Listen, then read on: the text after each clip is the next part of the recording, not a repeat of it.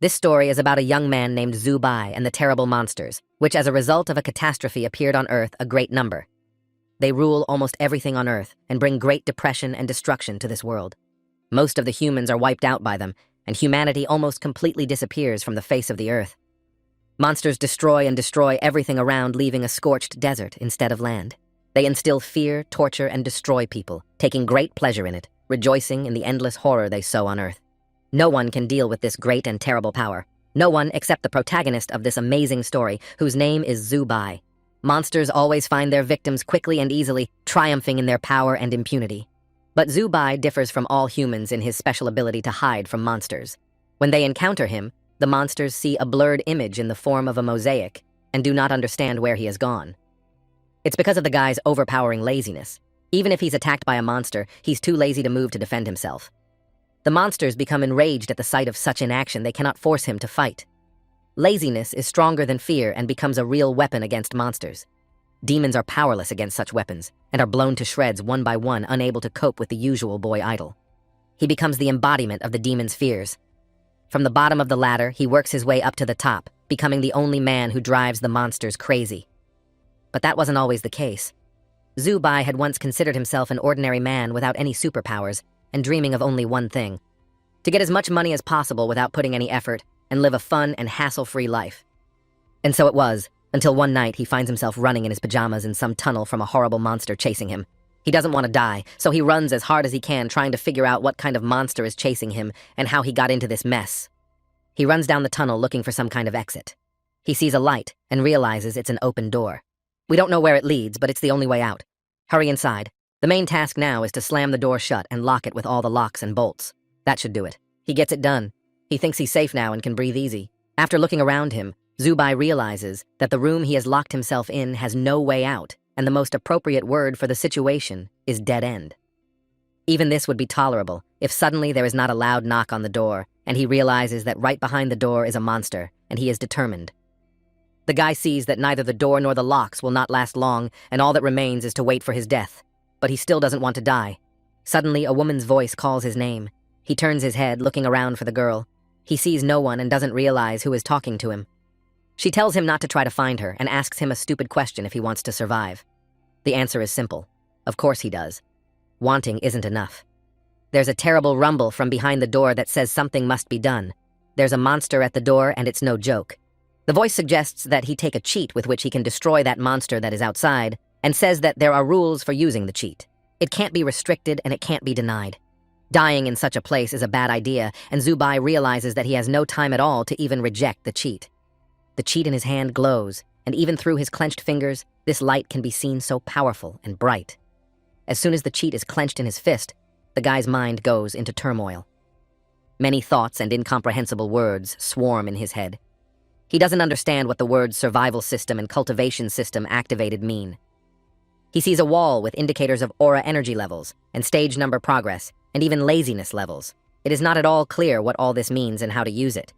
The voice goes on to say what Taoism is and what are the ways to cultivate aura energy, and that his way is the laziness ingredient required to pump it up. It didn't get any clearer.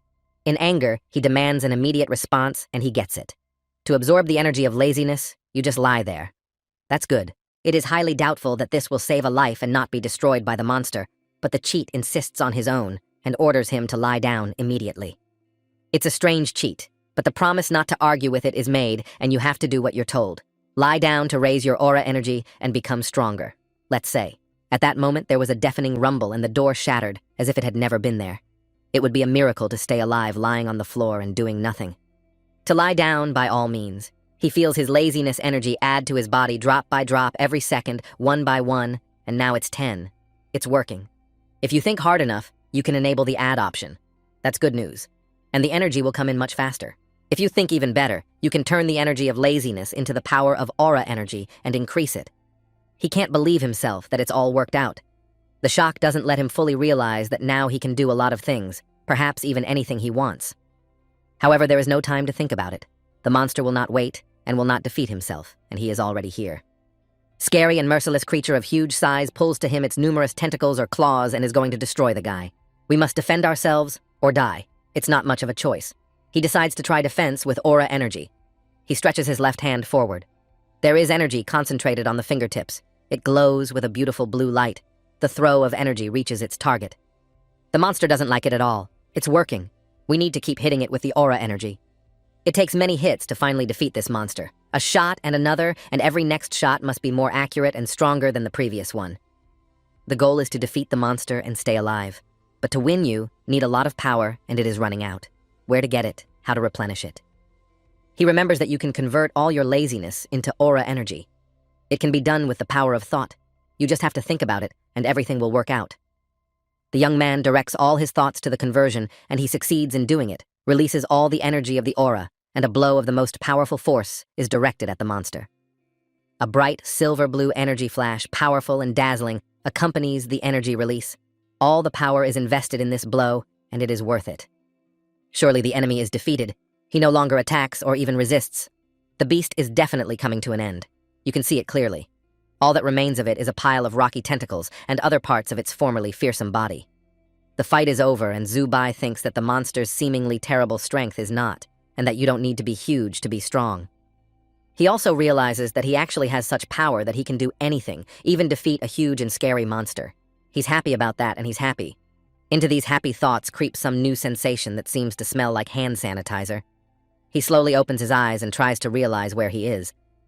It is definitely an unfamiliar place for him, and he is lying not on the floor but in bed, and next to him on a chair sits a girl and chews something quite loudly. And he's not even chewing. He's just munching on some kind of cookie that's apparently delicious.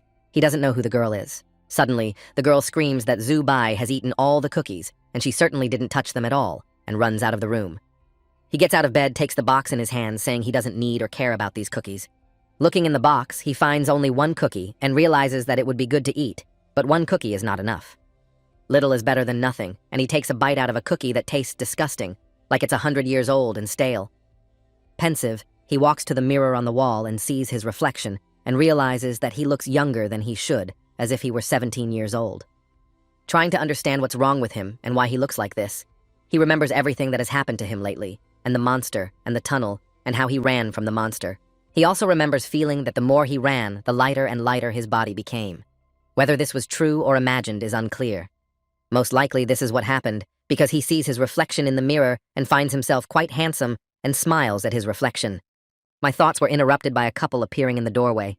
It was the same girl who, by the way, demanded her cookie and a man in a white coat with her. The man suggests following him down a long corridor with steel walls and many doors with people peering out and watching. The man explains that the living conditions here are very poor and people are starving, stealing food from each other and fighting over a piece of food. The girl calls the man a teacher and complains about hunger the whole way, but he tells her that food will come later and she should be patient. The people who peer out of the doors are different in skin color and height, but what they have in common is that they are all children and very emaciated and generally unfriendly. Zubai feels himself without strength and not understanding the reason, checks for the presence of the reader which is in place, and becomes even more unclear where the energy is because he slept for a long time. Meanwhile, they have reached, and the teacher invites him to go into a room that was like a teacher's room where textbooks are kept, and there is even a skeleton. Seated at a table in the middle of the room, the teacher begins to ask Zubayu questions about his name, age, and where he lives. The conversation begins, during which many incomprehensible things arise. For example, the young man realizes that thanks to the chit, he is not speaking Chinese, and that he has absolutely no memory of his age. And the teacher had never heard of a country like China. But he honestly writes down all the guy's data in a thick book, and for some reason grieves that this is where the quiet days end. When the guy asks why, he gets even sadder and starts to tell us what happened on Earth and what has become of the world. There was a great misfortune. The world is completely destroyed, and scorched ruins are all that is left of it. All life has disappeared from the face of the Earth, except for a few people who managed to escape. The thought that only 42 people were left alive on Earth came as a shock. 43 with him. It didn't get any easier. To sort out the thoughts that won't leave his head with the prompting of the reader, he decides to stay at the base and see what happens. Day after day, he explores the base, and after a week, he realizes that he has seen it all. It is a closed underground base with steel walls, numerous compartments, and doors. It's divided into 5 levels. The first one is the most dangerous, and it's like hell, and you can lose your life if you go on it unprotected. The second and third are residential, and the fourth is a warehouse. The most classified is the 5th so-called experimental one. Nobody goes in there except one man. Dr. Chong is the name of the man with the glasses, and he's in charge. The room in which Xiaobai lives is like a prison cell with one door and no windows, and all the children on the base live in similar gloomy cells. Constant questions about the events going on around him keep him talking about the mysterious doctor and the hungry children on the base, and ways to feed such a horde of children. The only joyful event was the distribution of food. You could feel satiety, but no more, because this food both looks and tastes equally disgusting. The doctor explains that this food is artificial, and there is only this and a whole box of nutritious cookies stolen by the ever-hungry girl. When he tastes the food, he cringes in disgust and turns away from the plate, but the girl is alert. She snatches the plate from him with lightning speed and disappears from sight. But the doctor does not let her out of his sight. He scolds the girl and takes away her plate, explaining that you cannot eat a lot of this food will be bad, but the girl is not convinced by his speech. She's screaming and reaching for food. It's time to meet her. Her name is Aisha, and she's Xiaobai's roommate. That's quote-unquote great news. If he wasn't eaten by a monster, that little girl would eat him at night while he slept and not choke, and she could hardly be trusted in that sense. The doctor tries to convince him that she doesn't eat people, but he's unconvinced, and the guy is left with the certainty that she will not only eat him, but drink all his blood. The meal is followed by classes, which take place in a large classroom where everyone sits at desks one at a time, and the doctor conducts them. He stands in front of the students. What he teaches the kids is definitely not history or geography math, or any of the sciences he taught in school. There's going to be a special class today, he heard it from someone in the cafeteria. What the teacher will talk about is unknown, but very interesting. Behind the teacher, there are two large things covered with blankets, so it is not clear what they are. The teacher tears off one of the covers with a sudden movement, and informs that today's lesson is dedicated to the study of the demons of heaven, and one of them three-eyed appears before the students in all his three-eyed creepy beauty. And the teacher calmly continues to say that the outside world has long been invaded by the demons of the heavens, and to defeat them, you need to have great power. The whole class listens attentively to the mentor's tale of a three-eyed demon wolf who is a warrior and ruthless killer transformed into 1,000 different creatures. There are several conditions for defeating the three-eyed man, the first of which is a strong psyche, the second is desirable not to be infected with killer spirits, and there is the most important condition. It is a condition of being courageous, not to be afraid to destroy and not afraid to be destroyed. Such a lesson raises more questions than it answers. There's one that's been bugging me. This is the question of whether the demon that chased him through the tunnel is a heavenly demon or some other kind. And if so, how many of the three-eyed, eight-armed, many-legged variety? The teacher says that outside the walls of the base is hell and heavenly demons run rampant on Earth. The only safe place on Earth is this very base he conceived and built with his own hands. No one is questioning what he said. No one except Zhao Bai. He is the only one who doubts the doctor's words that the world has come to an end, and only terrible monsters, heavenly demons, rule the world. Speaking of which, Dr. Chong is the only adult in the place, and children are weak and helpless and easily manipulated and controlled. They believe everything Chong says. Perhaps there is a normal, quiet life going on outside the base, and the doctor is mistaken or deliberately convinces everyone otherwise. There is something to think about. And Zhao Bai makes a difficult but important decision for him to leave the base and see for himself what is really going on. Execution of the decision has to be postponed indefinitely, due to the fact that the same night strange things begin to happen at night. He is awakened by sounds behind the door. I'd like to know what the noise is, but his roommate warns him not to open the door or leave the room at night so he doesn't hear it or it doesn't seem like it. But if you hear footsteps and noise outside the door, then someone has already done it, left his room at night, and is wandering down the hallway, and that someone is now standing right outside his door. If you can't go out, you can at least listen to what's going on in the hallway, and he tiptoes very quietly, barely treading, to the door, balancing like a tightrope walker. He carefully puts his ear to the steel door and tries to hear something of what's going on in the hallway. But I didn't have to exert myself much, because at that very moment someone suddenly tapped the doorknob quite vigorously. He shrieks loudly in surprise and flies away from the door like a scalded man. Who or what it could be is very scary, but no less interesting to find out. The tapping on the knob stops, but it's not soothing at all, quite the opposite. Whether it had left the corridor or was still behind the door became even harder to tell. And while he is solving the puzzle of whether to open the door or not, he sees that someone is sneaking up on him, and this someone vaguely reminds him of someone. A huge, no, giant black cat, angry and toothy and very angry about something, and this cat is right in front of him, and it's very displeased, to put it mildly. It is much safer to be in bed than on the bare floor near a cold steel door, but even with my eyes closed, I can feel the presence of this nightmare. In a panic, he cries out, wakes up, and realizes it was just one of the nightmares he has, and he knows what to do. Just forget it. I could do that if it weren't for the one thing that kept me from forgetting the dream. The feeling of the presence of that cute creature in his room kept him there and wouldn't let go. He is brought out of this feeling by his roommate Aisha, who tearfully asks him for his breakfast. He doesn't like the food anyway, and she is very hungry. She is ready to help him with breakfast as a favorite brother, and if he does not agree on a good way, she will be very upset and will cry loudly and long. We have to find out what happened that night in the room, but she convinces him that it was a nightmare and nothing was wrong because the door is always closed at night. She doesn't want to talk to her neighbor about anything but food, and she's blown away. She hums a little song of her own and walks down the hall toward the dining room. The young man does not leave vague memories of a huge cat, and he has a hunch that this cat could be Aisha, because only the girl was with him in the room at night. The next night, looking at the sleeping girl, he thinks that this little child cannot be a monster, calms down and falls asleep peacefully. Quiet and peaceful sleep under the aroma of incense is disturbed by some new pressing sensation. Apparently, he overdid the aroma sticks, and it became hard to breathe. Looks like it's not the scented smoke at all, but something else entirely. He's seeing the same cat he saw last night again, if it's a demon. Hurry up, open your eyes and get out of bed. Save whoever you can, but it's not a demon at all. It's really a cat, a nice white cat, quite tame. He's totally confused. All of this would be understandable if not for one thing that confuses him even more. The cat speaks to him in a language he understands perfectly well. He realizes that a talking cat is not normal, and it speaks not literally, but through his thoughts. The cat asks him all sorts of questions.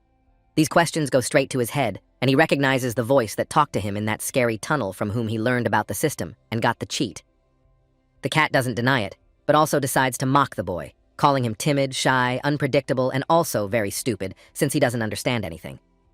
He may be dumb, but he's certainly not timid, so he demands quite loudly from the self-assured cat the answers to the questions he has accumulated.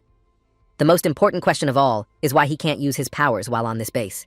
Cat promises answers, but for one small favor. Find her and take her away from where she is and her body, because what the young man sees now is not a body, but a ghostly dream. She created this dream from her last reserves of spiritual power to communicate with him. She is somewhere on the base, but she doesn't have time to say where and disappears. It turns out that the cat got into trouble, and it is necessary to help her out because she gave him the cheat. But where exactly to look for her, he has no idea, because the base is huge. The first floor is closed due to contamination, and the fifth floor is only accessible to the doctor, so he decides to start his search from the residential floors and bypasses them at the first opportunity. It took a lot of work to get to the fourth floor where the supplies are stored. He's asked to be a helper and help carry the supplies into the warehouse. Looking for the cat and carrying weights at the same time is not possible.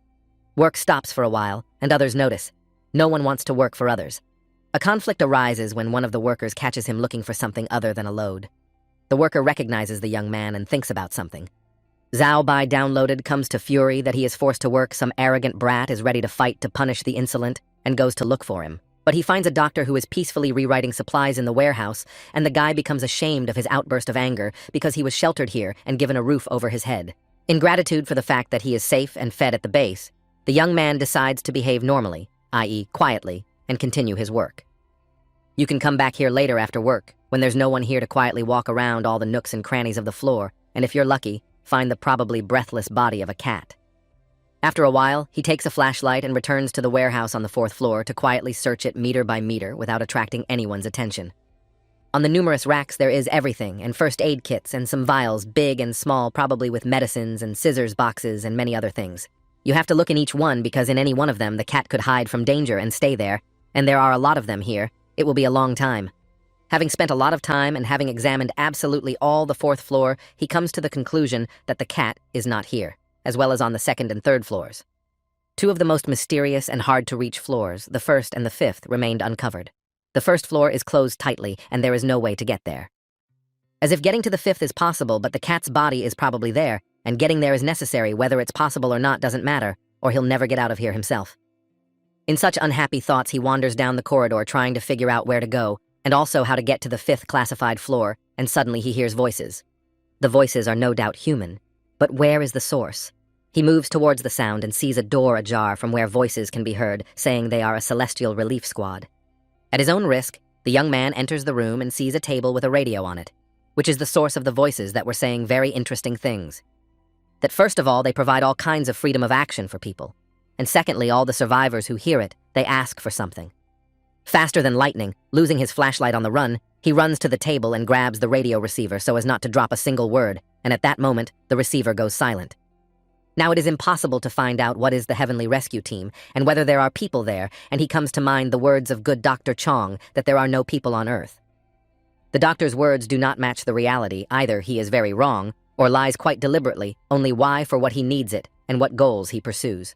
Convinces the inhabitants of the base that they are the only inhabitants of the Earth, and prevents them from leaving the base while there are probably other living people outside. On the table, apart from the silent radio receiver, there are many things piled up, including a stack of sheets of paper that attract Zubai's attention. There are drawings and captions on them, as well as a few leaves very much resembling someone's handwritten diary in which scary and strange events are described. We need to understand what is depicted and described on these sheets. The diary warns that no one should open the door. There's a deadly danger lurking behind the door, and whoever is writing this is infected and Hoku's name is mentioned. I'm dizzy from all this. How can I figure it out? And to understand, very necessary, because the cat he still has not found, and forces are not restored, base to leave still impossible, and also very necessary to know the whole truth. My thoughts are interrupted by the sounds and vibrations of the closet that is here in the room. Well, it's not like people here. Let's see what's wrong with the closet. As he suggests, the sounds are made not by the closet, but by the one in the closet, and it is a girl with long black hair falling down over her face. She looks like a disembodied ghost, and at first, she scares the guy, but he thinks that just as there are no closets that make noises, there must not be ghosts. And the ghost girl screamed at him and came at him with some kind of iron, so there was no time to be afraid. We had to defend ourselves against an unstable girl. The fact that it is not a ghost, but a fully alive girl is good news, but she is very unhappy that he found this apparently secret room. The iron in her hands makes the young man explain that he completely accidentally heard the sounds of the radio went to them and apologizes very much for finding out her secret. And he solemnly swears that he will never reveal her secret to anyone in the world. The girl believes him and tells him that her name is Alice, and she is sorry for attacking the guy. The name Alice seems familiar, and a memory of that class when Dr. Chong was talking about celestial demons, and she was among the students in that class comes to mind. No one knows about this room, and it's not just for nothing, but this girl is up to something, and we should try to ask her about it. There was no point in hiding from Alice what he saw in the room. The diary sketches, the radio receiver, and other translators' communications with the outside world medicines, and much more. The atmosphere suggests that, secretly, the doctor is preparing for something big, like an escape. Alice is terrified that Zhao Bai found this room. Doubts overcome the girl. She can't decide whether to tell him the truth or not, because it is not clear whether he can be trusted. If to tell him, all or only part of it. He's already guessing a lot of things. Zhao Bai thinks about what Alice is hiding and whether to question her about it, and decides that he should, since he sees that she is acting. She goes behind Doctor. Chang's back, and apparently she can be trusted, and he decides to start asking questions about Chang and what's going on at the base. When asked directly if she trusts the doctor, the girl rolls her eyes and says that yes, of course she does, because he is the only adult here and feeds everyone. The game of believe it or disbelieve it says one thing, and all his appearance shows that he does not believe the doctor, and the young man is convinced that with the base and the doctor, something is wrong. Alice stops being cautious and begins her long, sad, scary story of how she first began to suspect the doctor of acting dishonestly. Everything was calm until the base began to disappear, children, and some of them never returned to the base, and those who returned behaved very strangely. The returnees didn't remember much of the base before their disappearance, became angry, aggressive, and always kept silent about what happened to them during their disappearance. One day, Alice finds the diary in her room on her bed, but she doesn't know who brought it there and when, and decides to show it to her friend named Bando. The friends, holding hands, set off in search of the truth, taking turns looking floor by floor and trying to find the missing children without success. Suddenly, Bando disappears after a while. He returns, and Alice realizes that he has become a completely different person. Before he disappeared, he was sweet and kind. A reliable friend and fun-loving man had turned into a sullen, acrimonious, angry man who didn't remember the circumstances of his disappearance and didn't remember the diary either. Zhao Bai thinks that it could not have happened just like that out of nowhere. Something must have foreshadowed the disappearance, and asks the girl to remember all the events. And she remembers that Bando went to the lab on the 5th forbidden floor to try to find out something about the missing children, but disappears himself. The lab is equipped with a fingerprint lock that only one person can unlock, and that's the kind-hearted man, Dr. Chong. The fact that Bando could only get into the lab with the doctor's help is undeniable, and that he came back from the lab a completely different person is a fact. What purposes the doctor pursues when he opened access to the laboratory for Bendo, why he lets him go, how he was able to change his character and memory of past events. The disappearance of the children is most likely the work of Dr. Chong, for what purpose remains to be seen. Not to forget another target, the cat is still missing. We need to get away from the base as soon as possible, and no matter what Chong says, there is probably better on Earth than locked up here, and there is no end of the world. The objectives are clear, the goals are set. How to achieve them is unknown. But now there are two of them. He and Alice, and two heads are better than one, as they say, and something will definitely come up.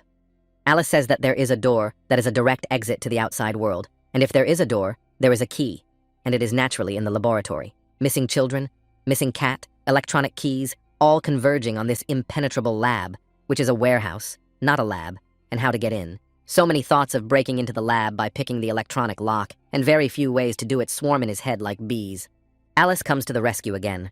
She informs him that there is a ventilation pipe that leads directly to the laboratory, and through it, you can try to get there. She and Bendo found this pipe, but they didn't have time to examine it because her friend's personality had changed, and she's afraid to go in there alone because the doctor might see her.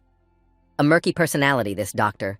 Chong manages to keep everything and everyone under control and bend the will of the residents, and one of them is standing outside the door right now. It's the handsome Bando who catches and memorizes every word of their conversation about their plans to get into the lab.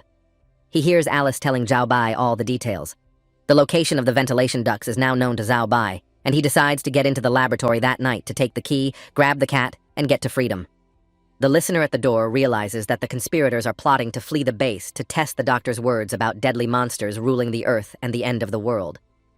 He wonders what to do with this information, because you can tell everything to the boss Chong or secretly go with them and see for yourself what is there and how. It is time for action. Zhao Bai leaves his room at night with the goal of breaking into the ventilation shaft, then into the lab to take the key cat and leave the base. It's pitch black at night on the base, and he can't see a thing. He takes slow, cautious steps, groping his way to the room where he and Alice were talking. Alice is already waiting for him there, and he accidentally on one of the sheets scattered in the room sees the image of the same huge black cat that he saw in his dream. He shows the sheet to Alice and asks what kind of a beast it is that comes to people in their dreams and scares peacefully sleeping citizens, and how to ward off such guests. Alice tells him that it is actually not a beast, but a demon eater, and he comes not in a dream, but in real life, and not only to just wake up the citizens. The realization that the demon could have eaten him then leads the young man to try to remember when he misbehaved enough to make it a possibility. Probably once did not cross the old lady across the road, thinks he, and goes in search of the laboratory, and in pitch darkness, it is very difficult to do it. The stairs leading to the corridor to get to the labs are found quite quickly, as Alice explained very precisely how to get there. It is very dark and scary to go down the dark one, only has to remember that he has maybe not fearlessness, but the power of the gods, and move on. He remembers Alice's instructions that the stairs will be followed by a door, another corridor, and somewhere nearby there should be a ventilation pipe. The darkness complicates the search. He continues to touch the wall and his hand bumps into something soft and warm that is definitely not a wall. What it is, or who it could be. Friend or foe. He cries out in surprise, and this someone or something else covers his mouth with his hand. It's someone, and it's definitely a human being, which is good, and what's next? While he is trying to figure out who this person is and why he is following him, or maybe even waiting for him here, a person introduces herself and calls the name Alice. A mountain off his shoulders. But I'd like to know what the hell she's doing here and why she decided to strangle him, and Alice says she realized he was coming here tonight and decided to help. He is happy, of course, but asks her to take her hand away and stop strangling him, otherwise she will get her way, and he will suffocate. But she replies that it is not her, but someone else who is strangling him. So they are walking down this corridor in threes, and who is this third how to find out quickly before he strangles his companions. The guy decides to use his aura energy.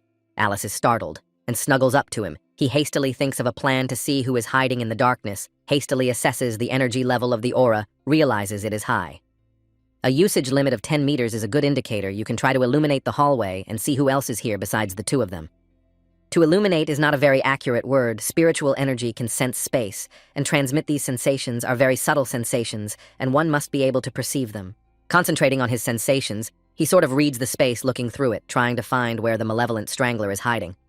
There is a feeling of closed space, walls, closed doors, behind the doors, dead end, where this person may be now unclear. How he got in is unknown. He tries to reason logically. Alice is close to him, and no one can come between them and use force on him. The attacker knows a way. Most likely there is no mysticism here, and if he examined the corridor well, he would know how the attacker could quickly appear here and also instantly disappear from here. The hunch comes quickly as soon as he sees the grate that covers the entrance to the ventilation shaft. Of course, this man came in through the vent. The size of the mine allows this unknown person to fit in the mine and move through it, which means that he and Alice will be able to. It's decided to act immediately. He grabs the girl's hand and they run headlong down the corridor, not recognizing the road, but knowing the goal is a ventilation shaft that will lead to the laboratory. The hatch is found quickly, and it is even open, and this fact causes Zhao Bai to doubt, because if that person came through that hatch, he may still be there. Putting their doubts aside, they climb down the hatch. The young man warns Alice of the danger and asks her to stay close to him so that he can help in the moment of threat. They make their way through the tunnel to the end and find another hatch in the ceiling. When they look out of it, they realize that they are in the laboratory.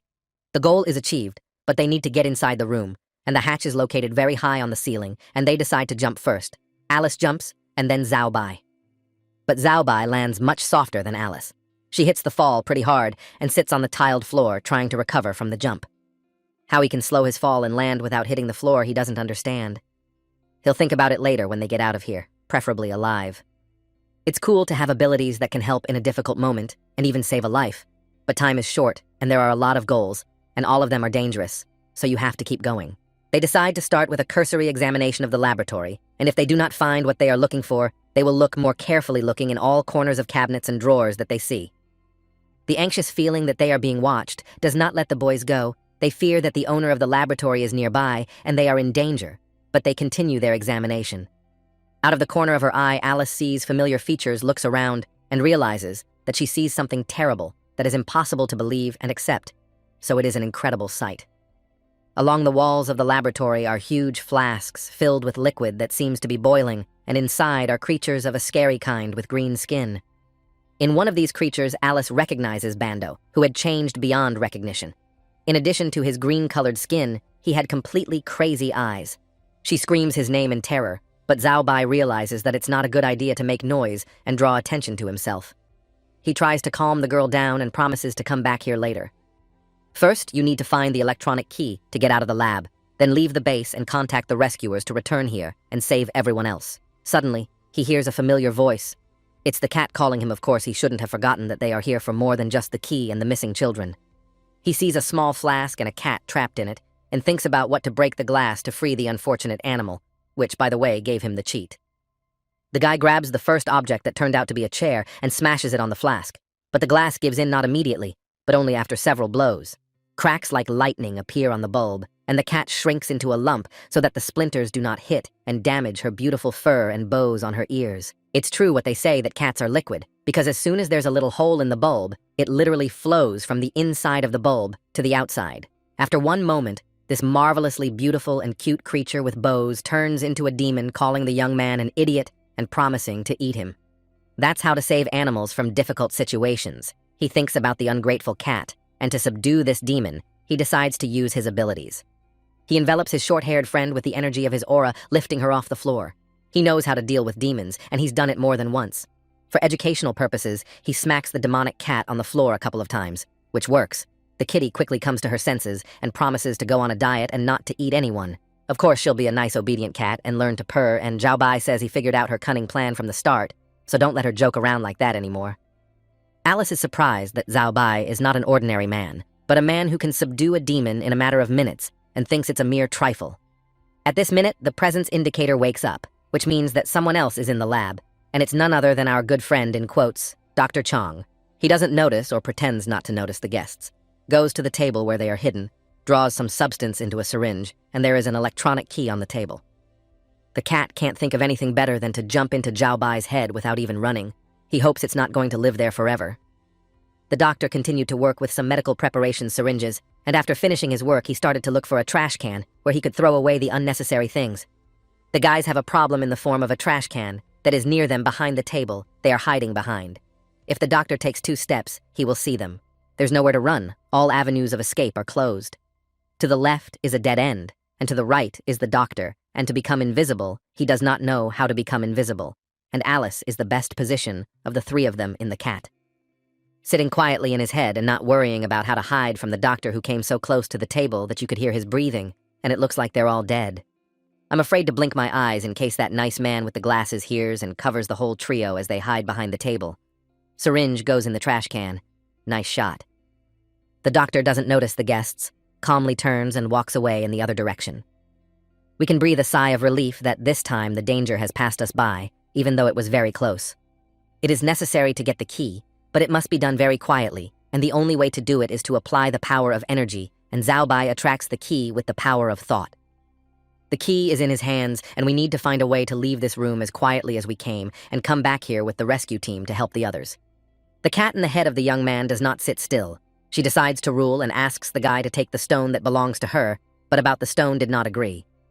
The stone is at arm's length from the doctor, and there's no way to take it quietly. Everything that happened before seems to be just an easy walk down the hall. He tells her that it's impossible. The cat once again calls him an idiot and orders him to immediately take the stone using the power of aura energy. It's done, and Zhao Bai with his thoughts calls the stone to himself, but along with the stone, many other objects that were on the table floated to him through the air. Not noticing this aerial parade of things, the doctor cannot, and he wants to understand what is going on here, and while he realizes it, the stone reaches its destination. Zhao Bai was raised to be a very polite boy, and he even apologizes to the doctor for the mess in the lab scattering and flying through the air. The thing is, he really wants that stone, and he's got it. Now he needs to get out of here real fast. He knows what he can do if he has to defeat an angry demon. He has never once tried to defeat an angry doctor who, as it turned out, also knows how to use spiritual energy and is quite successful at it. You never know what you can expect from a bespectacled man, and to save yourself, you need to show one skill that he has mastered perfectly. We've got to get out of here fast. They managed to escape from the lab, and now they are standing in front of the exit. Alice is upset they didn't help those left in the lab. Zhao Bai tries to persuade the girl not to get upset and promises to return to the base, and she agrees with him that now it is necessary not to cry, but to leave here. The young man applies the electronic key that is so hard to get, and they are ready to leave the place in search of someone who can help everyone who is left on the base. The key works, and they leave the base and go into the unknown, as they do not know what awaits them behind the doors, but one knows for sure that there is no return. The surface greets them with a quiet, peaceful night, a meadow of flowers and grasses, and in the distance you can see mountains, a mountain river pouring from the top, and a huge number of stars in the sky. Alice has either never seen the sky or doesn't remember it, because she's been on base for a very long time, and the sky is mesmerizing, and she can't stop looking at it. However, Zhao Bai doesn't forget why they are here, and quickly removes the radio transmitter he wisely brought with him to communicate from the secret room from his shoulders. But it is impossible not to give in to the intoxicating feeling of freedom, and they are running through the meadow, tumbling and putting their faces to the fresh wind to breathe the air of freedom. It's more like paradise than the end of the world, they think, and they're sorry that everyone left behind at the base can't see this beauty right now. To free the captives, the doctor needs to contact the rescuers sooner. On what wave it can be done, Zhao Bai has no idea, so has never done it. He seems to be able to tune in the right wave, and there is hope that they will be heard, found, and help them, and all those who are captive at the terrible base. They don't have time to call for help. Footsteps very close by make them hide in the grass and keep quiet, because they don't know who it is and what intentions it has. A man in a spacesuit approaches them. There is no doubt that it is a man, because the monsters do not need such protection. They feel fine without spacesuits. When the man comes closer, they recognize him, and it's everyone's famous goody-goody doctor. Chong, who follows their trail and naturally finds them, but why is he in a spacesuit? The children rush away from the pursuer, throwing the radio transmitter with it. Of course, their screams breaking the silence around them. The doctor doesn't follow them. The power of the aura the doctor controls is pink in color and looks like a cloud that envelops the victim, rendering him helpless, while the doctor can just stand by and watch. The blow catches up with Alice, and she loses contact with Zhao Bai. Their hands have parted, and he runs away now alone but needs to return and take Alice away from the villain, and it is a difficult task. The doctor holds the girl without loosening his grip, and the strength of his aura does not diminish, but seems even to increase, and with each second, he seems to become stronger. You can't leave your friends in trouble. Zhao Bai decides to fight for his friend and takes up the fight. He stretches his arm forward, sending out a charge of energy with the strength he was capable of. With Alice begins something to happen and her appearance appear scary features. They frighten the guy. He loudly calls her by name in the hope of stopping the transformation.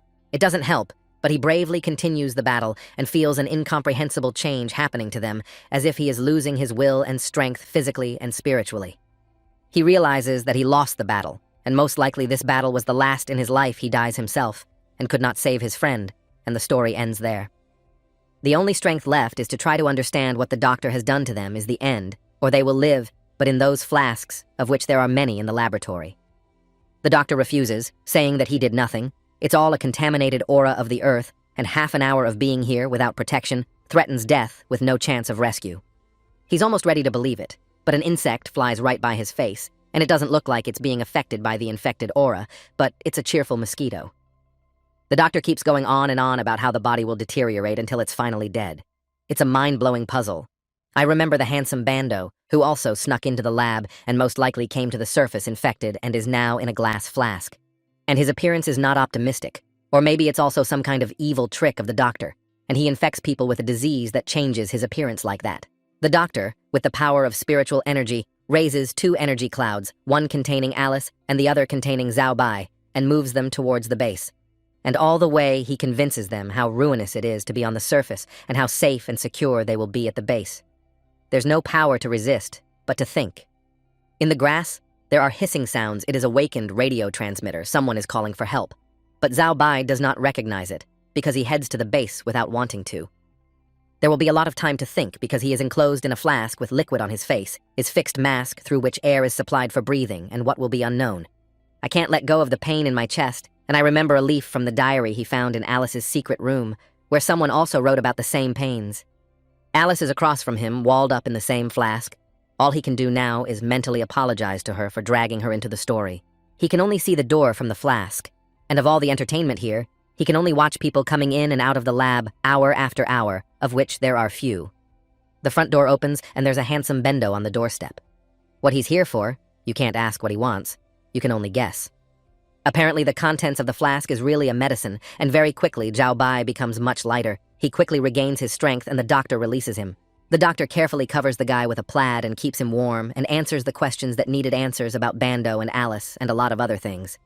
Apparently he's a little wrong about the doctor, who turned out not to be such a villain, took him and Alice from the surface, brought them to the base, he cured him, and will cure Alice. He asks the doctor what will happen to Alice if she can get better too, and the doctor reassures him that she will be fine, but just needs a little more time. That's great news. It was time to ask about Bendo, because it turns out that he went to the surface, and the doctor confirmed that he did, and he was there for an hour. Bendo decided to test how safe it was to be on the surface outside the base, and just like them, he stole an electronic key from the lab and used it. If all went well, then he wanted to return to the base to get Alice and leave the base with her, but for good. That was a plan that didn't work out. He's been up there too long and probably won't survive, even though the doctor just then finished research and created a cure to treat his kind.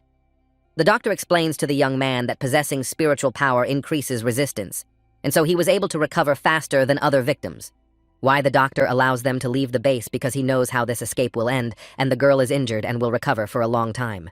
If Zhao Bai happened to have spiritual power, he should understand what the doctor would tell him about what motivated him to make this decision. When Zhao Bai appears at the base, the doctor immediately realizes that he is a person prone to escape sooner or later, and gives him this opportunity. He teaches a lesson to a stubborn boy, and he thinks that the doctor is not a very good man, to put it mildly, and then the voice of conscience wakes up in his head. And he says that if it were not for the doctor, he would lie on the ground now, not alive, not breathing and not talking, and this voice is suspiciously similar to the voice of a cat. It's been a long time since I've seen or heard from him. I slept in his head and started to bring him up again for thinking wrong thoughts towards the doctor. And also, that she has lost her memory and only remembers that she has to give him something related to the survivor system, and she doesn't remember anything else. Zhao Bai is angry and doubts that the cat has lost its memory and is sure that it has lost its conscience, which it informs her about and reminds her of her promise to tell him everything. The cat admits that she really has no conscience, and she brazenly lied when making the promise, but she has an excuse for her behavior. She was in danger. She also realized that no one will save her, and she has a new nickname of the Devil's Cat with the easy hand of the guy. The doctor is watching this silent dialogue. He doesn't understand what's going on with Zhao Bai's facial expressions, because he has no idea about the cat in his head, and he also has no idea who strangled the young man in the hallway.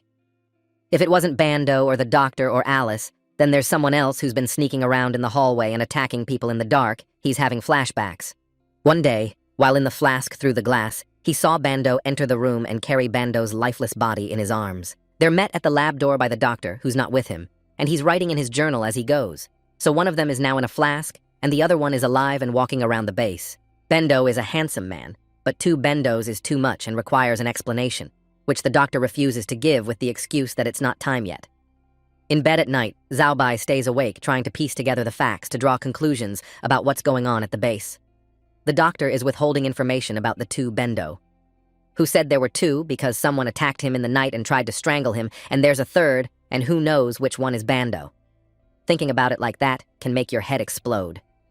Life at the base has gone on as usual, except for Bai. He sleeps a lot, thinks a lot, trains a lot, and goes to classes. At night, lying in bed, he mentally calls up the system control panel and tries long and hard to set it up so that it works.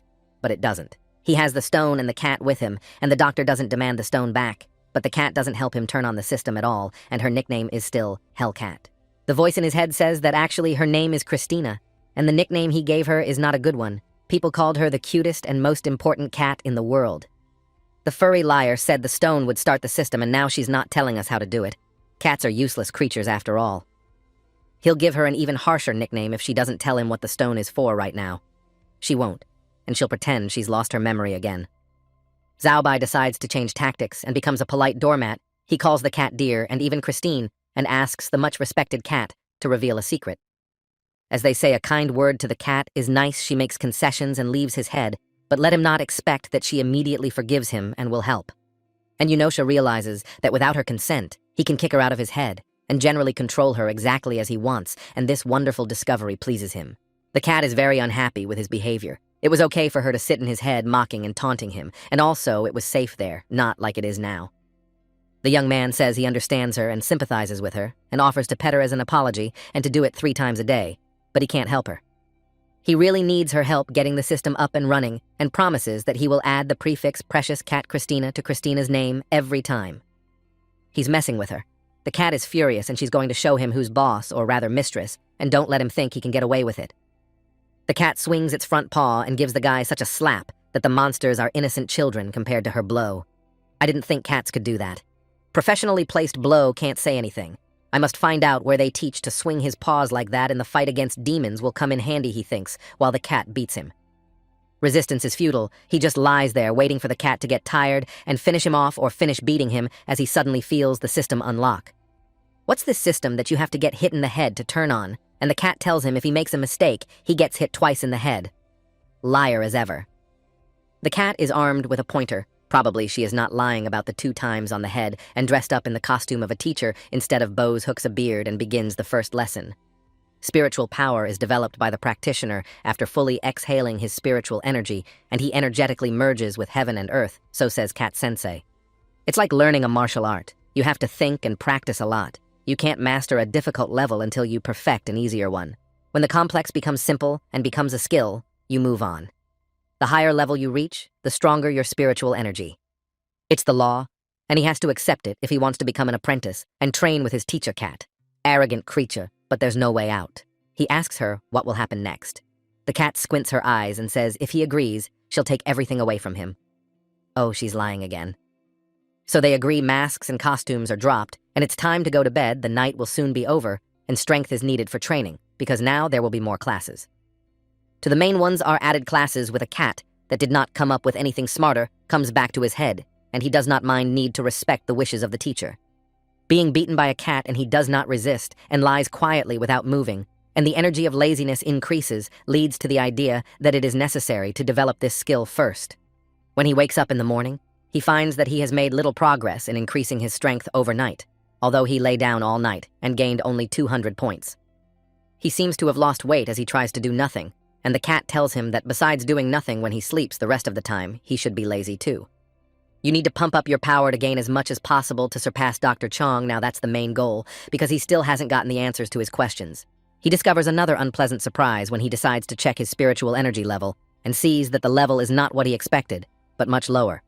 When he used to make the transformation, 1 unit of spiritual power came out of 1 unit of laziness, but now 1 unit of power comes out of 10 units of laziness. Bai decides to transfer into spiritual power all the reserve of laziness in order to gain great strength for the speedy fulfillment of his goal, and he is now weak. But the representative of the feline family persuades him not to do it, so a sharp increase in energy will lead to fainting. This skill should be developed gradually.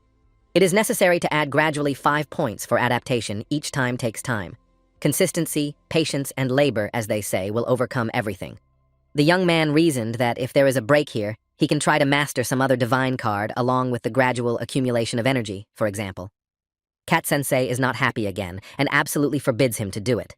Graduality, consistency time, and hard work, otherwise he will ruin everything. To wield a divine card requires a very high level of spiritual power, otherwise there is the possibility of becoming a monster and self-absorbed. This technique is really powerful, and from the looks of it, it's really early for him to possess it, so you have to submit to patience and labor and everything will work out. Slowly but surely, the level of spiritual power is increasing and has already reached 30 units every day. Zhao Bai is getting stronger, and soon he will move on to other skills. He spends a lot of time in the training room after class and is gaining not only strength but also knowledge. He feels he has become much stronger and is ready to take action.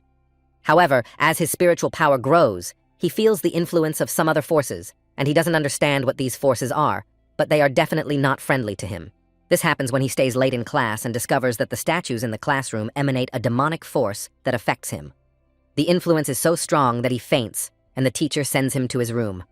Zhao Bai lies down and sleeps for a long time, but is awakened by a knock at the door. Trying to guess who it might be, he slowly opens the door ready to see anything, and the cat leaves his head to be the first to see the entrant.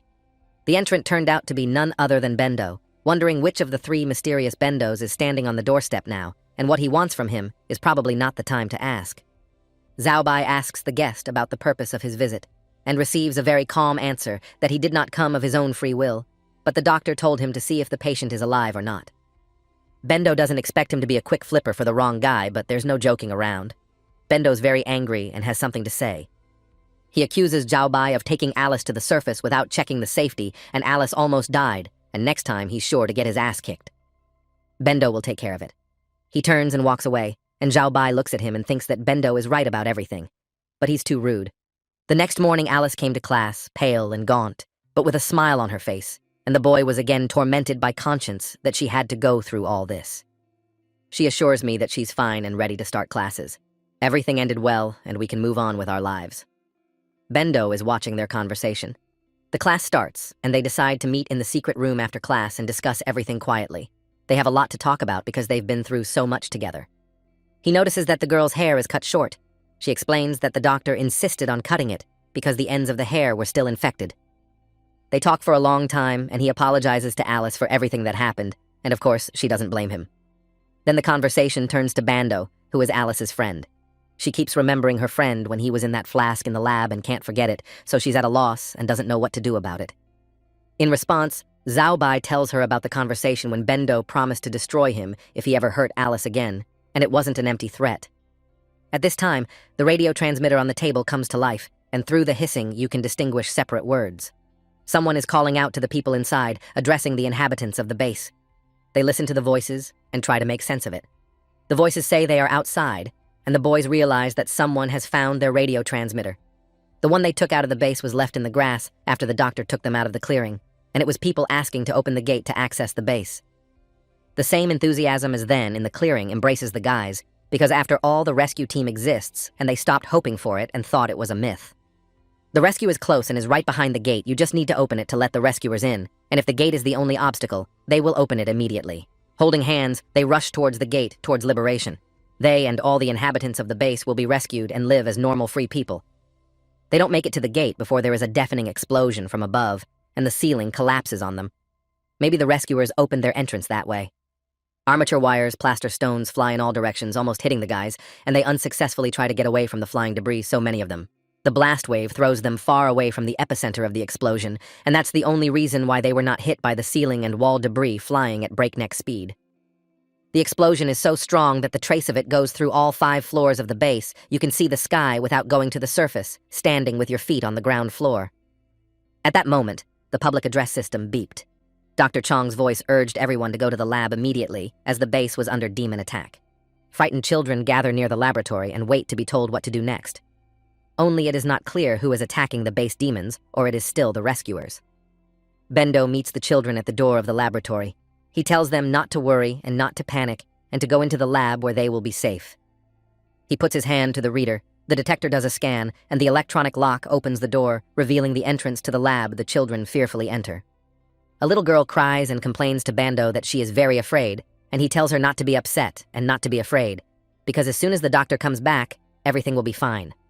After calming down, the children enter the lab, but one question plagues Zhao Bai as Bendo opened the lab because the detector only reads the doctor's fingerprint.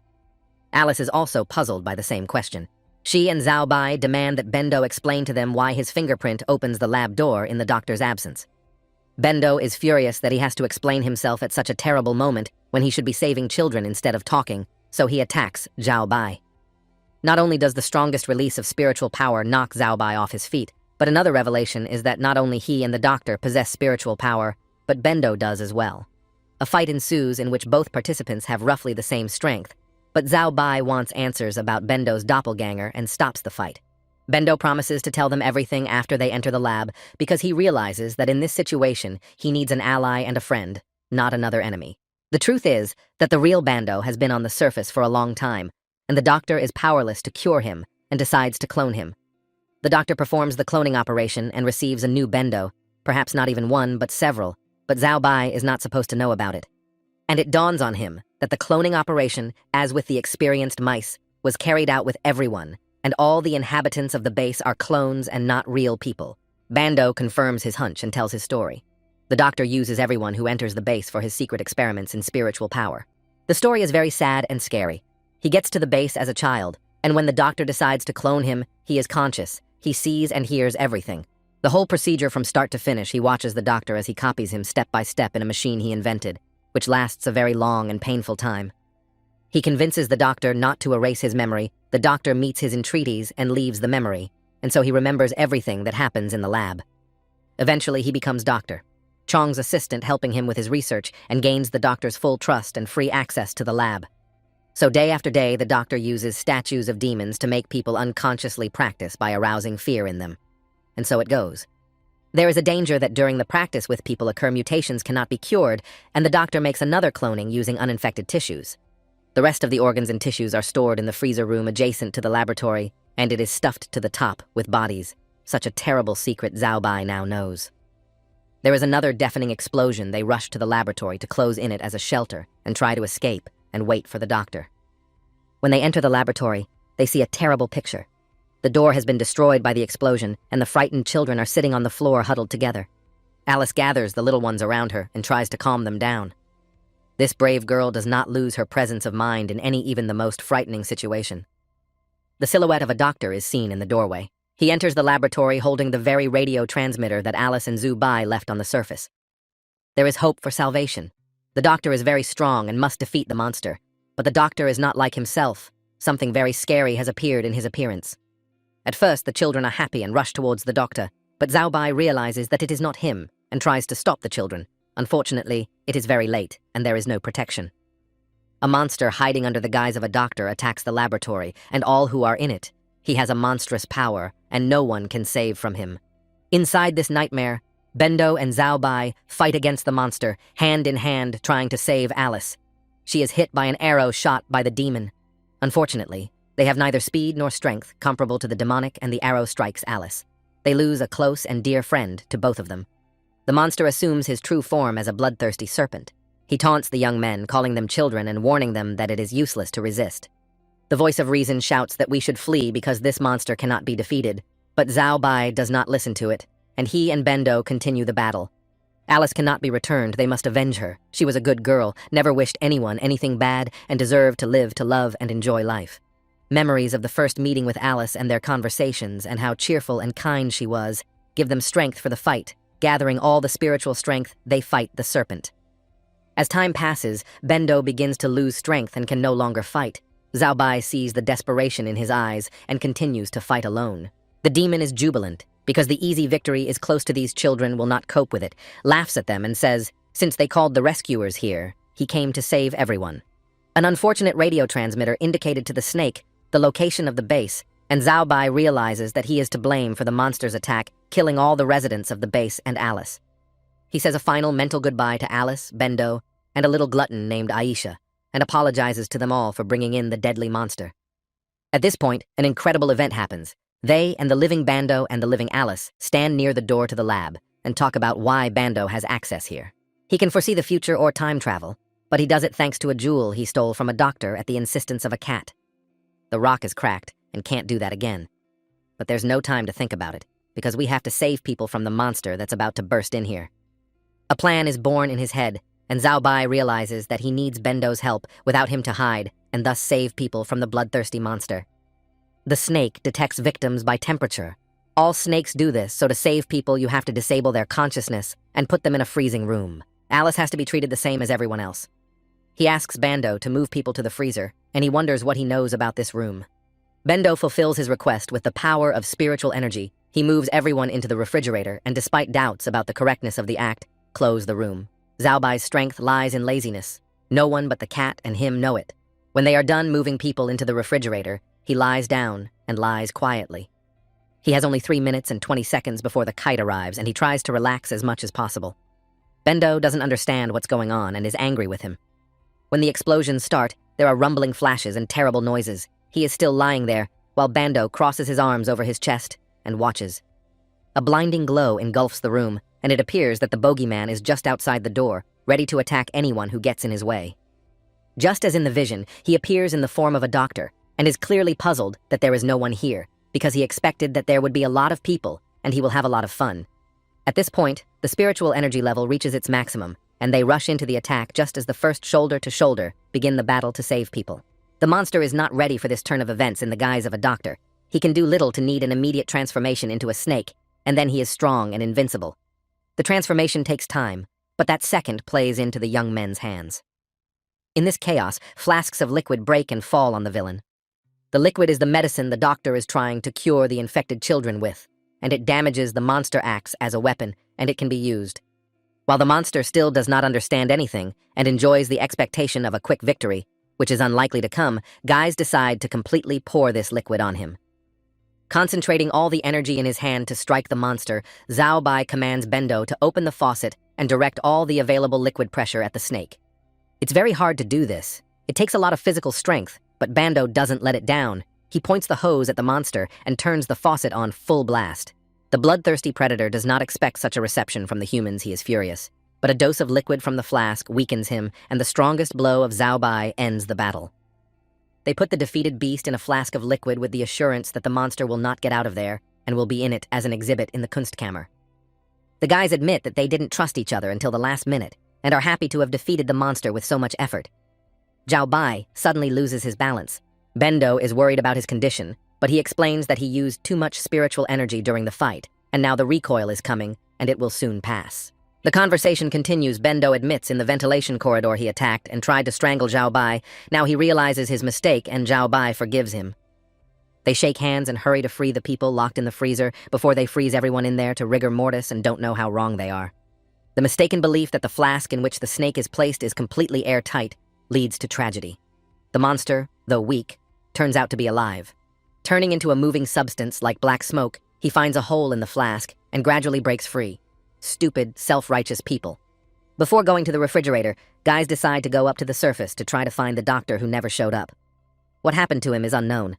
Suddenly, there is a terrifying scream from Bando, and a huge black spike pierces his chest. The beast is fully out and ready to destroy and starts with Bando. There is an explosion. The blast wave throws Zhao Bai off, and he hits his head painfully against the wall, almost losing consciousness from the pain and not understanding what is happening. Suddenly, help came from nowhere in the form of a doctor who appeared out of nowhere. He clutched a stone similar to the one Zhao Bai had in his hand. Aspid is surprised that the doctor is alive and scoffs that he came to the laboratory despite being wounded, an utterly foolish act since he can't fight. The doctor's main goal is not the snake. He has come back to tell Zhao Bai an important thing. With his last strength, he says that Zhao Bai must continue to live. While he is talking to him, he is transformed into a monster remotely similar to an animal like a lion. Apparently, during the battle with the monsters, he was infected. The doctor rapidly loses his human form, but continues to tell the young man to keep the will to live in any situation, the most terrible and hopeless. This is his responsibility and duty to mankind. Even if the planet remains uninhabitable, he must find ways to survive. The doctor makes an incredible effort, and throwing himself into the arms of the monster, he, as always, does everything he can to the last drop of strength to bring it to the end.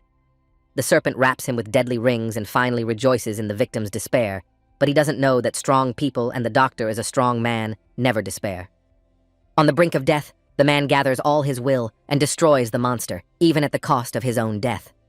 An explosion of terrible force blows the monster to pieces. In his last minute, the doctor thinks not of how to save himself, but how to transfer his power. At the last moment, he manages to send a charge of spiritual power. He succeeds, and a pink cloud envelops the guy, and the last words of farewell that Dr. Chong says to Zhao Bai are barely audible in the air. He remains in the memory forever, and as long as Zhao Bai will live, as long as he will remember this funny-kind, bespectacled man who wanted to save all mankind. The explosion destroys everything. The base is gone, and so are the inhabitants of the base. There is no one and nothing left but Zhao Bai, who is protected by the doctor's spiritual power. He is mistaken in thinking that everything was destroyed in the explosion. Zhao Bai finds a diary in his hands, a page from which he discovered in Alice's room. He realizes the doctor left the diary to understand something important, so despite his grief, the young man reads the whole diary from the beginning to the last letter. From his diary, he learns that there used to be another group of people at the base who were infected, and the doctor tried to help them. But they're conspiring. As a result of the conspiracy, people are killed, only Dr. Chong remains. He is infected, but continues to research because there may be people on Earth who need help.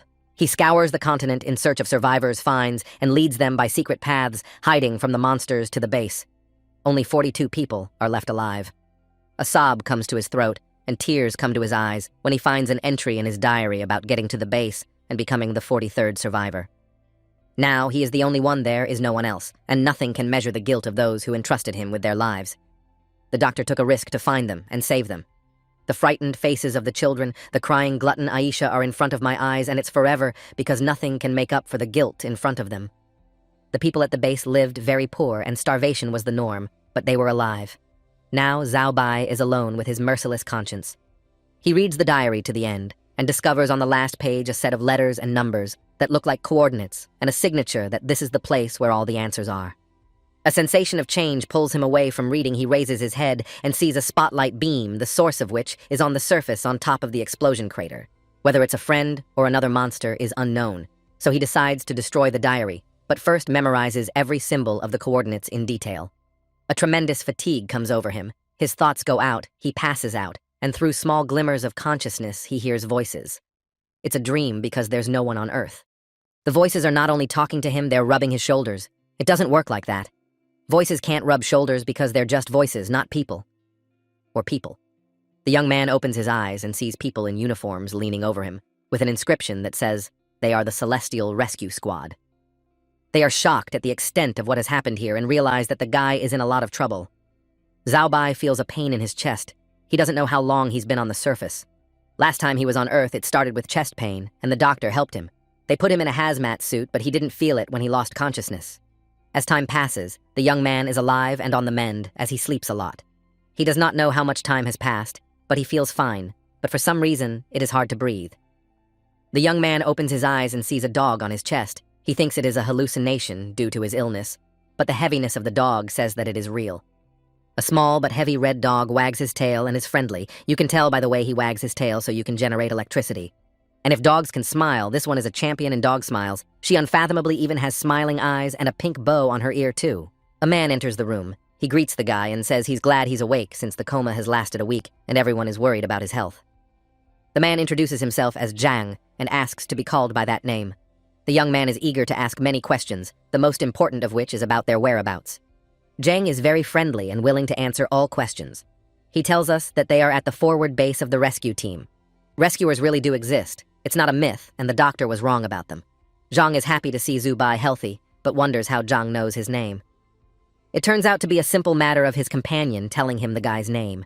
Zhao Bai is surprised he is sure that one survived, and Zhang replies that the dog was also at the base. There were no talking dogs on the base, he knows that, but there is a talking cat in his head right now. The pink bow on the dog's ear looks very familiar to him. His roommate, Aisha the Glutton, wore these bows, and sadness comes over the guy in waves, and the rescue worker says this doggy was once a human. Human beings born of humans are not immune to the contaminated atmosphere, and the girl became infected. The rescuers kept her alive, but not human. This girl is very lucky to be alive and sane. This is really Aisha, and she is very happy to see her brother Zhu Bai here. It turns out that the only two left alive from the base are him and Aisha, and now they must continue to live as he promised the doctor before the doctor sacrificed himself. Zhang asks the guy for details of the events that took place at the base, and tells him that their team was nearby when they saw the explosion and rushed to help. The story of life on the base and how the doctor gave protection to Zhao Bai and then blew himself up with the demon is long. The lifeguard is listening intently and then tells the guy, disturbing things. Turns out celestial demons can't be destroyed. These things have the ability to be reborn again and again. There is a place on Earth called the demonic pool. When heavenly demons fall into it, even after being destroyed, they gain strength more powerful than it was. The demon queen guards and protects this pool. As long as she lives, the monsters cannot be destroyed, and they will villainize and wreak havoc on the land. To get rid of the demons once and for all, it is necessary to destroy the queen. The war between humans and demons has been going on for a long time, and there is no end in sight. The Order of the Heavenly Court leads the fight, and under his leadership, humanity fights the demons, but the preponderance of forces on the side of the demons, they take over the earth. For protection from monsters and spiritual contamination, there are several fortresses thanks to which people can exist and fight against evil on Earth. The fortresses are located in 5 cities and are strongholds of combat, as they contain the best spellcasters and warriors who train new recruits to fight. It turns out that the doctor was cruelly mistaken in calling Zhao Bai the last representative of the human race. In fact, there are still many people on Earth. It turns out that people are divided into 2 races, the Celestials and the Old Ones. The Celestials are marked with a magical seal immediately after birth, while the Old Ones are born naturally. Celestials stay on the surface without harm as long as they want, but people born of humans are susceptible to infection, so they are vaccinated. The vaccine allows you to be on the surface, but periodically you need to return to the safe zone to be able to recover and gain strength. The vaccine is not a cure-all, but it works, even if it takes time to regain effectiveness. Zhao Bai doesn't know how to deal with this information now. During the visit, the lifeguard makes sure the guy is okay and realizes that his work here is done. He raises his hand in greeting, says goodbye and leaves. He and Aisha are left alone in the room. What to do and where to go is not clear. The doctor's sacrifice was pointless, and everyone at the base died for nothing. The young man assesses his condition and realizes that he is strong enough, and to try his strength in practice by force of thought, he lifts the chair and throws it on the floor. It's not bad. A hole in the floor means he's getting stronger and can fight, and if he has to kill the demon queen, so be it. He cuddles his friend and promises her to do everything to avenge the doctor and all the residents of the base. Night falls, and they sleep peacefully until morning. The morning begins with him being called to the dormitory, where he finds an acquaintance of a lifeguard named Zhang. He tells a story about the 4 schools of Taoism. These schools are named after the sides of the world and are located in 4 different cities. Zhao Bai certainly has the power, but it's not enough to fight demons. You have to go to one of these schools. You can get into the nearest one called Tung today, and the entrance tests start a week later. So the young man is leaving today. Zhao Bai wants to know from the lifeguard if he passed the entrance test, and from his reaction he realizes that he did, but he didn't pass. He becomes more affectionate than a kitten to find out details from Zhang, and the latter resists like a tiger not to reveal them, but Zhu Bai's persistence wins out. And here are the details in all their glory before Zhao Bai. First of all, it is necessary to be a young man under 20 years of age. The second requirement is to have a spiritual power level of 30 units. Even with these qualities, one must pass a series of willpower tests to enter the school. At the time of testing, out of the 20,000 applicants, 10 people have high cultivation ability, and Zhang is not one of those 10. The next test of willpower Zhang remembers with a shudder, and the picture of him standing in the horse pose for 7 hours without a break is still in front of his eyes. The most difficult test is the test of learning ability. You are required to write a text based on an ancient, esoteric, and mysterious Taoist scripture. This is the test that Zhang failed, and so he is now a simple soldier. He sympathizes with Zhao Bai and gives him the clothes he used to wear. The guy can't show up to school in his pajamas, so he has to adopt a rather old-fashioned outfit that consists of a tracksuit and sneakers. The old-fashioned costume seems like a small thing when he sees what he'll be riding to school in, a flying ship that looks like a house with a 6-horse team. Bronze horses are set in motion by runes and magic. Incredible things happen here. Zhang is writing something on a piece of paper torn from a notebook. It's a note with the address of an acquaintance. Zhao Bai should visit him immediately upon his arrival and hand him the note and a blade that looks very ancient.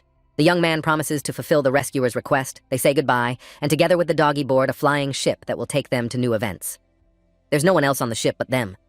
Zhao Bai's dog Aisha and the cat Christina, who decided to get out of Zhao Bai's head and see the world.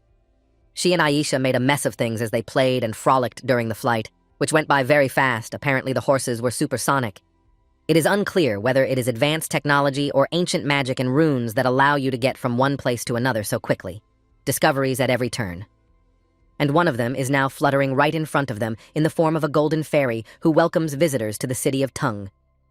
Aisha and the young man wonder where she came from. Christina laughs at them and calls them stupid creatures because they have never seen fairies. Meanwhile, the fairy tells them about the town and its people. 300 million inhabitants inhabit the city, and it has several levels that are at different heights above ground level. The residential one is located on the ground. Next, every 500 meters up are the military, then the administrative, and the highest and most interesting level of their school of Taoism, 150,000 meters up. Finally, the horses land. The guide announces the stop, warning the passengers about the luggage. The travelers leave the strange transport and head into town. When you look at the city from the window of a flying ship, it seems bright and beautiful. But this feeling disappears as soon as you get on the ground. Now, they had to find a place to stay, so they had to look for the address Zhang had written on a piece of paper. He promised they could stay there. The city is dark, but the streets are clean, and there are a lot of people rushing around, and to find the address, they stop people and ask where the house is. They have to wander the streets of the city for a long time, and the guy compares the city to a car, so it's cold and precise, and many streets don't see the light of day. After much wandering, they finally find the address and house that Zhang had given them. This house is as precise and cold as all the other houses in this metropolis. They ring the doorbell, and a genteel old man about 100 or 200 years old opens the door. He asks who they are and what they want. The young man replies that Zhang sent them. The old man knows the name Zhang and remembers that he has a son with that name, and mistakes the boy for his grandson's son, Zhang, but is mistaken as he is very old. The old man invites them into the house and begins a long story about himself and his family, of which there is nothing left as his son is a soldier and his wife left him long ago. Only the photo on the dresser reminds him, in those rare flashes of memory, of the once friendly and fun-loving family he had years ago. Now he lives alone and copes with life as best he can. He is so weak he can't always reach out for a blanket. He's been a soldier all his life, and he's lost everything.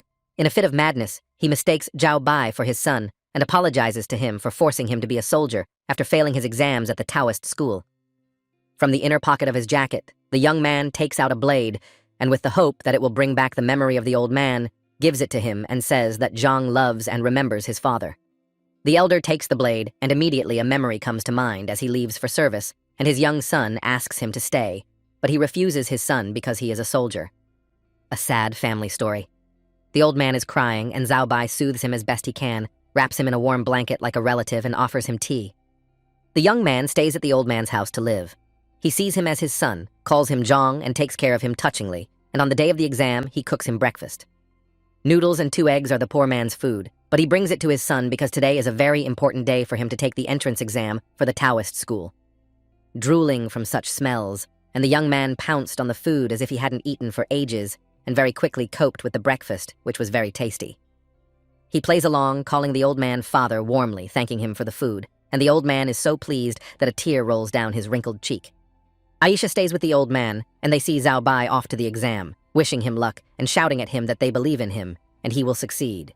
Without turning around, he throws his hand up in a triumphant and at the same time thankful gesture. He believes everything will work out, and his plans will come true, and he will achieve his goal. Arrival at the school is early in the morning. The square in front of the seemingly ancient building is crowded with a lot of people. All the young people came here to take part in the school entrance exam, so they are all his competitors for the right to study here. The examiners first assess the age of the participants, as it is a condition of entry, and then one by one invite them to walk to the podium and stand in the magical arch. The minimum required to qualify for the next test is 30 units of spiritual power. Those who do not gain them leave the exams often unwillingly. The crowd mocks those who don't pass the test. Everyone thinks they are better and stronger than others, but even those who pass the first test may not pass the second exam. Just like everyone else, Zhao Bai is confident in his strength and thinks that he, with his level of strength, will be the center of attention and the whole crowd of challengers will admire him. All the time, he has been lazy, and moreover, he finds another effective way to gain points of laziness that he can translate into spiritual power. Putting your work on others. This method works without fail, and the cat Christina washes dishes for him to gain strength to pass the exam. She doesn't like it at all, but what you can't do to learn the system, so she not only washes the dishes, but also keeps the whole house clean. By the beginning of the exams, the young man has gained 99 points of spiritual power and another 1,000 points of laziness to spare, and that's the maximum he's gained all along. Only the poor cat has nearly given away the ends from all the physical work around the house, and if this tubby doesn't pass the contest, it will be the end of him, she promises it. Meanwhile, the exam continues. Another contestant walks up to the podium, goes into the archway to measure the level of spiritual power, and he is very confident. The scoreboard above the arch shows an incredible score of 105 points out of 100 possible points. Such a level of spiritual power is beyond comprehension. Zhao Bai's self-confidence is blown away by the wind as he is the owner of 99 points, thinking that it is impossible to have more than 100 points, and he is angry at the whole world. He is called after the well-dressed prodigy, and with his head bowed, he walks up to the podium, and the superpowered hottie looks down on him and smirks. Apparently, he won't make a sensation with his 99 points, and besides, he's just a guy, and that big guy is said to be an important person of royal blood. With such sad thoughts, the young man stands under the arch, and on the scoreboard lights up the expected figure of 99 selection he passes, as it is a high score. This is a very high score, but the fame goes to that handsome man, and the crowd cheers when he walks, and no one pays any attention to Zhao Bai. After the test is over, a discussion of the results takes place in the teacher's lounge. The teachers of the school and the vice principal, Zhao Shouyi, take part in the discussion. Teacher Sun Yuzhen reports that 1,200 candidates have scored a passing score, and among them are 25 with a very high score. And one of them had an unbelievable result. The deputy director inquires about the name and origin of this participant and finds out that his name is Zuo Dao. He's not a commoner. He comes from an ancient and honorable family with centuries of tradition. Elite in every way, but the deputy director doesn't like it. Zhao Bai thinks about this elite pepper all the way back from the exam and realizes that envy is a bad feeling, but it completely overwhelms him. The bad thoughts are interrupted by a voice that calls his name and belongs to a red-haired girl in a simple blue tracksuit, and her name is Jing Shu. She also passed the selection and has the right to call him a classmate. The girl wonders where he came from, because she knows all the locals with this level of strength. And also admits that he was the best on the exam, of course, not counting the winner, and calls that handsome guy ugly. These girls are impossible to understand. At that moment, they are called for the second round of exams, and he rushes to the call not enough to be late for the test and incur the wrath of teachers. The teacher who takes the second round is called Liu Zhongyang, who is also young like the teacher who took the first exam. He looks very serious. He hands out to each participant a bracelet with a light indicator and explains that if the indicator lights up red, the applicant realizes that the exam has been failed. The exam is that they will run a multi-hour marathon, and some are excited about such an easy task, but there is a catch, or it is not a school of Taoism. The teacher rises above the crowd of eager learners and starts the marathon. The teacher rises above the crowd of eager learners and starts the marathon. The crowd rushed along the route, and everyone wants to win and showing a decent result to run to the finish line faster than many people running next to them or just run. They run for a few minutes, but their strength is gone, and they run out of energy at a much faster rate than the speed of running. It doesn't work like that, because he's been running more than once. There is a secret why running is hard, and the teacher explains that every step leads to the knowledge of spirituality, so not only the body, but also the spirit gets tired. The body has been tired for a long time. The spirit also resists this violence. Zhao Bai sees the backs of probably 1,200 people in front of him, which is not optimistic. After 5 minutes, they started to remove from the course those who had a bracelet lit up in red color, which means that the tests for these applicants are over. They are going home. Among the losers, a young man who ran next to Zhao Bai and for a moment seemed to be removed from the competition, looking at the bracelet realizes that he is in the ranks.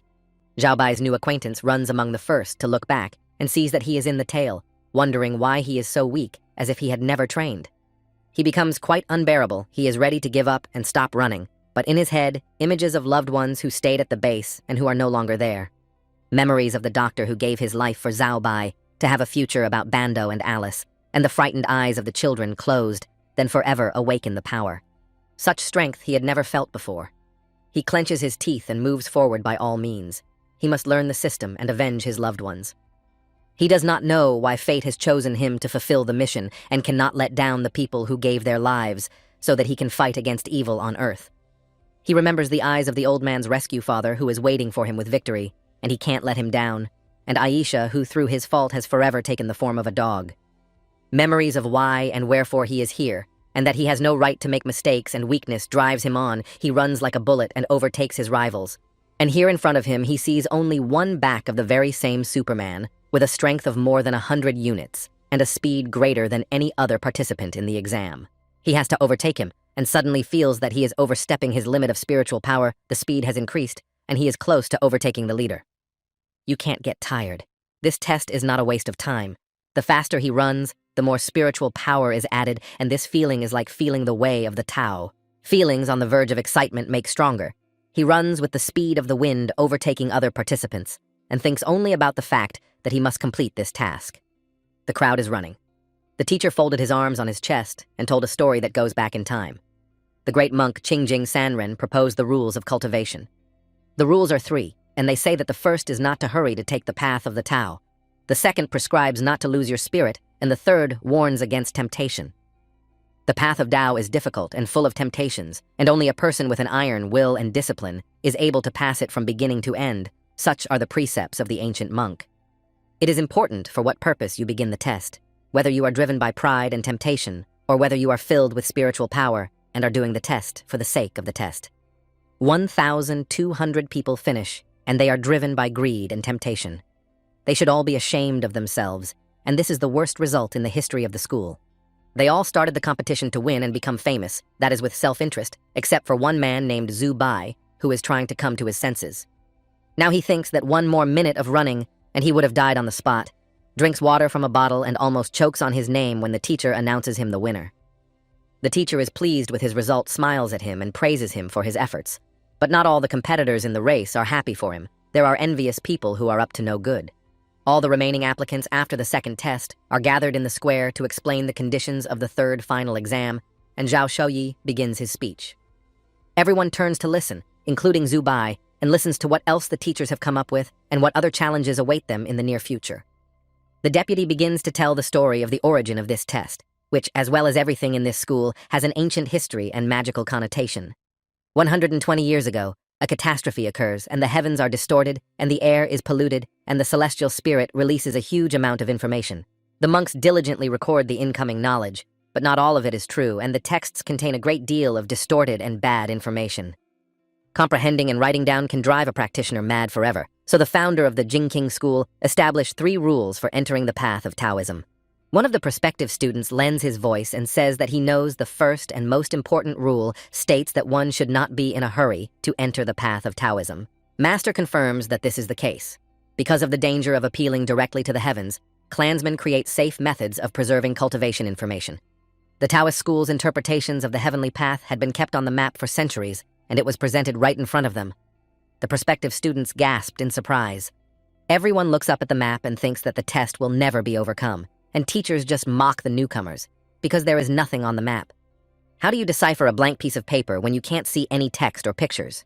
Zhu Bai decides that this test is the most difficult and impossible to complete. The teacher explains that the map is actually filled with information, but a spell has been cast on it to protect the young who are not ready for this kind of knowledge. The essence of the exam is to transfer information that incoming young people can understand from a map of sky snatchers to blank sheets of paper. How to transfer void to void the young man does not know, and the cute creature cat Tina mocks him, calling him a dumb rock incapable of completing the task. The bastard's sure he'll turn in a blank piece of paper, because he can't do more than that. The young man looks around him to see what others are doing. One by force of thought raises his sheet in the air, and the writing pens write themselves in the scroll. So he understands the map and can see and decipher the knowledge. Another applicant sits with his arms crossed over his chest in a relaxed posture. Apparently, he has already completed the task and is resting with a sense of accomplishment. It will not be possible to write, and the amazingly kind creature cat Christina expresses doubts that he can write at all, and now he himself doubts it. If he asks nicely, she will teach it to him, and suddenly the word ask comes to mind. He grabs his pen and starts writing quickly. In no time, he finishes the paper and hands it to the teacher. Everyone is puzzled that he did it so quickly and leaves the exam, leaving them all to sweat. But he is not allowed to leave the room until the test is over, and since he can't write the assignment again, he lies down on the desk with the intention of accumulating laziness points. Kat is stunned that Zhu Bai has completed the task, and realizes that she doesn't understand this guy at all, and she doesn't understand who he is either. The test has come to an end, all papers have been handed in and checked, and the teachers gather in front of the examiners to announce the results. 3 papers are highlighted from the whole mass of papers. The students who made them have tried very hard and put all their knowledge and skills into them. The deputy director scrutinizes each of the 3 works. One catches his attention the most. The piece of paper does not have information written on it, but a drawing of a wonderful woman who looks like a goddess. The vice principal is furious that someone allowed himself to draw instead of performing an exam task, and demands to name the author of this outrage. The young teacher calls Qian Wang Sun and defends him, suggesting that Wang Sun possesses a hidden sword painting technique and may have the highest grade. The deputy director categorically disagrees with her, calls all the arguments absurd, and demands to put the applicant as a grade 0 for insolence. After the examinees are waiting for the results and resting as much as they can, and only one of them, folding his fingers in mudra and closing his eyes, is meditating. Students ask him if he completed the assignment, and he replies that he saw a set of breathing exercises for cleansing the breath on the map and wrote it down. While checking this work, teachers will recognize a set of breathing exercises that was invented and developed long ago by the deputy headmaster himself. Teachers wonder how he passed the breathing method to a student, but the deputy director denies it with the excuse that he didn't know any of the applicants. Another teacher named Ying Hui enters the conversation and asks for the work to examine it in more detail and realizes that this work is a masterpiece. At first glance, this method of breathing practice is very similar to the deputy director method, but obviously is not very ineffective. But if this young man who understood the ancient scroll at this level continued to study hard and comprehend the knowledge, he would definitely become a pillar of the school. It's time to check the third paper teachers call Zhu Bai. This guy won the second exam, first handed in the assignment, and went to sleep on the desk. It's clear why he was the first to pass the test. There was only one phrase written on the scroll, and it said that the path of Feng Chang was not as difficult as it seemed. Teachers think it's a weird arrogance of a teenager who thinks he's God knows what, but the vice principal says the phrase makes sense. It belongs to the Chinese scripture Jing Jing Sanren, about 10,000 spirits, and has a deep meaning that is very hard to comprehend, and it speaks volumes. The opinions of the instructors are divided between two students, one describing breathing techniques and the other, Zhu Bai, saw a phrase about the difficulty of the path to the Tao. A serious argument ensues. The teacher who led the second competition gives his vote to Zhu Baiyu, but the young teacher is on Zhuo Dao's side. The elderly teacher also supports Zhuo Dao, but thinks that the young people are about equal in understanding the scroll. The deputy director has the final say. He stops. The heated argument makes a decision and gives instructions to prepare the enrollment lists and post them on the school wall for all to see. Not far from the steps leading to the school building, Zhu Bai waits for the results and doubts that the phrase he came up with on the fly will pass as an answer to the test. Suddenly the crowd rumbles and heads towards the entrance of the school, all saying that there are already lists of those who have passed all the tests with dignity and have been accepted into the school. Zhu Bai is first on the list, proud of himself, shoving his hands in his pockets and whistling a tune as he heads into town. The memories of the girls admiring him are beautiful. Tina is furious. She can't understand this guy, how he manages to pass the tests, thanks to the system, but not realizing that it is the system that helps him. She tries to understand how he gets such level thoughts from where he draws his knowledge. With these sentiments, they reach the old man's house of the rescuer's father. He dreams of sharing the joy of telling the old man about the trials and how he passed them, how he beat them all, and was first on the list for admission to the school. When he goes up to the floor, he finds the door of the old man's house open. He becomes afraid for the old man and has bad thoughts about what happened to him. Still in a positive mood, he swings the door open, shouting to the old man, still imitating his son. The lifeguard has reason to rejoice as he has enrolled in school. As soon as he enters the dark house, he sees a broken framed family photo on the dresser. It shows Zhang's father and mother. Happy family photo with all smiling parents, hugging each other and their baby, and little Zhang holding a beautiful blade in his hand. The guy realizes that something terrible has happened here. He picks up the photo from the floor and walks into the dark house from which no sound can be heard. He calls out to the old man but gets no answer. He calls again, but only a heavy silence and a sense of danger. The cat panics and calls to leave the house. When he doesn't get a reply, he tries to call the dog to his call. He hears a stirring inside the house. It must be Aisha, and then he boldly goes inside the house. Aisha is found crying. She is not bound by ropes, but by something like the threads of a spider's web, thick as ropes. He calms the poor animal, finds a candle on the dresser, lights it, and continues his search for the old man, finding him sitting in his chair, as if asleep. The old man is awake. He slowly turns his head towards the newcomers and looks at them with a look that does not bode well because he is completely insane. When he stands up and turns in their direction, they see that the old man has changed beyond recognition, with something that looks like a huge spider peeking out of his chest. The elder gets up and goes to meet them, greeting Zhu Bai like a son, and it is clear that nothing good will come of this meeting. A monster parasite has taken over the elder's body. The old man's body is not enough for him, and the demon wraps his web threads around the boy, too, to capture or destroy a potential enemy. This is the first time the young man has ever seen such a thing. The monster is on the move, preparing to attack. He spreads his claws and gets bigger and bigger, but still asks about the exam results. Suddenly the room lights up and an unknown man appears. He intends to help defeat the monster, and he succeeds in pacifying the parasite, if not destroying it. He is helped by a magic seal, under the effect of which the monster moves back and no longer attacks and behaves calmly, and the old man also quietens down and calms down. He's being nice and peaceful. What's going to happen to him now? There must be a way to help this defenseless, lonely old man who's been abandoned by his entire family. The man who calmed the parasite is a policeman.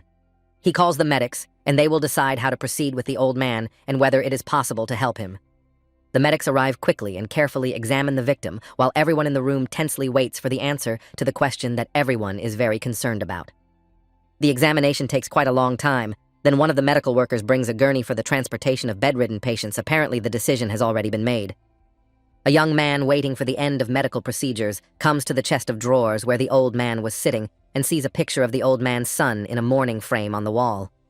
Zhang Ido, the rescuer who helped him during the explosion at the base and actually saved his life, is dead. His father knows about it, and now the poor old man has no one. A policeman tells that Zhang heroically sacrificed himself to cover the retreat of his comrades during a clash with a heavenly demon. A blast of force that leaves nothing alive around him, and there's nothing left of Zhang. The receptacle for his ashes is empty, and there is only a photograph on the wall in memory of his son. Zubai remembers talking to Zhang and begging him to tell the story of his youth, and how Zhang asks him to give the blade to his father, calling him a good acquaintance. The policeman explains that the old man is practically destroyed by grief and completely broken, so he has no strength to resist being infected by the parasite. He can't be helped. He's too old to withstand the treatment. They give him an injection, and he goes quietly in his sleep to another world where he will meet his favorite son, and they will be a happy family. The old man is taken away, and the door of the house is sealed. Zubai sees a woman crying at the door, clutching the same blade Zhang gave to his father. This woman is the old man's ex-wife and Zhang's mother. The policeman says that if Zubai wants, he can go up to her and say hello. The young man does not approach her, but once again is confirmed in his decision to finish school and take the path of fighting monsters that destroy people. Someday he will know the way to destroy all these celestial demons, and they will no longer disturb the peaceful life and wreak destruction and havoc on Earth. Now he must help his friends. Aisha is afraid that she has been infected and worries that her days will quickly end and she will follow the old man. He tries to reassure his friend and promises her that he will definitely figure out how to cure her if she is infected. He will help her and let her have no doubts about it. The policeman introduces himself. His name is Li Shuju. He holds out a business card to Zubai and asks the young man not to hesitate to contact him in any difficult situation. They say goodbye. The young man and his friends Tina the cat and Aisha the dog leave the house and go nowhere because the house is sealed. It is unthinkable to go up to the school at a height of 1,500 meters because it is night and the way is not close, so we will have to spend the night where we will have to go in the morning. Christina resents the decision. The last thing she wants is to spend the night outside in the dark and cold, while Aisha is happy to be with a friend in any conditions.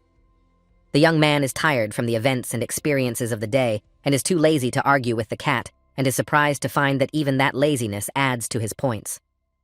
A familiar voice saying mockingly that a school student shouldn't sleep outside interrupts his train of thought. Zubai recognizes the speaker as one of the teachers.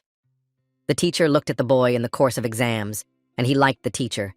He decides to help the boy to settle in the dormitory of the school before the start of school. As time goes by, students start to move in, and many of them don't like the fact that Zubai is already living in the school, and he is given a single room to live in. This fact becomes the property of the school wherever Zubai goes. He always becomes the object of close attention of students, and it is very tense.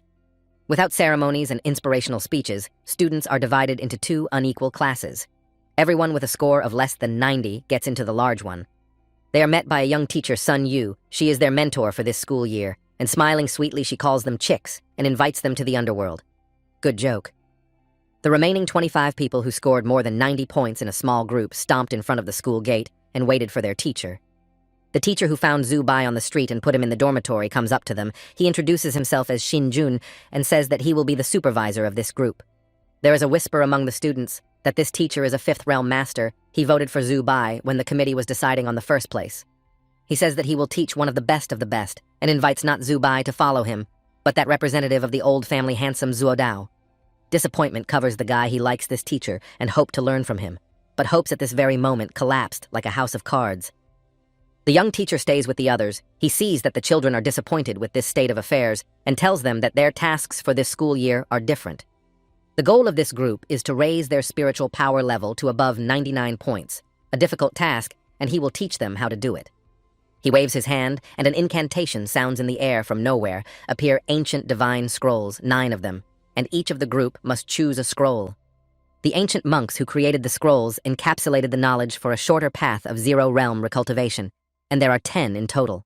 The scrolls carry the basic knowledge of the Zero Realm available only to the best schools, have immense value, even tangible in the outside world outside the school. The teacher invites students to choose their scroll right now to decide which path of cultivation they will follow this school year.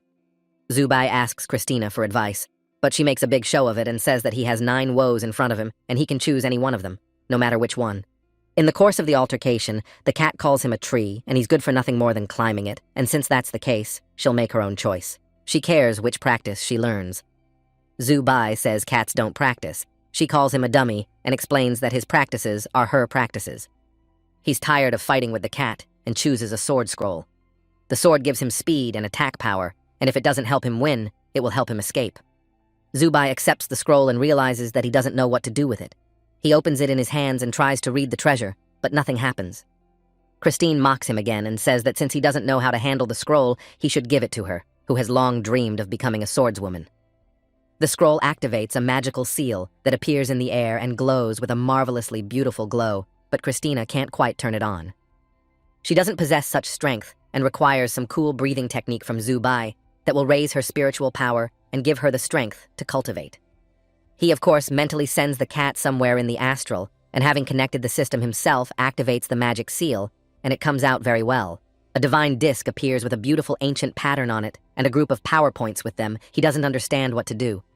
They are not glowing now. The teacher who was passing by explains that the points should be filled with spiritual power so that they will be activated, and the student will understand what to do. He gathers spiritual power and fills one of the points with it. It lights up in silver color, and a text appears explaining how this PowerPoint works. It will take a lifetime to read it, but there is nothing to do, and the young man delves into it. Each point has many techniques, and you have to go through them all one by one. Until you pass one, you cannot activate the next one. Such rule only methodically, step by step, through a lot of training, will be able to pass all points. The teacher warns that the scroll technique does not promise complete safety if there are questions to be asked before acting without understanding. The theory begins, and the student realizes that so many clever and incomprehensible words in one head cannot fit. The head is bound to burst in the end. While he whines about the unfairness of life not learning or doing anything, his laziness points keep increasing, and Tina is very unhappy about it. She's pissed off at the lazy guy, and he decides not to learn an incomprehensible theory, but to follow the beaten path. That is, to do nothing and be lazy until he gains the right amount of spiritual power. At one point, he feels that the storehouse of laziness is filled completely and sends the entire stock of laziness into the spiritual force and then to the full activation of the point. There is an incredible transformation of the body, appear muscles like an athlete in them, such physical strength as if he has years of grueling training. Aisha sees this change in her friend and almost faints with surprise. Who is this beautifully built young man with the strength of a wrestler? Certainly not Zubai. The cat flies away from the onslaught of spiritual and physical power. The young man is shocked by the change and hopes it is permanent, not temporary. He looks at his reflection in the mirror, and he likes what he sees, and he sees a pumped-up, handsome man who will fight back against anyone who disturbs the peace. Half an hour later, he is still in front of the mirror, admiring his unearthly beauty. But only Aisha is happy for him and runs around in circles, loudly barking and squealing with delight. Tina, however, isn't happy about the changes or the way they've been acquired. She still thinks the boy is stupid and is angry that his knowledge comes so easily to him. You can't get enough of a beautiful reflection in the mirror when a guy calls Aisha for lunch. He wants to hug her and almost breaks the poor dog's bones without realizing his newfound strength. Upon enrollment, all students were issued cards with 200 points per month that can be spent on food or on their own needs. There is plenty of food in the canteen, but it is so expensive that you can eat enough for 200 points once and walk around the canteen for a month without going in. We have to leave, but it's not easy to get Aisha out of the dining room when she's already seen the food. She lost her memory after the transformation, but she's still a glutton.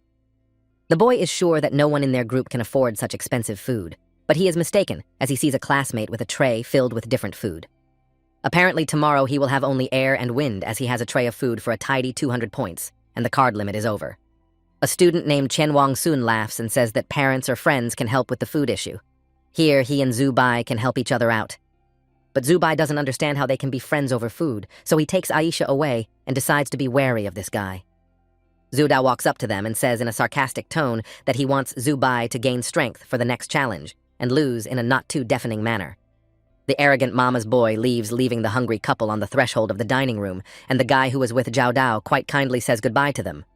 After mentally calculating the budget of points for the month, the young man buys 2 portions of rice worth 1 point for himself and Aisha, which should be enough to eat without starving. He chokes on dry rice and sarcastically thinks that it is very tasty rice, and now he will be filled with vigor and strength and can eat such food every day. In no time at all, he finishes his portion. Tasty or not eating is necessary, and the faithful Aisha understands this speed in her own way and tries to give him her food. Faithful friend, despite the fact that she drools to the floor, is ready to give him his food because he needs to maintain strength, although she herself is a real glutton. She remembers how they starved at the base and how children starved to death there, but the young man calms her friend and tells her that conditions here are much better than at the base. He will find a way to earn points for a trouble-free, nourished life, and they will come to this canteen again and eat all the most expensive and tasty dishes. Aisha believes him and comes in good spirits, and with a clear conscience, sweeps away her portion of rice, but asks her friend if it is not difficult for him to remove his feet from the table. Late in the evening, the two of them return to the dormitory and walk down the corridor of the floor on which the room is located, and realize that there is an unpleasant smell. Another unpleasant surprise awaits them right outside the room when they approach it and find that the door of the room is open for some reason. The young man quietly opens the door, expecting to see anything, and discovers the cat, Tina, lying on her back on the floor and giving no signs of life. He puts his palm to the cat's nose to check for breathing and sees that the cat is breathing and apparently fine, but just in case, he needs to check the room. With his arm outstretched in front of him and his spiritual power activated, he scans the room for intruders, and his senses tell him that no one is here. He had a lot of bad things happen to him, before including the monster that chased him, then the scary events at the base, and the situation with the lifeguard and his father. It would be nice if the Tao school was the safest place to be and not be infested with evil things. Aisha runs into the room and runs up to Christina. As usual, she licks her from head to toe, showing that she is happy to see her friend. Zubai strokes the cat in an attempt to bring her to her senses. Christina slowly opens one eye and sees the blurred but very frightened faces of Zubai and Aisha. She doesn't understand why they are leaning over her. Scared out of her waking mind, she jumps up and screams at them for interrupting her sleep, and by this behavior scares the couple even more. They must be crazy if this is how they wake up peacefully sleeping cats who have done them no harm, and such behavior from her point of view is inhumane. Zubayu has to justify himself. He says when they came in, the door was open, they were worried about the cat's welfare because it was lying on the floor. Now she's not on the floor, but on the table in an angry posture, resenting and expressing her bad attitude towards the two subordinates. But Zhao Bai is no longer listening to her. On the table, exactly under the cat, is a scroll and a brush for writing hieroglyphics that do not belong to him, and on the scroll is something written. Someone left him a note.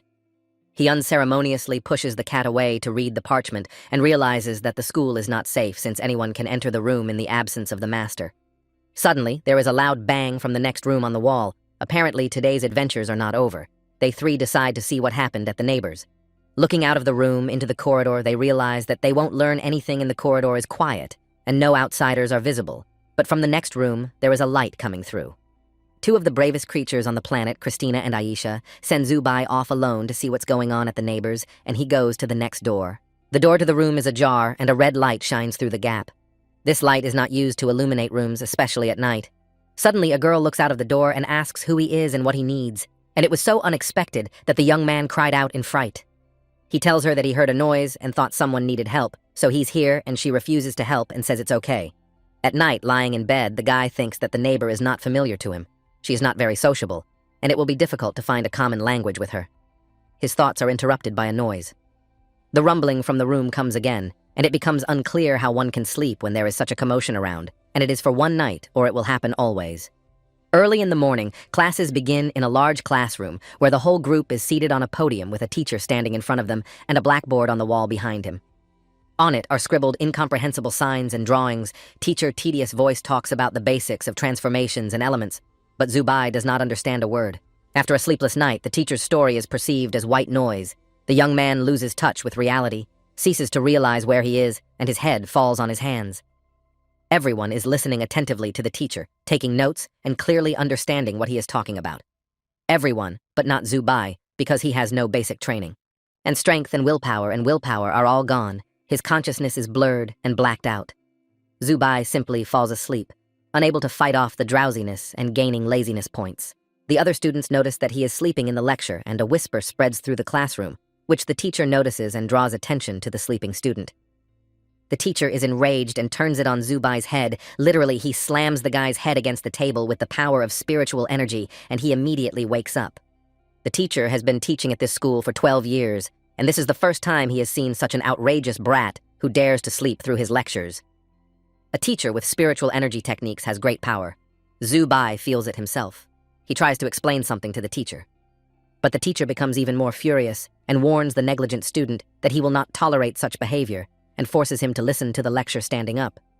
With the power of magic, he puts the guy on his feet and says that from now on, he is under observation, and then calmly continues the lesson in a monotone voice, explaining the basics of the Tao. But the educational moment is not over, and the teacher leaves the delinquent student after the lesson and tells him that he has seen a lot of things while teaching at the school.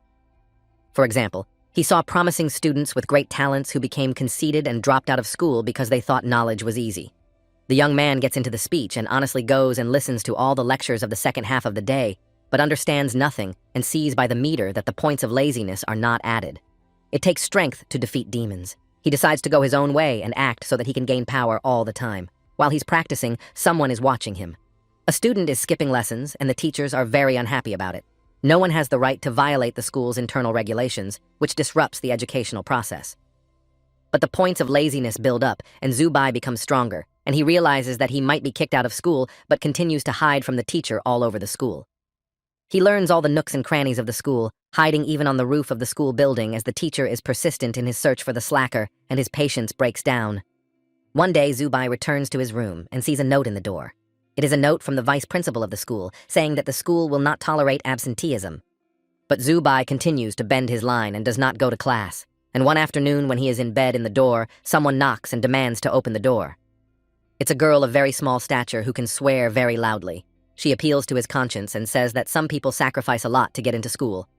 He disrespects the teachers and skips classes. Apparently, he's forgotten what he's here for. But he remembers because he sees his girlfriend's eyes every day. They remind him every minute of the events at the base when the monster destroyed the base, leaving no stone unturned, killing his friends, teacher, and everyone who was there. The girl Aisha turned into a dog was the only way to keep her alive. That's why he keeps gaining strength even if he has to lie down for days on end. By this point, he has enough points to activate the second point. He turns on the spiritual power and puts his hand on the point. The transformation begins. It twists and breaks so that the roommates can hear him screaming, and it goes on for quite a while, but when it ends, it's clear that it's not all for nothing. He feels a new power, and that power is resistance. Any weapon will fly away from him without causing much damage, which will help in future battles with demons. Now he is gaining amazing agility, but both strength and agility are useless without theory, and now it is absolutely clear. We have to find a way out of this. The way out is offered by the cat Christina. We can go to the library and borrow some books to study basic theory. Zuobai agrees to this option. They immediately go to the library, quite quickly find it, and find many students rushing there as well to gain knowledge from the books. This huge building holds probably trillions of books here, even from the ceiling like garlands hanging scrolls, and how to find the right book here is still unclear. The administrator meets them and says that the level of spiritual power determines the availability of books, and that Zhu Baiyu with his level is available only the basic level. The young man chooses a few books at random, and the cat wants to learn too, and starts reading right in the library. He finds a free table at which they are seated. Having arranged the books on the table in a stack, he starts learning in his own wonderful way, namely, using the books as a pillow, puts his head on them, and falls asleep. He notices that when he sleeps during the day instead of at night, the laziness points are gained much faster, and the decision comes by itself: he will study at night and sleep during the day. A new life begins for them. He spends his nights studying, reading books from the library and making notes for memory, while the cat keeps him company. During the day, he sleeps peacefully on a stack of books and gains points to increase spiritual power, and Tina not only reads but also puts knowledge into practice. Kat wants to raise her spiritual power and make it like Zubai's, about 99 out of 100, and so she is practicing hard right inside his head. She is now doing breathing practice in a strange pose, and it is unknown if she will be able to return to normal, and Zubai asks her to be careful. Time passes, and the number of books that the strange student has studied gradually grows as well as his spiritual power. He does not deviate from his plan and does not break the regime. One evening he returns from the library with a stack of books and sees a neighbor talking to a teacher who tells her that she won't be able to pass her exams. She has already reached her peak and will not get any more development at school and will most likely have to leave the institution. The girl is very upset. With tears in her eyes, she asks for help. She is sure that if he agrees and helps her, she will be able to pass the test to stay in school and continue her studies. In the guy's mind, enter the fray of wanting like this girl not to learn but to speed up cultivation in other ways, but there is a chance of getting hurt badly. At least you don't have to read books and waste time and energy on endless hard training. Of course, there's a lot to think about. And then all the books fall to the floor. It happens just as the man promises the girl to bring something to speed up cultivation, and they realize that their secret is out.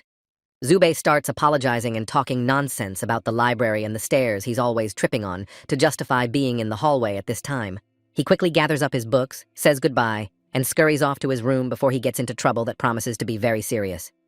This night, like all nights, he continues his studies by reading his books, and it seems that today everything is quiet, nothing strange happens. The time until morning flies by quickly.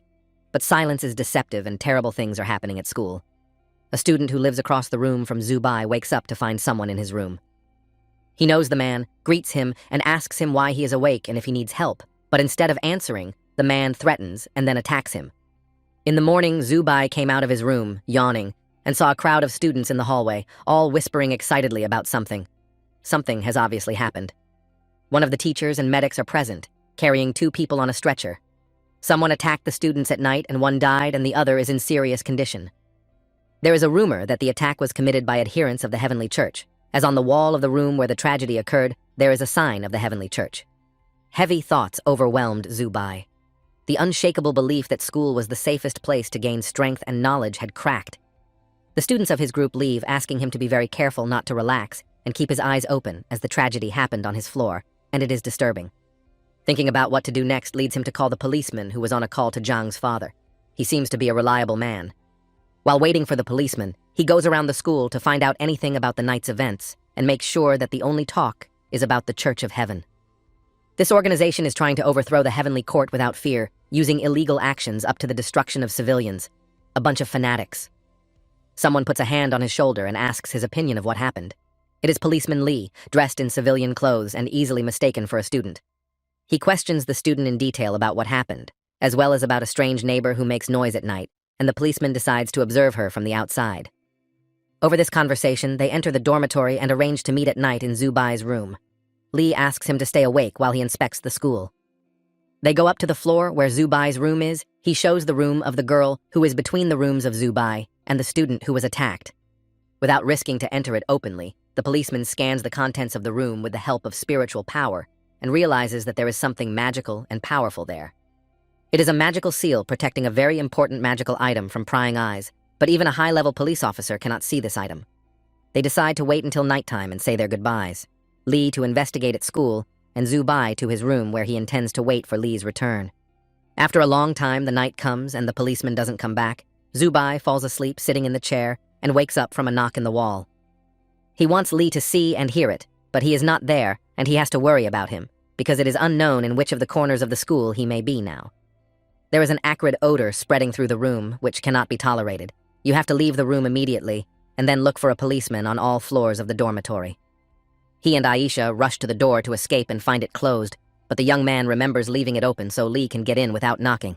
Using all of his newfound physical strength, Zubei tries to open the door, but he fails, even though the door should have shattered into splinters. He applies a charge of spiritual power, but the door won't budge, and it's clear that someone has closed the door with magic that he doesn't know yet, and he can't open the door. Something strange happens to Aisha. Until this moment, the fearful dog who from small danger hides behind Zubei with loud barking rushes to the door. Zubei tries to wake up Tina, who sleeps without her back legs, and trying to rouse her is a waste of energy and time. Where the policeman is now is unknown, and he must know what is going on here and help is not coming. A substance is seeping into the room from under the door. Spiritual power seems to be slipping through his fingers and he can't use it. And then he realizes there's some kind of discrepancy. The lines that come to mind are that hallucinations exist and can impose anything on a person, and if someone wants to destroy him, it can be done simply. There's no need to put on such a show to get rid of the enemy. He sits in a meditation pose and uses his spiritual power to scan the room. After scanning the room, he realizes that there is no danger in the room. No one is hiding behind the door. He stands up and demands that whoever is casting this spell step out of the shadows. And at that moment, he receives a powerful blow to the jaw, quite physical and not magical. The incredibly strong pain instantly spreads across his face. He opens his eyes and sees Lee, who is quite material, making an equally material fist for a second blow, which cannot be allowed for nothing. Lee marvels at the strength of the student's skull as his fist will be sore for another week, and he also caught the spellcaster who attacked the students. He also says that if he says not to sleep and to wait for him, they should do that and go to the roommate's room. Lesson learned. There's a terrible smell in the room.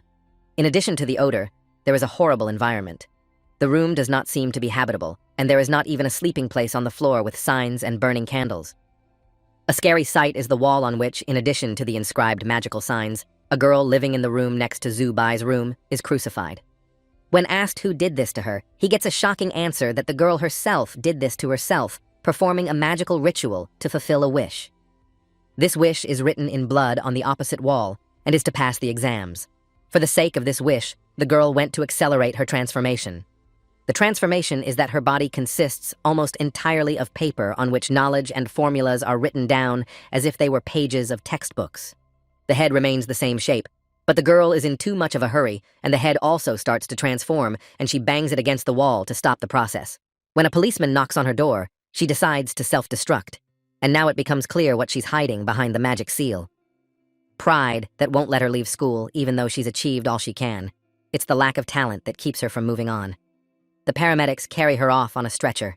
A policeman shows a picture of a guy named Wei Dong, 19 years old, and asks if this is the young man who talked to the neighbor that night. Having barely dealt with one nuisance, another immediately arrives in the form of a group of teachers who rush to the scene a little late. One of them, who caught him sleeping in class, says that he understands that because of the noise of the neighbors, Zubai did not sleep at night, so he did not attend classes. Now the problem is solved. He hopes to have the student present at the lectures in the future, because without learning the theory, it is impossible to pass the exams in 2 months. Zubai decides to have a frank conversation with his teacher in the hope that he can understand him and allow him to prepare himself. He explains that he has a system. The teacher gets angry because he is offended that this juvenile thinks some of his teaching system is better than an educator with years of experience. Of course, Zubai can go back to practicing, but it will be ineffective because he is standing on his own path, which dictates that he should do so. He has a gift that no one else has, and he has no right to ignore it, so he must as soon as possible to gain power and destroy demons. The teacher warns the student that he missed 2 months of classes, and in 2 months there will be an exam, and if he does not pass it, he will be expelled from school. The young man very politely and respectfully apologizes to the teacher and says he doesn't mean to offend him, turns around, and is about to leave. It's been a rough day. The teacher recently had a conversation with the vice principal, and the vice principal said that everyone has his own path in learning the Tao, and he who walks it makes a choice every day. This crazy student likes him, and he decides to help and doesn't insist on attending class, but yells at him that if he fails the test, he's finished. As soon as Zubai enters the room and the door closes behind him, he realizes that the promises made to the teacher were made on emotion and have little fulfillment. Word of mouth is not a sparrow, so you have to work harder. To get the fastest results, you need a good night's sleep. He hopes it will be quiet tonight. Sleep does not work because the cat Christina, who is not involved in all the above events but is training hard, decides to show him his new strength. But Zubai decides that sleep is more important and starts snoring at the same second, and the cat tortures him with all its feline strength but can't wake him up.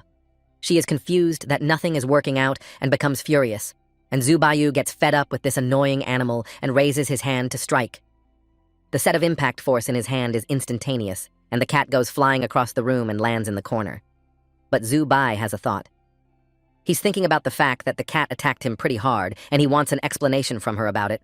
Tina doesn't come close, just in case. She peeks out from behind the bed and says that she has been practicing, and her level is 99 like Zubai's, and she has a sword.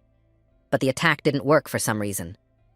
Zubai already has enough points to activate the next point, but Tina is skeptical because she thinks he's not ready yet. Last time he was hurt so badly that Zubai was screaming and writhing on the floor, but the young man thinks the cat is saying this out of jealousy of his abilities. The self-confident boy thinks he knows how to do everything, and he is sure that he has already gained a deep understanding of the spiritual power as it operates and how it works. The cat falls to the floor laughing. After all, it's not like that at all, and the silly boy is very wrong. He even misinterpreted the meaning of the dots on the power wheel. These dots represent the birth, growth, blossoming, decline, and extinction of spiritual energy, not what this fool thinks. Zubai is surprised at Tina's breadth of knowledge. He persuades the pest to share the knowledge, but the thing is that she is very tired because she has to do all the homework while he pretends to study. He apologizes in a joking half-bow for the misunderstanding and promises Tina-sensei that from now on, he will mop the floor of the room himself. The cat grudgingly forgives the silly boy, and they proceed to their joint lessons, which now go much faster since 2 heads are much better than 1. A week passes, and Zubai feels that his strength and level of training allow him to open 1 more point, and is tempted to open 2, but there is no hurry. It's going much easier than last time, just a little crunching of the bones, and it looks like they've gotten a lot stronger, and he can't wait to test his strength. The point is equipped with an interface with information on how he should behave in the moment of danger. It is necessary to stand like iron, to sit strong like steel, to lie down like a mountain. I need a partner for technique training. Tina is not an option. She lies like a mountain after class and gets a massage from Aisha, and there are no friends in the group. Suddenly, there is a loud and insistent knock on the door. The frightened animals jump up in surprise. The unknown man knocks again. He calls out to Zubai by name and asks him to open the door, as he wants to talk to the young man about an important topic. The voice sounds familiar to Zubai, and he calmly opens the door. Behind the door is a classmate named Jianshin, but doubts overcome Zubai, as he knows that Jianshin is seriously injured and in the hospital. He promises to give Zubai and his dog dinner if he talks to him, and this argument settles the matter. He is ready to go to the dining room in his pajamas. A person who is willing to buy dinner is a very good person, and automatically becomes a best friend, is the law of Zubai and Aisha.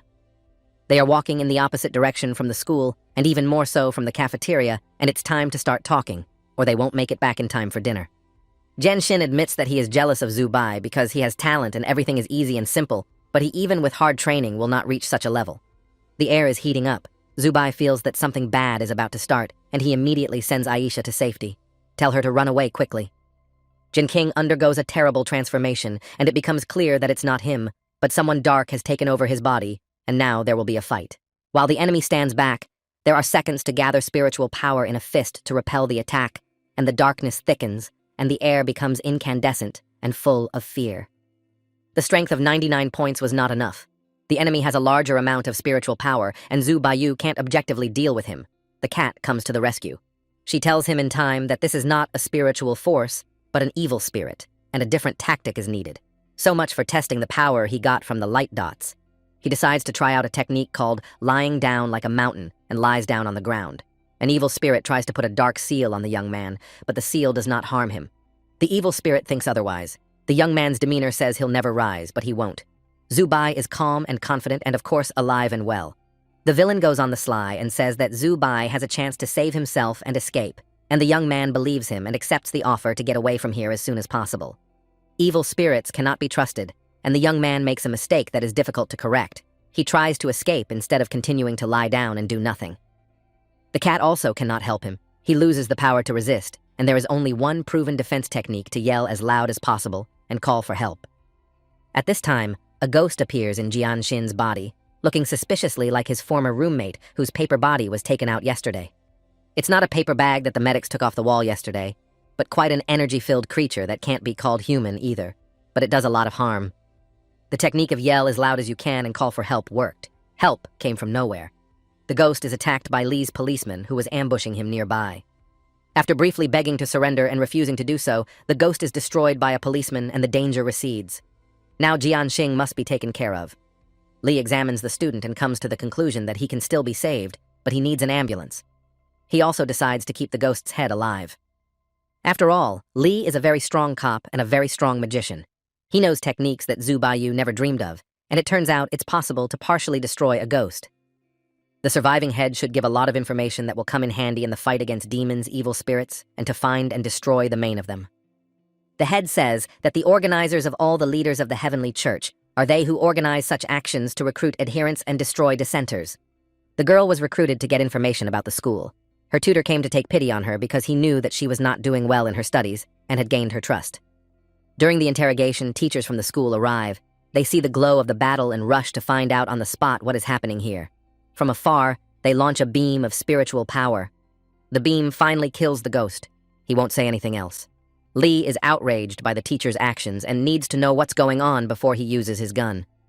It looks like destruction in the name of concealment of information. Apparently, the school administration does not want to publicize any events happening in the school. The incident takes place on school grounds, and the administration is responsible for order, so they will restore order in the way they see fit.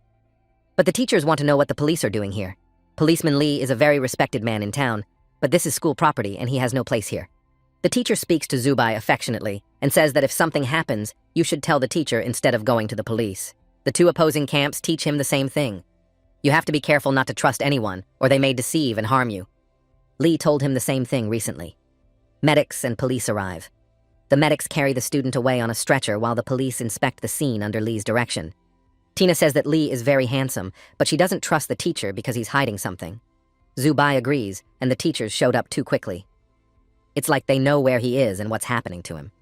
He doesn't believe he is being followed, and evidence is being destroyed to protect the students. There is always danger, and he has no time to dwell on the troubles. He must gain strength as quickly as possible and join the fight despite the intrigues.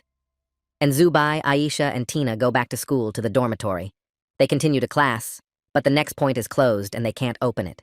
Tina explains to Zubai that in order to activate the point, one must raise his cultivation degree to a minimum of 100 points. He only has 99. The next goal has been set, and he's willing to work to achieve it in the shortest possible time. Get out of bed and hurry up and sit down to study science. He calls Tina to teach, but the cat refuses because she has a very short memory and forgets a lot of things, and he can try to score points through laziness. Zubai rejects this option. He remembers that the acceleration drove his roommate crazy, and he doesn't want to go crazy. He has slightly different plans. He would have to go back to school with a guilty head and ask one of the students for notes for the 2 months he hadn't attended classes. He is trying to borrow an outline from a kind girl who supported him in the entrance exams, and she is ready to help him, but chance intervenes. Their conversation is overheard by a not-so-kind girl who reprimands him for skipping class, and she flatly forbids the kind girl from helping him out. She very loudly sends him out of the classroom to where he has been for 2 months, and let him ask someone else for help, and he is not welcome here. The whole class is here, and everyone can see this shame. Zubai is angry at the mean girl, even though deep down he knows she's right. Someone wants to play a joke on him. A student who drew a goddess in the entrance exam offers him a notebook instead of a scroll. Zubai is delighted, but not for long. The notebook is useless. It contains not lectures at all, but lots and lots of drawings of goddesses. The class is delighted, and the notebook flies in the Joker's face, but the matter is not moved. Zubai leaves the classroom to the laughter. There's no help here. He must find another way. A man he doesn't want to see is waiting for him at the door. His main opponent is the handsome Zuodao, the record holder who came to school already with 105 points. He is objectively stronger and gained points before school. He says that the opponent should not be a weakling, and gives him his notes, but not his school notes, but the ones he studied before school, and scored 105 points. If Zubayu is unclear about anything, he offers his help in mastering the techniques to raise his cultivation level. His motive for helping is very simple. He wants to win a flawless victory over an equal opponent, and such he sees in the person of Zubai, so he gives him a chance to raise his level to equal with him. Smug Handsome is out, and it's cool that he's helping his opponent, and thank him very much, but Zubai will still win, and there are no other options. He immerses himself in the study of the notebook and does not part with it day or night. The notebook contains a whole lake of useful information, descriptions, and references. After a week, he feels that he can try to raise his cultivation degree, but still needs information that is in the locked part of the library. Early in the morning, he goes to the library to get information about cultivation and approaches the main counter where a library employee sits. He silently listened to the student's request to get into the secret room and pressed a button, and a staircase leading far downwards opened right under Zubai's feet. At the end of the stairs, he is met by the keeper of the secret books and invited to follow him to the room that the young man needs. The guardian warns the young man that the knowledge was gathered in a book with great loss of life in the name of achieving secrecy, and the risks were minimized. But in spite of this, one must be careful during the study, as there is a great risk of demonization, and not everyone can resist, and not everyone can be cured. Zubai finds himself in a room with a table, a chair, and a book on the table, and it is not just a book, but the treasury of the Way of the Tao. It contains everything about the Way of the Tao. Evil Tina wakes up and says that if he dies, she'll take care of his dog, and she'll clean up the system as best she can. She's kind. Tina is a proud cat. Until she is kicked, she will not fly. And Zubai is happy to send her flying, of course, mentally, and he asks her not to interfere with him. With great apprehension, he opens the book and begins to read, but something begins to happen around him. The space seems to come alive and take on voices. As you read the book, the cultivation level grows by 1/10, but the voices become more and more numerous, and they become louder and more confusing to the mind. The young man remembers that there is a note in the notebook about whispering, which is probably it. It says, there's nothing you can do about it, but try to ignore it. Don't listen as if he's not there. It's difficult, and Zubai can't do it. The illusion is so real that it prevents him from thinking, and he slams the book shut. He tries again to deal with the voices, and fails again, and closes the book again. The experience of ignoring the voices means he will come here more than once. The boy has been in the room for 4 hours, and the level has barely risen, but has fallen back to its previous position. Tina laughs at the helpless boy as always. You need to rest, at least change your posture. Zubai lies down on the floor and remembers the technique of lying like a mountain, which should help in battle and in protecting him from voices. The voices haven't gone anywhere, but they don't bother him, and he can practice and increase his cultivation level at the same time. He's convinced it's a great technique. In a few minutes, the level had risen by 0.7 of a point, and it was the fastest result ever. Zubai is pleased with himself, and Tina is furious. It's not fair that this sucker gets everything easy while others work hard to achieve results, and it's not only Tina who is the envy of the world. The cat's indignation amuses Zubai, but what can you do since he's a genius? He jokingly jumps up from the floor, loses his balance, and almost passes out. Immediately, the voices activate, and it becomes impossible to ignore them. He doesn't realize what's happening. His body goes limp, and he collapses to the floor. It's no fun. Tina is scared to death. She calls out to him to bring him to his senses, but she can't do anything. Zubai shows no signs of life. She leaves his head, shakes his shoulders, strokes his head, and promises him that if he doesn't wake up, she will eat him, but all to no avail. Poor Tina cries but can't do anything. She loses her friend because this worthless boy is her friend, and he saved her, and she can't save him. Through her sobs, she doesn't immediately notice that someone is stroking her paw and telling her not to get upset, because Zubai is alive and can't be killed so easily. The spirit is cultivated faster than the body. The body needs some time to adapt. The cat's glad he's alive and well, or there'd be no one to fight with. Zubai assesses his condition and sees that during the time he was lying like a mountain and unconscious, his strength exceeded 100 points. This youngster definitely pisses Tina off. It's time to leave the room to recover, eat, and come back here again. On the way out, he is greeted by students from his group, some familiar and some unfamiliar. On the stairs are a girl and 2 guys he sees for the first time, and one of the guys who is the leader here is surprised and even a little indignant that Zubai doesn't know him. He knows that Zubai is not attending classes, and he is annoyed and offers to meet him to spar and see who is the strongest. Their classmate who knows Zubayu enters the conversation. This guy handed Zubayu the outline with the drawings, and 2 other guys show up out of nowhere. They're standing up for Zubai, an unexpected support group. He thinks he has no friends at school. Maybe he's wrong about that. Time will tell. So while the showdown was going on, he thought it was best to get away quickly from the scene and try not to draw any more attention to himself. On the way to the dormitory, Zubai stops by the canteen to buy food for Aisha. The poor doggy sits in her room hungry and probably misses her friend. What he sees in the room is not a hungry dog, but a hungry monster the size of the room, but not the size of Aisha, who has been gone too long.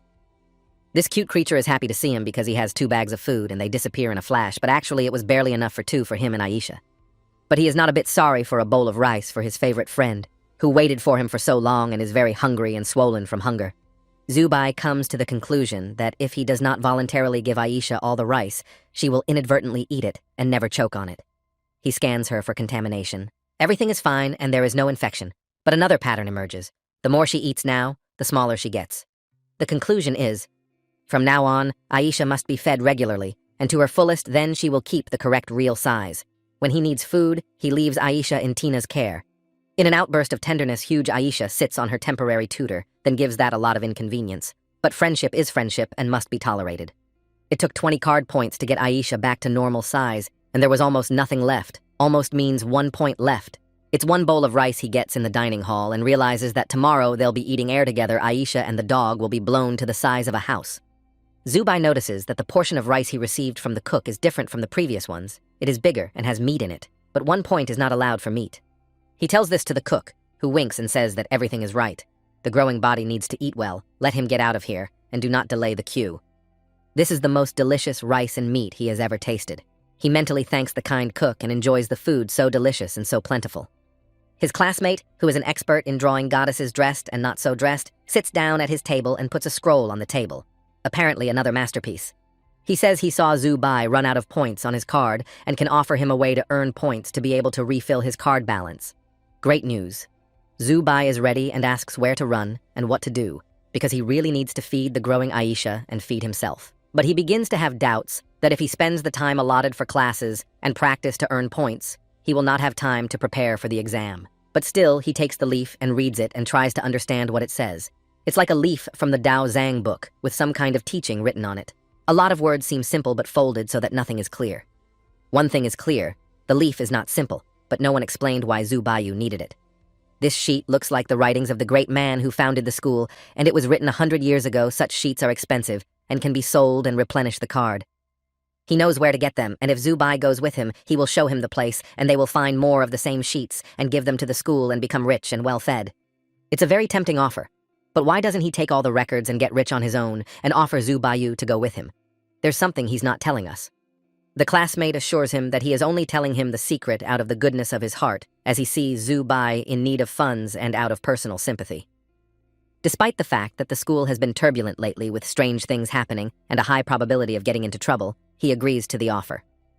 He goes to the meeting deciding that he doesn't trust his classmate and will behave very carefully. The meeting is scheduled outside the school on the north side. There are old, abandoned high-rise buildings that used to belong to the school. They are former dormitories and are fenced off with a mesh fence, so you can't go there. The buildings look well-preserved, strange that they are abandoned and not used, and a classmate tells the legend that from the building number 7 missing person. He was not a simple man, but the founder of the school, and ever since then, all sorts of scary things have been happening in the buildings. It's just a school legend, though. They arrange to meet in building number 7 and go in different directions in search of relics that may have been left in the buildings by past occupants. Tina asks Zhu Bai for the 100th time why they dragged her here. She's going bald with fear. He tells the cat not to be afraid and promises that everything will be fine. There is little choice because they need money to exchange for points to feed their growing bodies, and Aisha's even faster growing body. He's actually calming himself down more than Tina because it's very scary to be here. The feeling that someone is watching them won't let go. In the corridors of the building is dark, helps a magic crystal that illuminates the way along the corridor walls of which are painted with graffiti with obscure themes. Many eyes of different colors, small and large, are depicted on the walls of long corridors. It seems that they open and watch who walks down the corridor. The graffiti on the wall is drawn so realistically that it gives the impression that the eyes are alive and blink from time to time, and that's just creepy. Tina is in a fainting state of fear. She is afraid to even breathe, lest she be discovered by those frightening multiple eyes. This silly boy wants to touch the wall to see if it's a realistic drawing or reality, and she absolutely forbids him to do so. He spits on the band because he always does what he wants, and convinces the cat that they're just drawings and there's nothing wrong with them, and they should hurry up. They leave building number 6, where they find nothing interesting but graffiti on the walls and should move on to the next building. Zhu Bai finds water on the floor of building number 5. The school is high above ground level, and the building is under a roof. The 5th building doesn't have what they're looking for, so they move on to the 4th. There are herbaceous plants growing everywhere, and there are a lot of them. Zhu Bai is seeing this for the first time. In this building, on one of the upper floors, he finds cabinets full of papers very similar to the one shown to him by his classmate. There's a lot of them, and they're written in handwriting similar to the founder of the school. If this is what he's looking for, his financial situation should improve dramatically. In one of the drawers, he finds a book, and it is a copy of the Tao Te Ching. This book is a canon of the way and virtue that is a fundamental treatise. How did this treasure trove of Tao wisdom end up unattended in an abandoned building? Forgetting caution, he opens the book and reads the first few lines. Tina recognizes the words that Zhu Bai wrote on the 3rd test that said that the way of the Tao is not as difficult as people think. How did that boy know those words? The teachers at the school know of the existence of this book, but no one comes and takes it away from here. What else would surprise the book? Stranger things have been growing like a snowball. Another one is discovered a second later. Turning the pages, Zhu Bai discovers that the final pages are missing, and someone has torn them out and tried to carry them away. The unknown person wanted to take them, but he was interrupted, and now they are lying all over the building. Li's words about being careful with people come to mind. People who want something from Zhu Bai deserve special and close attention. They may hide behind a screen of friendliness and participation. As he makes his way through the thicket, he can't stop wondering who is the instigator and the perpetrator of this trickery. There are people at the school who must bring light to their heads. Suddenly, the stone emitting the light goes out, and there is total darkness, but after a few seconds, it lights up again. It's not enough to be without light. At that moment, there is a strong feeling that someone is breathing down his back, and if it is not the one who brought him here, then it is the enemy. At night, in an abandoned building. This is the worst news so far.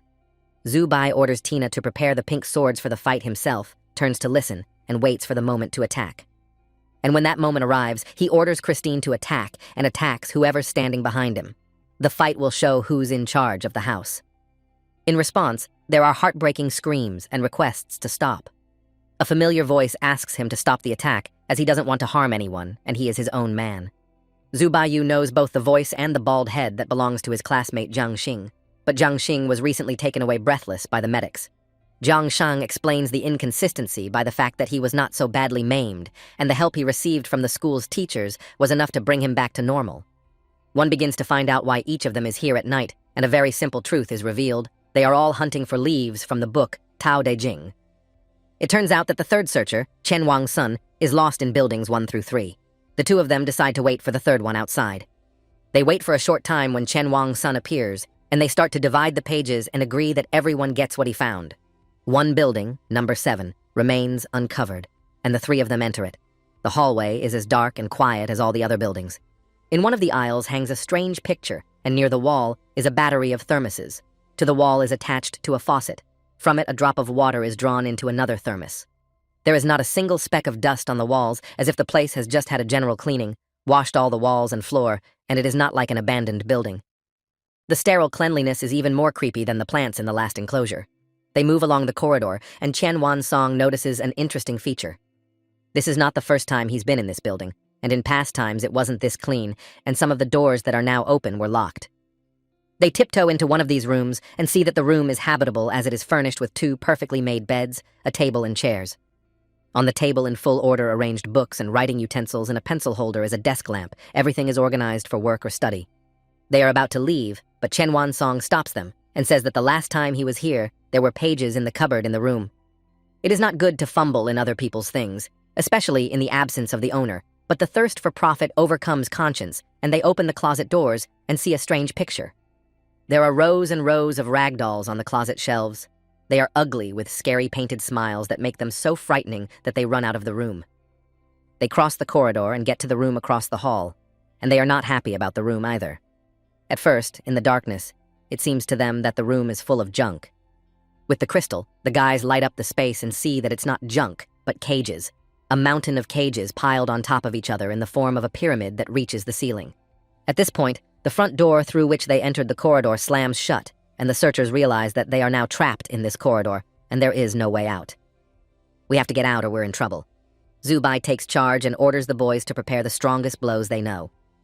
They hit the door at the same time, even Tina joined with her pink swords, but the door won't budge. They realize the door is not physically closed.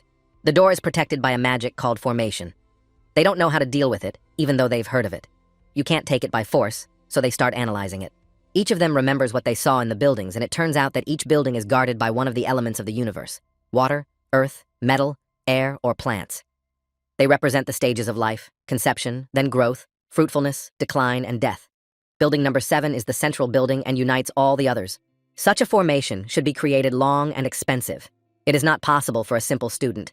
It should be a strong mage, can be a teacher of the school with a high level of magic. One of them comes to mind who is aware of all the events, pays much attention to Zubai's persona, and is always quickly on the scene. On closer inspection, he has opportunities but no motives. There must be some goals and objectives they are too inexperienced to understand. With the formation of something happens to runes, begin directional movement in a circle forming a free space in the middle of the circle, and inside appear figures. The rune signs have turned into little dancing men, and some kind of demonic dance is beginning. It must be dangerous to watch. Suddenly, everything changes and becomes colored and light, as in children's cartoons on the walls, ceiling, and floor drawing of the sun houses, flowers, blue sky. It is an illusion, but who and for what purpose made it, and what the creator of this show wants from them. It becomes obvious that this is a dangerous show, and it is necessary to leave it as soon as possible. But the show goes on with its script. They see a child with a book in his hands sitting on the grass outside the house. Around him are puzzle toys and a wooden horse. A man in a white hoodie stands nearby, and the child calls him Daddy and asks him to stop reading because he is tired and wants to play instead of reading a boring book. The young people recall that they read such an episode on one of the sheets they found in the building. Someone shows them their memories described in the book. The figure in the hoodie turns into an image of death with a scythe as it is drawn in the books. A child cannot read the last chapter of the book and asks his father for help. But instead of help, he gets hit with a slash, and his head is separated from his shoulders and turns into a rag doll, a large number of which the students found in the closet. They realize the horror of what is happening, and now they do not want to know who this maniac is. but only want to get out of here as soon as possible and preferably alive. First, we need to understand how to do it. Everyone remembers that the door through which you can leave the building is closed, and you have to leave the scary room somehow. There is some movement in the room again, and they find that a figure in a hoodie and a scythe is heading straight for them. Things are not good at all. There is nowhere to run, but I really want to do what to do. Now it is not clear panic comes from my helplessness and inexperience. The face under the hood looks familiar to them. It looks suspiciously like the face of Mr. Xingjun, the school's teacher. They will never be able to deal with him in their lives, and it looks like the end of the story is coming. Fighting is useless. Zubai decides to try to negotiate, and he asks the figure questions, the first of which is whether the figure is really teacher Xingjun. Figure the question, ignores the question, but stops motioning at them. This success needs to be consolidated and keep asking questions. Next, what is written in the boy's book? And then strange things start to happen. The figure puts down its head removal tool and makes contact. It speaks unrelated words. They sound like an incantation, something about the vices of the people evil, that a first name cannot be a surname nonsense. But the nonsense is reinforced by the fact that the walls begin to move. The book on the table flapped its pages like wings and stopped on the last page. They realize that to stop the walls from moving, they have to finish the book. The options are several and one worse than the other. Being crushed by the walls or having your head cut off watching the world from the closet. Tina dislikes the last option most of all because she is a very young cat and has very different plans for her near future life, and Zubai is to blame for everything. Zubai's friends don't have the nerve to watch this action, so they attack and are defeated. Not the smartest decision under the circumstances. One of them flies to the corner, but it is not far away because the walls are moving and do not stop their forward motion. There's not much time left. Tina begs Zubai to write down the ending in the book as soon as possible. He can't remember well what was written on the sheets, but will certainly try to do it now. He sits down at the table, takes a brush for writing hieroglyphics, and begins to write the text. A figure with a slash slices circles around him. This does not add to the inspiration. All but one last phrase is written, but Zubai can't remember it, and lowers his brush. The scythe is brought in for a strike, and Zubai says goodbye to his life and his head. As soon as her hand touches the table, her head flies off her shoulders, but clever Tina saves the day. She reads the text and memorizes the last sentence of the whole text. She picks up the brush in one fell swoop and finishes the tape, saving her own head and the heads of the stupid kids who went into the old dorms of the school. The text of the book has been restored. It slammed shut by itself and glowed with a beautiful soft light. The walls stopped moving, and the feeling of mortal threat disappeared. Zubai exhales and admits that it was scary, but the thing is that it's probably too early to relax because another chain of events begins, even more interesting. Their bald friend picks up a newly finished book, and a transformation happens to him. He doesn't change for the better as he becomes a monster. During his transformation, he receives death threats and concludes that he is the instigator of today's events, which have not ended, but are just beginning. This bald man was not a handsome man before, and now he doesn't look so good, and that's not even half the problem. He's aggressive enough to attack and destroy. It's time to scratch your gourd and decide how to defend yourself, or get the hell out of here, or this is going to end badly. It's obvious that the formation is his handiwork. The newfound monster doesn't give him a chance to escape and attacks Chen Sun first. It lifts him into the air and pierces his body with its tentacles. Chen Sun begs Zubai to run while the monster is distracted and call for help. But Zubai is not ready to abandon his friend in such a situation, and he fights for his friend. In the fight, not for life, but for death. A voice breaks in, looking for them, asking where they are. It is the teacher's voice, and they are glad to hear it. Even better would be to see it. The teacher is outside, and the smart thing to do is to run outside and find him. But in the meantime, the monster will kill Qianwan Sui, and that can't be allowed to happen. He's fun, and a good friend, and then no one but him can draw goddesses like that, so Zubai stays and continues to fight for his friend's life. He puts all his strength, but the fight does not give the result, and he calls for help Tina to pull out her swords and all the acquired knowledge and skills. And she responds to his request, leaves his head, and joins the battle. The two of them are strong, but not strong enough to destroy the monster. Another punch results in them hitting the wall. The fight is now 2-on-2 with Zubai and Tina on one side, and a bald man and a figure with a scythe on the other. Zubai dodges and takes away the monster Chen Sui, but not completely. But his upper half of the lower half is captured by the monster, but he is alive, so he will be helped. He sits on the floor hugging his friend, apologizing for losing his legs, but the friend says he's friends with an idiot because he may not have legs, but he's alive. However, the monster doesn't give up the idea of finishing them both off along with their legs, heads, and all other body parts, and he is going to attack again. But the good news is that at the end of the corridor, you can see the exit from the building. which means that the formation has loosened its grip and there is hope to escape. Zubai picks up his friend and rushes towards the door, but another obstacle appears in their path in the form of the same figure with a death-like scythe. Now they are in the middle between two evils. On one side is attacked by a monster, on the other side is a friend with a scythe, and it looks like they have no way out of the building any. Zubei does not lose his presence of mind and tells Chen Wan-sui, since he is not dead, let him join the fight and help fight for the lives of all three, including the cat. And the three of them pile in and fight like heroes, fending off the monster's attacks one by one. They have to stall until the teacher finds them and helps them get out. At the moment when the point of the scythe is already pointed at Zubai's face, a huge hand appears out of nowhere. It is the doctor's spiritual power, and it is clear that he has made it. The hand is folded into a fist and applied to the head of the wielder of the deadly scythe, and temporarily stops the monster's attack and gives a moment of escape. Following the fist, the entire hand appears, and then the entire teacher. He instantly destroys the formation and the monster that consumed the former bald friend. The fifth realm is no joke, and a mage of this level can do a lot. He finishes the job of finishing off the bald monster and clearing the space. They are rescued by a man they suspected of being the main villain here. Everything calms down, and it's time to help the injured student. He leans over to the wounded man and suggests that he take a medicine that should ease his condition until the medics arrive, and gives him a pill. The student takes the pill. The book passes into the hands of the teacher. He looks through it and says that the man who was hiding in this building is the one who attacked the girl next door, Zubai. Zubai glances at a few words scrawled on the cover of the book, but doesn't know their meaning. He realizes that the teacher doesn't see them and doesn't react to them. Tina says she sees those words too, and at that moment, a miracle happens. The gemstone they got from Dr. Chan at the base is restored. The pendant had once saved their lives, but it had also cracked. Now, after Zubai read aloud the words on the cover of the book, the stone was intact, and it was amazing. The whole company returns to school and, along with the other teachers and the police, gather in the principal's office to investigate everything that happened during the night. Zubai is also present and answers questions from the policeman, who records his answers in a notebook. Lee speaks with the principal and the savior teacher. They discuss the findings from Tower Number 7 that become evidence. There are pictures of cages and heads from the closet and books with the seals of the Church of Heaven. The main target of the killer is the book that is at the center of the events throughout the night, and the text of which, under the supervision of the creature with a scythe, was completed by Zubai. The director takes the book, delves into the content, and realizes that this book is a real treasure with a whole sea of knowledge and practices, but nothing special in it. Zubai hears this by the edge of his ear and realizes that all the magical essence of the book has been absorbed by the gemstone to recover. If this is the case, then all is not in vain. The investigation ends and Police Officer Lee reads aloud the results of the investigation. But these results are quite strange.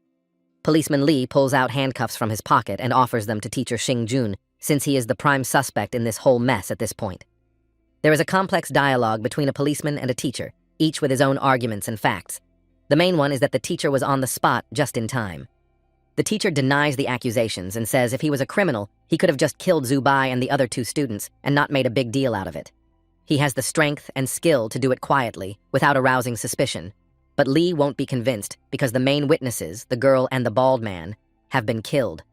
They won't testify because the teacher destroyed them, so he will handcuff them and voluntarily go with the cops to investigate further. The school principal takes the side of the authorities and persuades the teacher to do everything by the book and go to the police to cooperate and tell them how it was. He agrees, but warns the principal that the Celestial Church has gone too far and is not going to stop, and Zubayu will have no one to help. He is taken away, but he manages to say that nothing is over, and the nightmare is the beginning of events that he will not be able to influence while in prison. Zubai is torn between two opinions, as he respects Lee, who has helped him out more than once, but also a teacher who saved the lives of him and his friend, and even Tina. Lee is satisfied with the operation. He behaves relaxed and tells Zubai to do the same. Because everything is over, the villain is caught and neutralized. At the end of the conversation, she hands him a card with the points he received as a bonus for successfully completing the case. Zubai takes the card, but the heavy thoughts persist.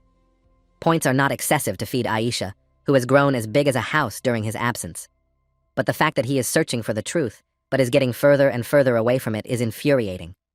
Lee laughs and says that in this city, there is nothing real, even the sky is artificial. To see the real stars, you have to climb the highest mountain. A sudden thought strikes the guy, and he wants to check it out immediately. He jumps up from his seat at a run, thanks Lee for the points, and takes off like the wind. He runs like the wind climbs the highest tower of the school, from which the real starry sky can be seen, and gazes into the constellations overhead. He finds the constellation of Orion and realizes one thing that blows his mind. He sees a star that is part of that constellation, and that star is called Earth. In spite of these events, the preparation for exams and the exams themselves have not been canceled, so life goes on as usual, and everything goes on as usual. The points on the card turned out not to be as much as first thought, and so saving points again became an integral part of the daily routine. Zubai decides to visit a friend at the school hospital who has lost his arms and legs.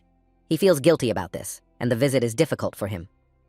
We have to give him a card with the points that are due, but only what points can compensate for the loss of arms and legs.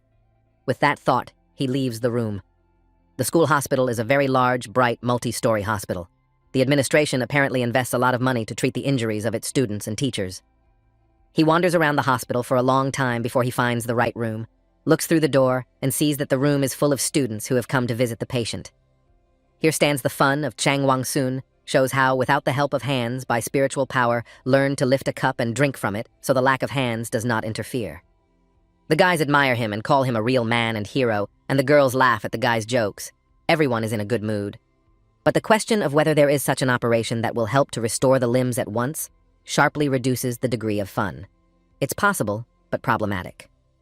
This operation can only be done by a 7th realm mage, so it is very expensive, and the school will not be able to allocate such a huge amount of money for the treatment. At this moment, Qianwan Sun sees Zhu Bai cheerfully greeting him and inviting him to enter the chamber. He is very happy about the visit and does not hide it.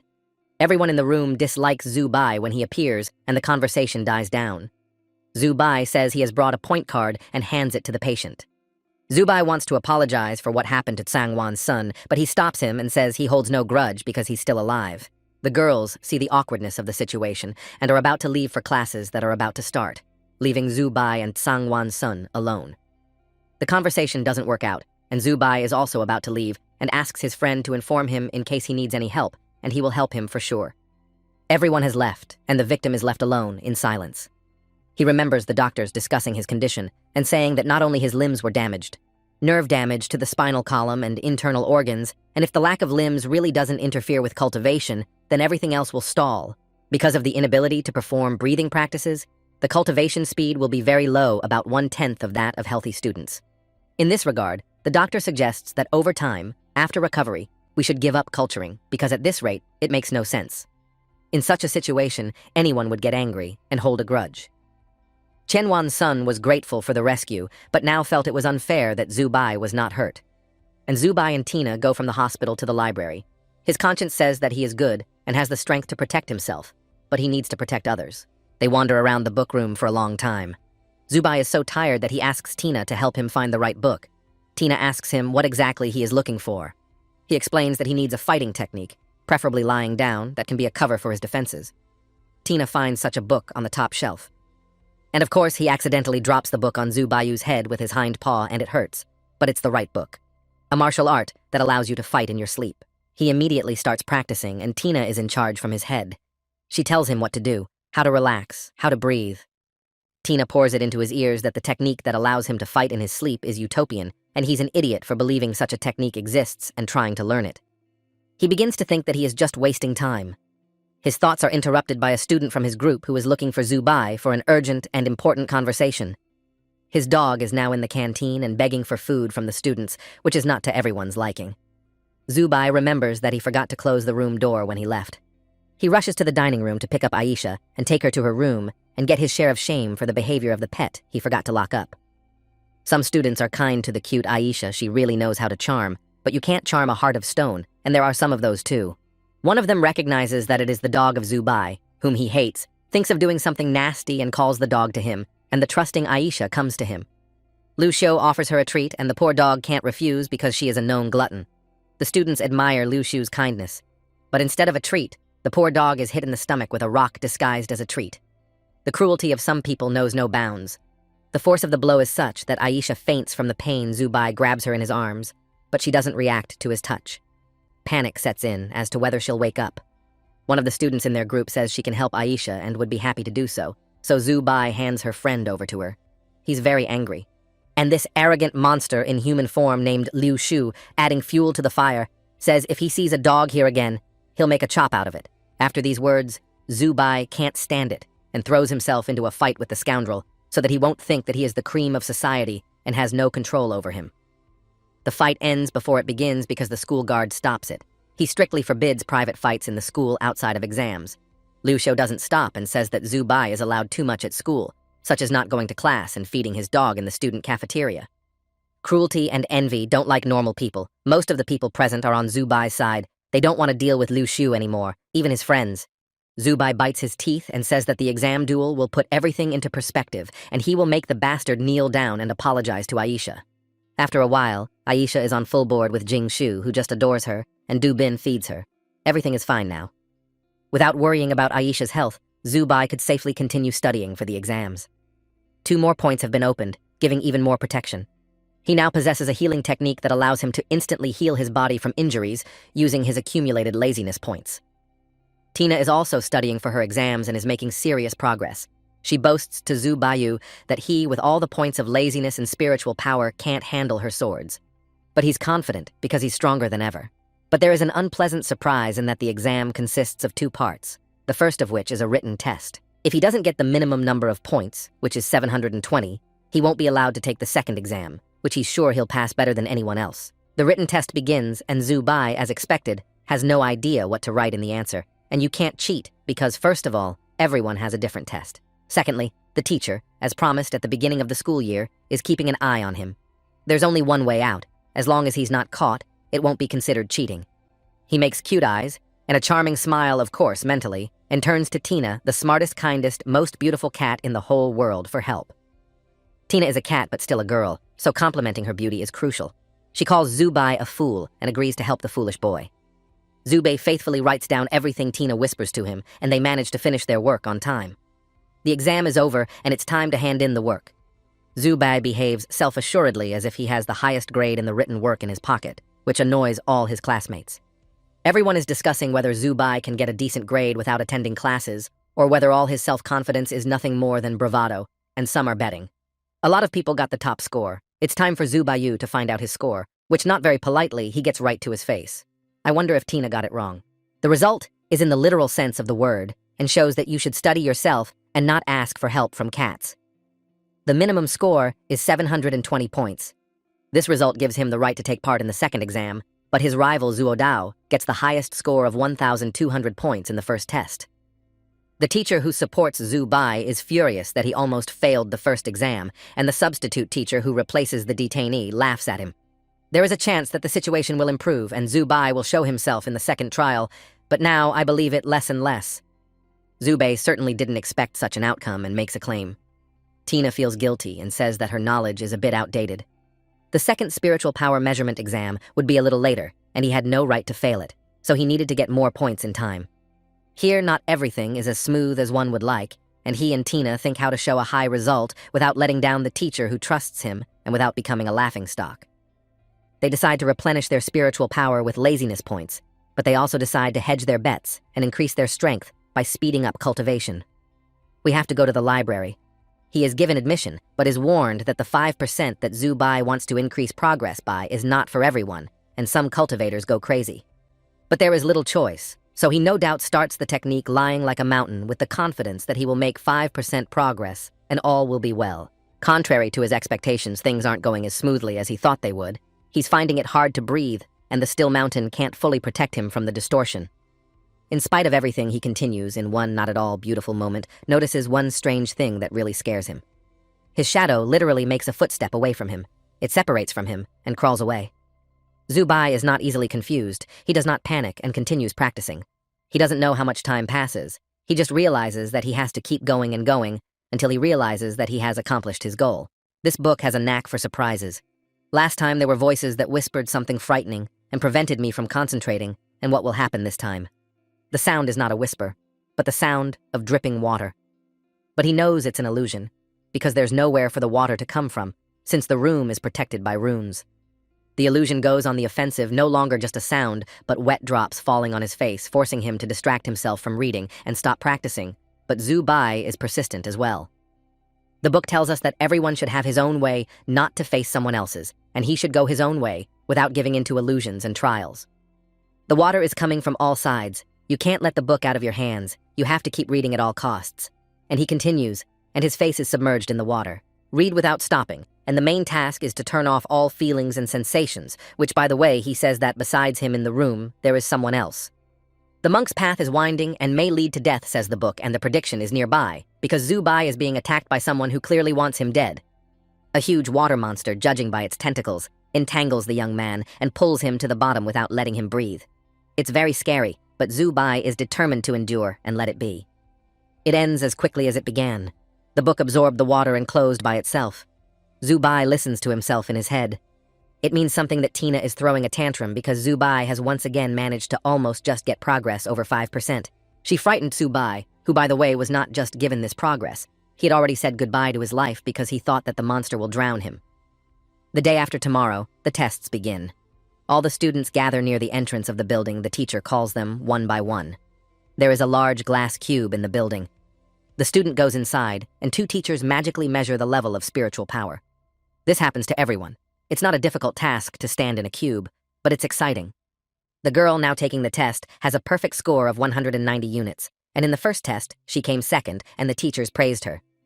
She is certainly talented, but all the teachers and students are waiting for Zuodao and Zubai to perform at the trials. This is where the battle for leadership will begin. Zuodao shows a perfect score. His spiritual power exceeds 200 points. Teachers call him lightning energy, and students admire his strength. It's Zubai's turn, and he goes to the test relaxedly humming a song that really annoys the teachers and students, especially the little mean girl. She's shouting something at him now, and it's not a good luck wish, but the teacher's asking him to behave normally, or he'll be out of school like a cork. The second teacher, whose pupil is Zuodao, cannot stand such insolence and shouts and sends the scoundrel to the test and let him show his strength. Zubai's gauge indicates that his strength limit has been exceeded. It's rated at 250 points, and there are 2 options. Zubai is stronger or the gauge is broken. The teacher, who is new to the school, does not believe in the result. He thinks he is being cheated and suggests that the test be repeated on a different device. A magic rod that cannot be destroyed, and it can measure spiritual power, and this test, Zubai easily passes with a score of 287 points. The teacher doesn't want to believe that there is someone stronger than Zuodao and admits that he can't teach a student who has such power that the student has never dreamed of. The whole school already knows what happened and discusses how it happened that Zubai passed the theory so poorly, but with such a result he passes the second test freely. The teacher who has been looking after Zubai all year and who frankly likes Zubai for his talent and chutzpah wants to see the results for himself. He leads the student to a secret vault where on a special stand stands an ancient book of immortality. In it there are 100 lines of 100 words in each line. One should try to read it and understand at least a few words. The number of words understood will indicate the level of spiritual power, and this is the surest test. Zubai reads great phrases easily as if it were a children's storybook. A name may be great, but it will be forgotten, and don't compare yourself to anyone, and don't be afraid of death.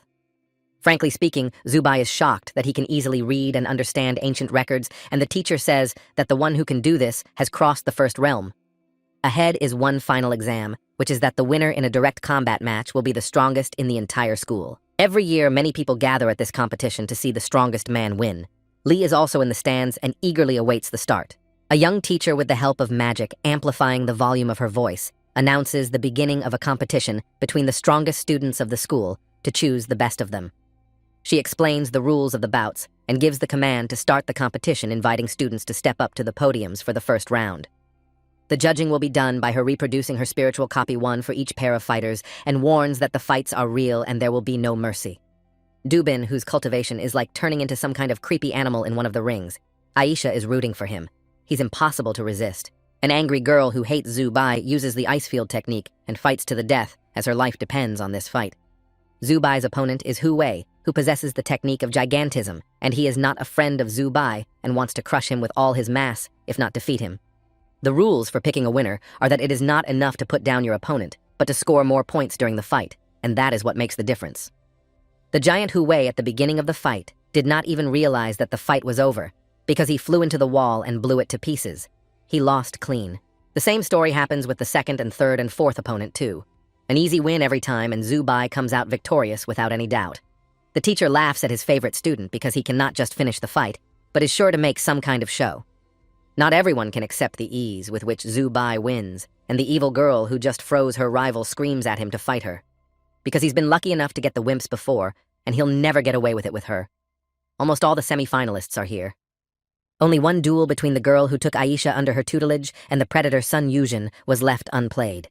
The fight that resulted in the girl's broken arm. A predator has no mercy on her and throws her from a height. She lost, and her friends vow to avenge her. Ruthless Predator is likely to be in the top 3, and he seems to be a dark horse, so no one knows anything about him. All the finalists are here. The most exciting part of the challenge begins. Now the fights will end with knockouts, which means that the course of the fight is impossible not to guess or predict. A fight is announced between Zubai and a girl named Yun Kun, but her fame as the best in hand-to-hand combat doesn't bother the guy, and he considers her a weak opponent. Tina can't wait to swing her glamorous pink swords, and she's eager to fight, but apparently she can't because Zubai can handle himself without a problem. The girl is determined because she, like many in the class, is annoyed by Zubai and his ability to win exams without attending class. She goes up to the arena and finds Zubai lying on the floor, yawning lazily. She makes the false assumption that he has surrendered beforehand, but of course he has not.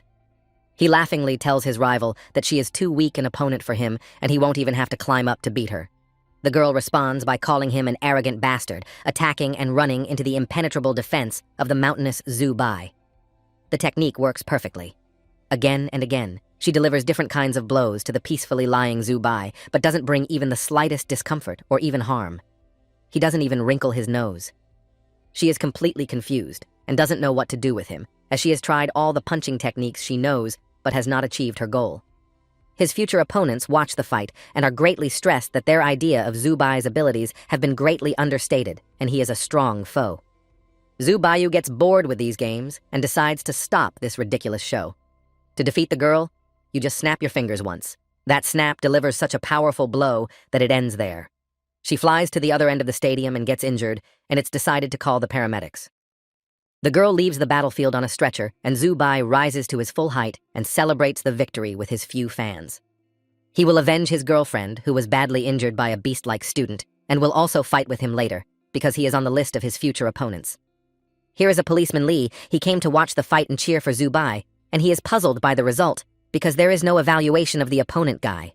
He looks at the podium where the members of the commission are sitting, and sees that the teacher who should give her a grade is absent, and all the others are in place. Perhaps he is in the secret archive number 12 for some purpose, and it must be checked. Lee gets out of his seat and runs to find him. Lee, in turn, is watched by a man dressed in black clothes and hiding his face behind a high collar and black glasses. He follows the policeman, and the teacher Lee is looking for is not in the archives, but in the police station, where he is informed that the teacher Jun was completely acquitted and released. He has an alibi, and they come to the conclusion that Jun couldn't have created such a transformation, but he has high-power stats, which is confusing. The headmaster tells us that Jun had an unusual childhood. His parents were very strong and contributed greatly to the development of Taoism. They accepted death at the hands of the traitor, and then Jun was left an orphan without a family and a home from which also left no stone unturned. The headmaster supported him and took him to live in the school he taught him all the time, until he grew up and became possessed of wide knowledge and great magical power. Having finished the story, the director demands the policeman to provide him with information about his colleague Lee. Even earlier, he asked to collect the policeman's history. It turns out that there is very little information on him, as Lee was transferred from another city here only recently, and his record is still very small. The school principal reads his dossier and is confused by the information, as the dossier states that Lee came from Ziyue City. This town is the front line of the fight against demons, and there's nothing for a cop to do there, and Lee is always the first on the scene when it comes to distortions.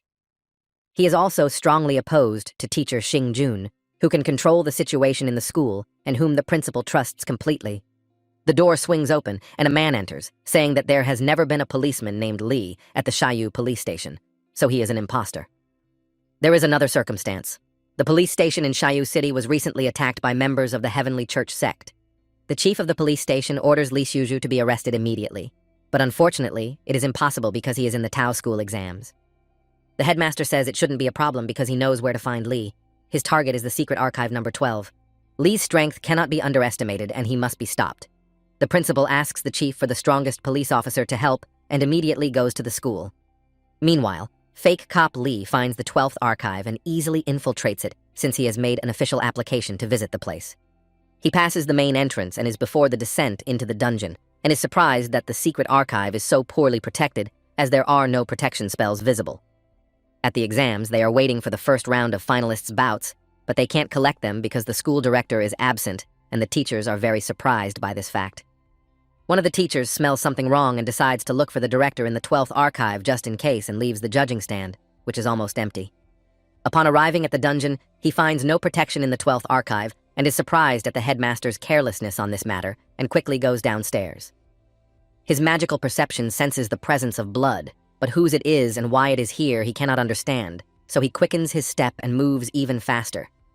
Descending to the lowest floor of the room, he sees the largest amount of blood here, looking for its source, and finds it on the shelf of one of the many racks. The head of a school teacher who was recently arrested by the police. But what is it doing here on the shelf, and where is the rest of the teacher's body? What kind of massacre is going on here?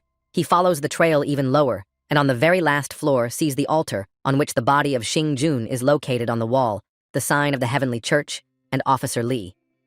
The teacher attacks Li without a second thought, but he tries to justify that he didn't do it, and that when he came here, everything was already like this. There is a battle of equal rivals, and no one can concede to the other because here is a duel not for life, but for death, and the safety of the school is at stake. In time, the school principal, accompanied by police officers, burst into the basement, and the principal orders Li Xiuzhu to surrender immediately before the principal launches an attack. He surrenders, but continues to claim that he didn't kill Xing-jun, and that when he came here, everything was just as it was, only the sign on the wall was covered with white cloth. The school principal is grieving for his favorite student, whom he has known since childhood, and common sense makes him think that not only friends are in the stands. There is confusion among the students. It is time to start the second round of the competition, but they do not know the results of the first round and are waiting for the jury's decision. The young teacher thinks that there is no more waiting and announces the second round without getting the results of the first round, so the exam continues. The two judges appear on the judging stand and continue judging. Yunxi and Daozu, who are the strongest fighters of their course, start the fight. Yunxi uses the five-sword technique and does it masterfully, just like her teacher, and the fight promises to be very entertaining and excitement spectators are looking forward to. All 5 swords she launched at Daozu reached him, but none of them even touched him. He must have some kind of defense against such an attack. Such a defense in the form of 5 kinds of energies does exist, and it is called the Ghost God technique, with the additions and refinements of the Zuo family. There are 5 types of energies attached to the practitioner's head that complement each other, attacking and reflecting attacks as a unit, and this is a powerful technique. Zubai and Tina are also watching the duel, and the guy laughs at Tina that her pink sword technique is not as virtuosic as Yunxi's. Yunxi gathers spiritual energy and forms another kind of sword called He Sword and sends it to Daozuo, but the latter is determined to win and repels the attack. The way he does it masterfully amazes even the teachers at the school. All 5 energies line up behind each other and resist the swords in a united front. And not just resist, but multiply the power of the swords and reverse the weapon against Yunxi. A terrifying blow hits the girl and she can't get up. And Daozuo calmly turns around to leave the arena as the unequivocal winner of the bout, and the stadium applauds, and the teachers are amazed at his abilities. Even Zuobai became despondent. If Tina's weapon didn't work against Daozuo, and it probably wouldn't, then it would be very difficult for him and the outcome of the fight was ambiguous. The gorilla-like creature is also waiting to meet Daozuo, but he first has to fight the little evil girl who wants revenge for her friend. They stand against each other in the ring, and both are very determined, and the audience supports the girl, as she is objectively smaller in stature and looks weaker. She has the technique of freezing space, and is the first to start the fight by stomping her foot, creating an ice forest around her, and it seems that King is not up to it. The girl calls the opponent a gorilla and urges him to attack if he is not a coward and is not afraid, then let him attack, and he begins to forcefully tear apart the ice fence. He has a lot of strength, but the girl attacks again and freezes his arms and legs, and he becomes immobile, but continues his offensive movement. He laughs at the fact that the girl has only one weapon, as one freeze will not defeat him, and he is confident of his immediate victory. The girl transforms and looks like a real snow queen, and assures the animal that she possesses more than just freezing, and he is about to be very surprised. But he doesn't even have time to be surprised, as he flies away after getting a strong blow from the little girl. Small in stature but strong in spirit, the girl fights like a real fighter. The referee has already brought in the signal flags to announce the victory of the girls, but under the terms of the competition to defeat the opponent, must be thrown outside the tatami. Monkey manages to free his hands to hook onto the edge of the ring and stay within its confines, continuing the bout, and he even compliments the girl on her strength. Climbing into the ring, he immediately attacks with some unknown technique, and the girl is not ready for such a blow, not knowing how to neutralize it, misses it. She flies out of the ring, and according to the rules of the competition, the one who is thrown out of the tatami loses the fight, and the winner is Kong. The girl really wanted to take revenge for her friend who got from this cruel monkey, but unfortunately she could not do it because she was weaker. The next fight is between Kong and Liu Xian, and Liu Xian easily and quickly defeats the gorilla, and it was no problem for him as he is very strong. His main goal is to defeat Zhu Bai. He is not going to waste much time and effort on other opponents tackling them in record time. Zhu Bai has a moral problem of his own, as his opponent will be Wang Sun. He's a student he saved in the abandoned dormitories of the school. But unfortunately, Wang Sun was left without arms and legs, but nevertheless reached the finals, and now Zhu Baiyu will have to fight with a friend who is a cripple. There's a disturbance in the judges' seats. The principal fears that the two young men may be attacked and asks one teacher to be nearby. Wang Song asks Zhu Bai if he considers him a friend not to pity him in the battle he has trained and regained his strength. In pity does not need and is ready to fight. Zhu Bai has no doubts about his preparation. He will fight at full strength, supporting his friend, saying that he will certainly surprise the crowd by fighting skillfully and ruthlessly. Wang Song attacks first, and Zhu Bai decides to use the power of Tina's pink swords to fight. He sends one sword towards Wang Sun, and he flies an arrow to hit his opponent. But even though the strike reached the target, Wang Sun was able to withstand it. He chides Zhu Bai if he underestimates him, he will regret it. Wang Song has excellent phantom arms and legs and can fight on equal footing. This is backed up by a beautiful energy punch to the jaw that convinces Zhu Bai not to be ceremonious with his friend, but to fight properly. The secret of the technique is that Wang Sun compresses the spiritual power to the size invisible to the eye and strikes the opponent in the dead zone, and it is impossible to see the blow. The judges call him a brilliant student and predict him to compete even with Zhuo Dao because the accident happened only a month ago and he is already fighting. Zhu Bai decides to apply the lying mountain technique, but as soon as he lies down on the tatami, he immediately jumps up. He thinks he's humiliating his opponent by not defending himself. An energy punch flies towards the disabled student, knocking him out of his wheelchair, and he falls face down. Wang Sun doesn't move. It's a very pathetic sight. He starts saying words that are meant to make his opponent feel sorry for him. He's disabled and will never be fully functional, and he's not as strong as everyone thinks. But his look says otherwise. Feeling sorry for himself, he demoralizes his opponent while he pours himself into the force, becoming angrier and more confident, and then he rises to his full height. Yet he continues to feel sorry for himself and remembers the despair that haunted him when he realized he would never have limbs or a full life. Zhu Bai is completely confused, but Tina explains to him that during his illness, Wang Song became so desperate that his spiritual power began to turn to dark colors. To get his friend out of this state, Zhu Bai reminds him how he used to draw beautiful goddesses everywhere he could draw, and it was beautiful. But the cripple's despair is not so easy to stop, and it turns into numerous black tentacles that slowly, with incredible strength, entangle Zhu Bai. The tentacles entangle not only the outside, but also penetrate inside and cause black thoughts that life is hopelessly unfair and hopelessness in every moment. These thoughts do not allow to breathe. Zhu Bai clutched at his throat and gasped for breath. And besides despair, comes the fear of wanting to drop his hands and stop resisting. But clever Tina gives him a good kick and reminds him that he is not here to die, but on the contrary to live and win. This instantly sobers Zhu Bai. He apologizes to his friend and says that he is not ready to die here and now and intends to win this and the next fights. There was a man who gave his life for him. He willed to never despair, to remain human, not to be afraid to die, and by all means live and win. He won't let Dr. Chang down, and he won't let down his friend who is being eaten up by despair, and if necessary, he'll beat the crap out of him so that he remains human. Wang Song receives a solid slap from Zhu Bai, which brings him to his senses and puts all his thoughts in their proper place. The blackness leaves him, and he can think clearly. Comes to realize that Zhu Bai doesn't treat him as a handicapped wretch and fights as an equal, and you don't need to invoke self-pity to be respected.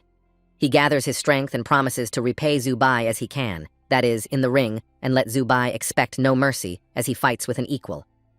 The spectators in the stands fell silent in anticipation of the attack, and a sepulchral silence hung over the stadium. The two best friends would attack each other without any indulgence. Wang Sun punches out. All the fans chant his name with glee as they cheer him on. A huge crater forms in the middle of the ring, and Zhu Bai is nowhere to be seen. Everyone thinks that he is buried somewhere under the rubble, but everything is a little bit wrong. He is quietly in the image of a motionless mountain lying at the bottom of the funnel, and quite alive and well. Outwardly calm, he has very troubled thoughts. He realizes that if it wasn't for the system and this amazing technique of the mountain, he would have lost this fight. Tina praises him for his honesty, but laments that Wang Sun will never be able to regain his limbs, and apparently, this was his last golden hour. Wang Sun stretches out his phantom hands to help his friend out of the pit, and honestly admits that, of course, he lost the fight, but is glad that it took place, and they are friends. The victory is counted for Zhu Bai, such a no one has ever seen, and the whole stadium rejoices except for one man who sits silently immersed in his thoughts. He recalls his granddaughter's accident 6 months ago. She lost both legs in a monster attack and now dreams of one. To die quietly and peacefully in her room so that no one would disturb her and not bore her with idle talk. That is, the girl was possessed by despair and despondency. Recently, an opportunity came up to restore her legs. The girl is the granddaughter of the headmaster of the Dao school, but she is quite ordinary without any superpowers or talents. Meanwhile, Zhu Bai supports his friend, and the two of them leave the ring. But Wang Sun is relieved of Zhu Bai's support, as he wants to leave the ring with dignity. He is greeted by his classmates, and some of them warmly greet and praise him for his will and courage during the fight, and some of them scold Zhu Bai. They consider him cruel, and advise him not to meet them in a dark alley or in the ring, as they have a very strong desire to avenge Wang Sun. And he realizes that his career on the path of the Dao is over, and is already mentally saying goodbye to the school. The last of his strength leaves him, and he falls to the ground, unconscious. The medics are rushing to take him off the field and give him help, and the stadium is being prepared for the continuation of the exam, as no one has cancelled it. Time is running, and it is necessary to continue. The stretcher carrying the injured man is met by the headmaster and says he promises Wang Shun he will help rebuild his limbs. There's an opportunity for that now. The young man can't believe his ears. He had no hope that he would ever be able to walk on his own feet again, live like everyone else, and continue to study at the Tao Wei school. Colleagues condemn the principal for this promise. Since the possibility of reinstatement can only be applied to one person, it will not be the principal's granddaughter. But the director does not give in to entreaties to change his mind, and says that Wang Sun is a talent and has unique abilities, and should continue on the path of the Dao. His classmates are happy for him, and the girls even cried with joy because Wang Sun is a good guy, and everyone loves him and wants him to do well. Yes. And he too can't hold back tears of gratitude that he has real hope of finding his legs and promises to cherish his place in school. The girls of his classmates promise to help him rehabilitate after the operation, but the girl who is small and angry has not changed her opinion of Zhu Bai. Meanwhile, the ring is prepared for the next fight, and a confident Zhou Dao rises on it with a resolute and calm gait, putting his hands in his pockets. His opponent is a brash, cruel, boastful Monkey Kong who is ready for the fight, and just like his opponent is confident in his invincibility.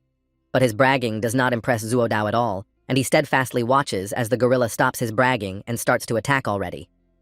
But he gets tired of waiting, and with a bored look barely snapping his fingers, he strikes first, and that strike doesn't cost him even the smallest of efforts.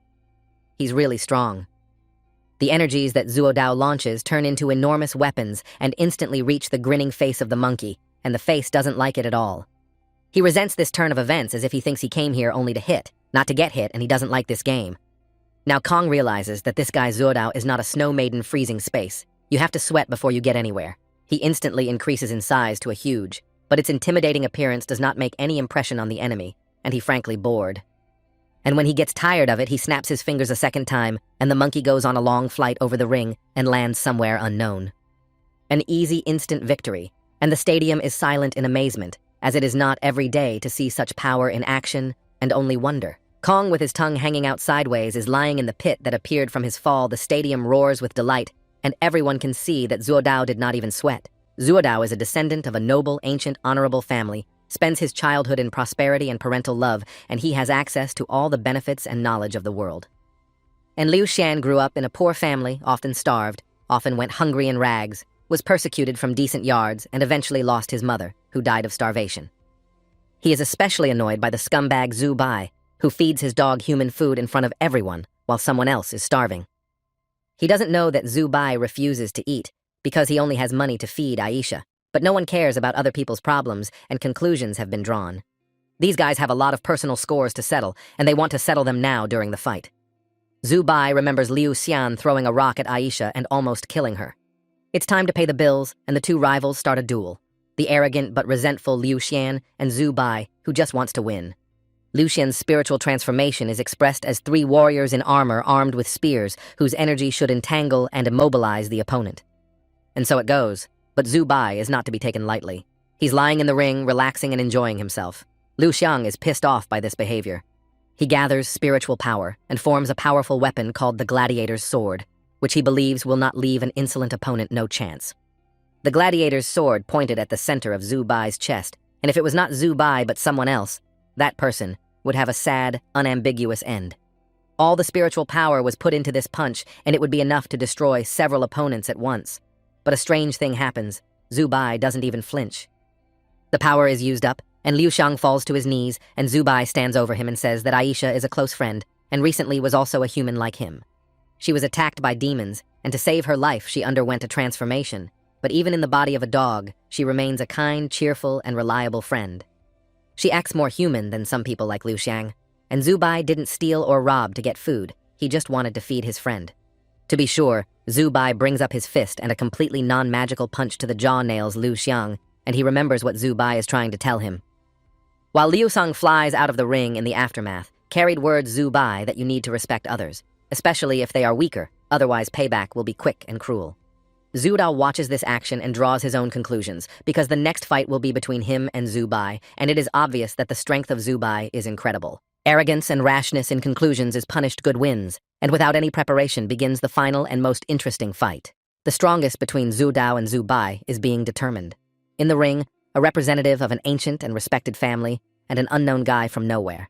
Without further ado, Zhu Dao snaps his fingers and there is an explosion that destroys the ring and the place where Zhu Bai lies in his favorite mountain technique. Loud, but not effective, only the ring spoiled, and Zhu Baiyu such a blow does not bring any harm, and the opponent in confusion, but quickly comes to himself. The trial ball is thrown and the real fight begins. Zhu Dao knows a lot about Zhu Bai, and he has a tactic for the fight. He's ready to follow it, and he's determined. The classmates are rooting for both fighters, each with their own strengths and talents except for one little mean girl who can't stand Zhu Bai. And Zhu Bai sees no use for the mount's techniques after the explosion, and decides to change tactics and launch forward with Tina's pink swords, who is happy to work them. But he doesn't have time to do so, as a sudden attack from his opponent's spirit helpers catches him off guard, piercing his defense barrier and rendering him immobile. Zhu Dao says this is the most flawless victory, and he's a little disappointed that it came so easily to him, but he intends to win in a way that will be remembered. As he says this, the energy of anger takes over his whole being and concentrates so much that the principal sees it and raises the teachers from their seats. He tells them that Zhu Dao has been saving up his anger since the entrance exam, and it has reached such strength that it can blow up the entire stadium along with the spectators. It is necessary for all teachers to urgently put magical protection on the people on the stands and prepare to pull the forces to provide first aid to the injured. Anger accumulated for so long, multiplied by the power of Zhu Dao, cannot be controlled and becomes uncontrollable and dangerous, not only for the opponent. The hurricane created by the spiritual power of Zhu Dao sweeps away everything and everyone in its path, without distinguishing between its own and strangers, and the real chaos begins. People panic and flee. A crush begins as spectators leave their seats and run wherever they can to avoid being hit by the fire of energies sweeping away everything in their path. There is an explosion of enormous force, and in the middle of the stadium there is a funnel around which a dust cloud forms like a wall, and dusk falls. Zhu Bai is nowhere to be seen, and it is unknown whether he is alive or not, and Zhu Dao is confident of his victory. He asks the director to declare his victory in public. As he celebrates, he remembers how his parents were killed during an attack by celestial demons, and his father, as he was dying, called him the fire of the family and made him promise to live. They fought to the death and lost all died, only Zhu Dao is the only representative of the ancient family, and this responsibility he bears with honor.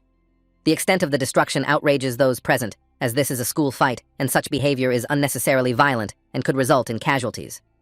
Zhu Dao believes that victory in today's fight is his duty to his ancestors. He fulfills it honorably and dedicates the victory to his father. The referee is ready to accept the victory. It's not as simple as we'd hoped. Zhu Bai is alive and well, and keeping his sense of humor, he struggles to climb out of a deep hole and calls Zhu Dao a meanie. On one arm, but he's within the field, so it's too early to call him defeated. Nothing is over. The fight continues. His opponent is getting furious. The referee recognizes the rightness of Zhu Bai and gives the command to continue the fight until the complete victory of one of the opponents, and the fight begins again with an attack Zhu Dao. On the judging stand, the teachers are arguing about the origin of Zhu Bai's power that is beyond the reach of mere mortals. Apparently, he is a descendant of someone from the heavenly court, but Zhu Dao is also not a weakling. And again, he is the first to gather spiritual energy and strikes a blow that can hit a dozen opponents, but not Zhu Bai. Technique, lying like a mountain, has never failed. Zubai will not fail. And this time, and he boldly looks into the eyes of the opponent, and the battle enters the most important player. A secret weapon called Christina's glamorous pink cat sword. It sounds pathetic, but it will do its job and stop the attack at least for a while. The sword pierces the opponent's transformed arm, inconveniencing the attacker and giving Zubai 1 moment to recover at the expense of laziness points. Now in the ring are 2 warriors who have used all their reserves, and now the strongest sword and the strongest shield will decide who is the strongest tonight. The energy arm turns into a spear and seeks to pierce Zubai's chest. He sees this and is ready to repel the attack. He holds back the spear. It doesn't touch him, but holding it back takes all the strength he has regained through laziness, and his energy defenses are almost breached. Zuodao sees this and celebrates his victory, but something inexplicable happens. He puts all his power into the transformation and starts to crumble before his eyes. The spear that barely touches Zubai's clothes in his hands turns to dust without causing any harm. But the effects of the transformation are beyond his strength. The principal sees that Zuodao is losing consciousness, or even his life, and immediately sends the teachers to get a medic to immediately help the victim. In front of the crowd and fans, he drops to his knees and begs the heavens for 1 more minute to finish the fight with a victory, but apparently there won't be a minute. In a matter of seconds, he's turning into a decrepit old man, and if this process isn't stopped right now, he'll die. Medics with stretchers are rushing to his aid.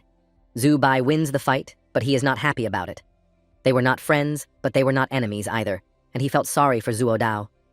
He is given first aid on the field, and because he is unconscious, the referee declares the fight forfeit on his behalf. Zubai watches the rescue.